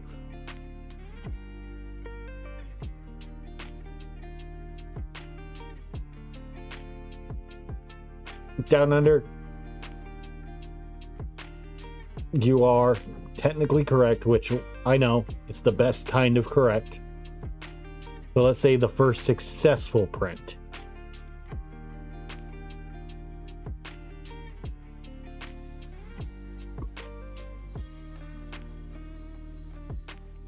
But yes, I sat here and originally went to school for programming, so I was used to, hey, you have your main stuff, but if there's something that you're calling over and over again or something like that, you segment it out into its own little sub part, so you didn't have to have all these lines of code out there.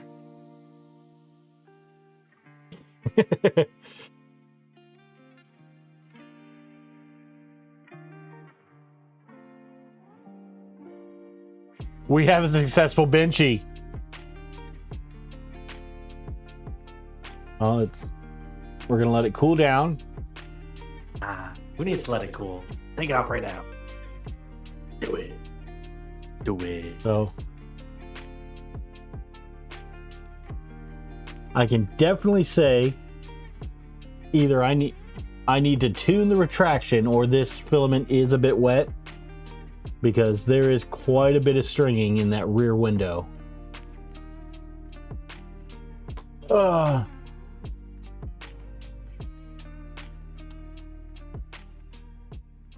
Let's see if we can get it out. Yeah. We're gonna take off the door. Can I get it? Oh, it definitely stuck. So, James, if you'll switch to the overhead. So, down under, the first thing I want to point out, let's see if it'll focus. You can see the writing on the stern.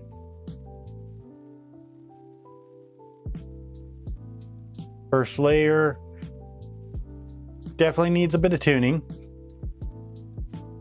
And then, yeah, if you look like, I don't know if it'll show. They are very thin, but if you guys can see there in the back window, there is quite a bit of stringing. But Yeah, down under. It's not perfect print on the stern.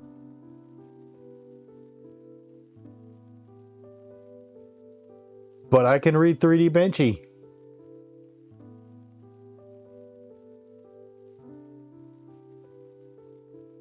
We do have, I don't know if you guys can see it. There are some ringing or something, some sort of artifacts up here.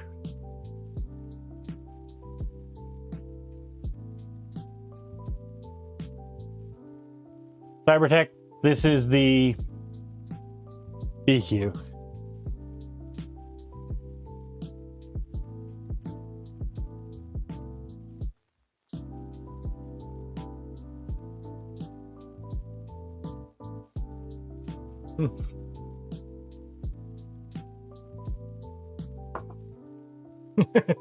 That's great. Well, thankfully, I actually didn't rub it against the bed. I rubbed it against the hole just to loosen it, but I will take that into account. But yeah, that's our first print. It is untuned.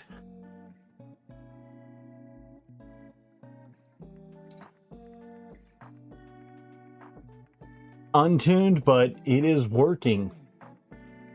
So we've definitely got to sit here and do some tuning on this. I'm gonna want to get that filament dryer here soon so I can keep this filament dry as we're doing some of the stuff like stringing test and everything like that. But overall, pretty successful. Yeah, RJ, this is definitely going on the wall. This is the first successful print on this channel. This is getting a place of honor. So,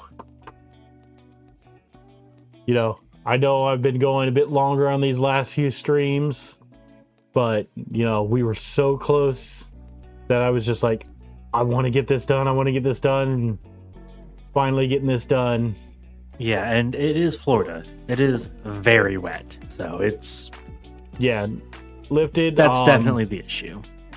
I'm lucky if the humidity here gets below 50%.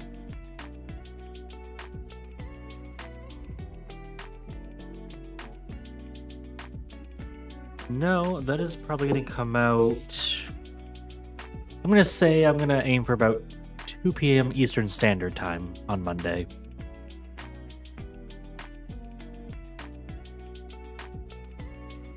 So, Miko, I don't think I'll do the full live stream, but I think James is going to cut down that last little bit where it was printing this benchy and actually submit that for a serial request, because that was one of our big things. Is we wanted to get this to the point where we could make a serial request, and now that it's up and printing, I think we sat here and got everything we need to qualify for ones. So, but you know, thank you all for sticking with us this entire time. You know, I know it's late, especially late for us here in the States. It's midday for Australia, so, but you know, you guys have been here. A lot of you guys have been here since, you know, we did the first unboxing, and I can't tell you how happy that makes me that, you know, you guys have sat here and stuck with me through this. Miko, it might, having Sanity watch through that entire stream might drive her bonkers, but I kind of want to, you know, stay on the good side, because I've got plans on building other Vorons, and I'd like to get them serialized too. But, you know, through this journey so far, you know, you guys have helped us get to that 100 sub mark, which I thought was going to take a lot longer to get to. You know, we've sat here and been pretty good at staying on track for the amount of watch hours. You guys have been a real help when it came to getting those parts that I didn't know, especially when it came to your time to this Clipper stuff. So I want to say thank you to all of you. I want to make it very clear. We don't care about the numbers. We don't care about how, quote unquote, well things do. We are having fun. That's what we're here for. Well, he does quote every now and then, you know, where we are. That's just for us to keep track of stuff. It doesn't matter whatsoever. I'm an achievement hunter, and it's a milestone achievement. So we're here for fun. We're having a lot of it. Yep. So, you know, next stream we're gonna sit here and start tuning this thing. And once we get it tuned, I'm going to do the most important thing for every Voron. And that's print out a second set of parts. That way, in case something breaks, you have a backup.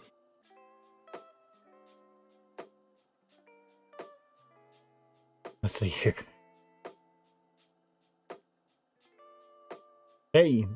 Let's see if we can get down under to his 300. Yeah, you know, if you're in this stream and you haven't subscribed to Down Under Maker yet, or RJ Repo Man, you know, go over to their channels. Let me see. Give me a second here.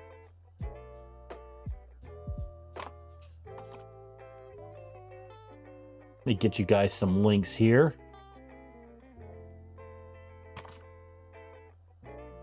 Let's see here. RJ.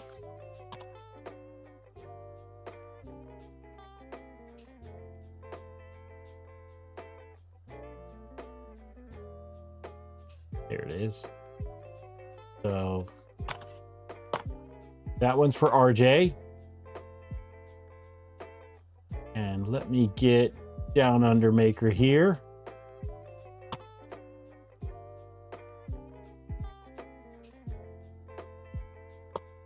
Go subscribe to them as well. You know, they've been here this entire time, supporting me and everything, giving me shout outs. You know, Projects in Dad's Garage has been in and out of here. Steve Builds, you know, he sat here and gave me that huge raid last week. Killer Prince has been amazing. LTX Designs, you know, you've been in here. And he makes some, LTX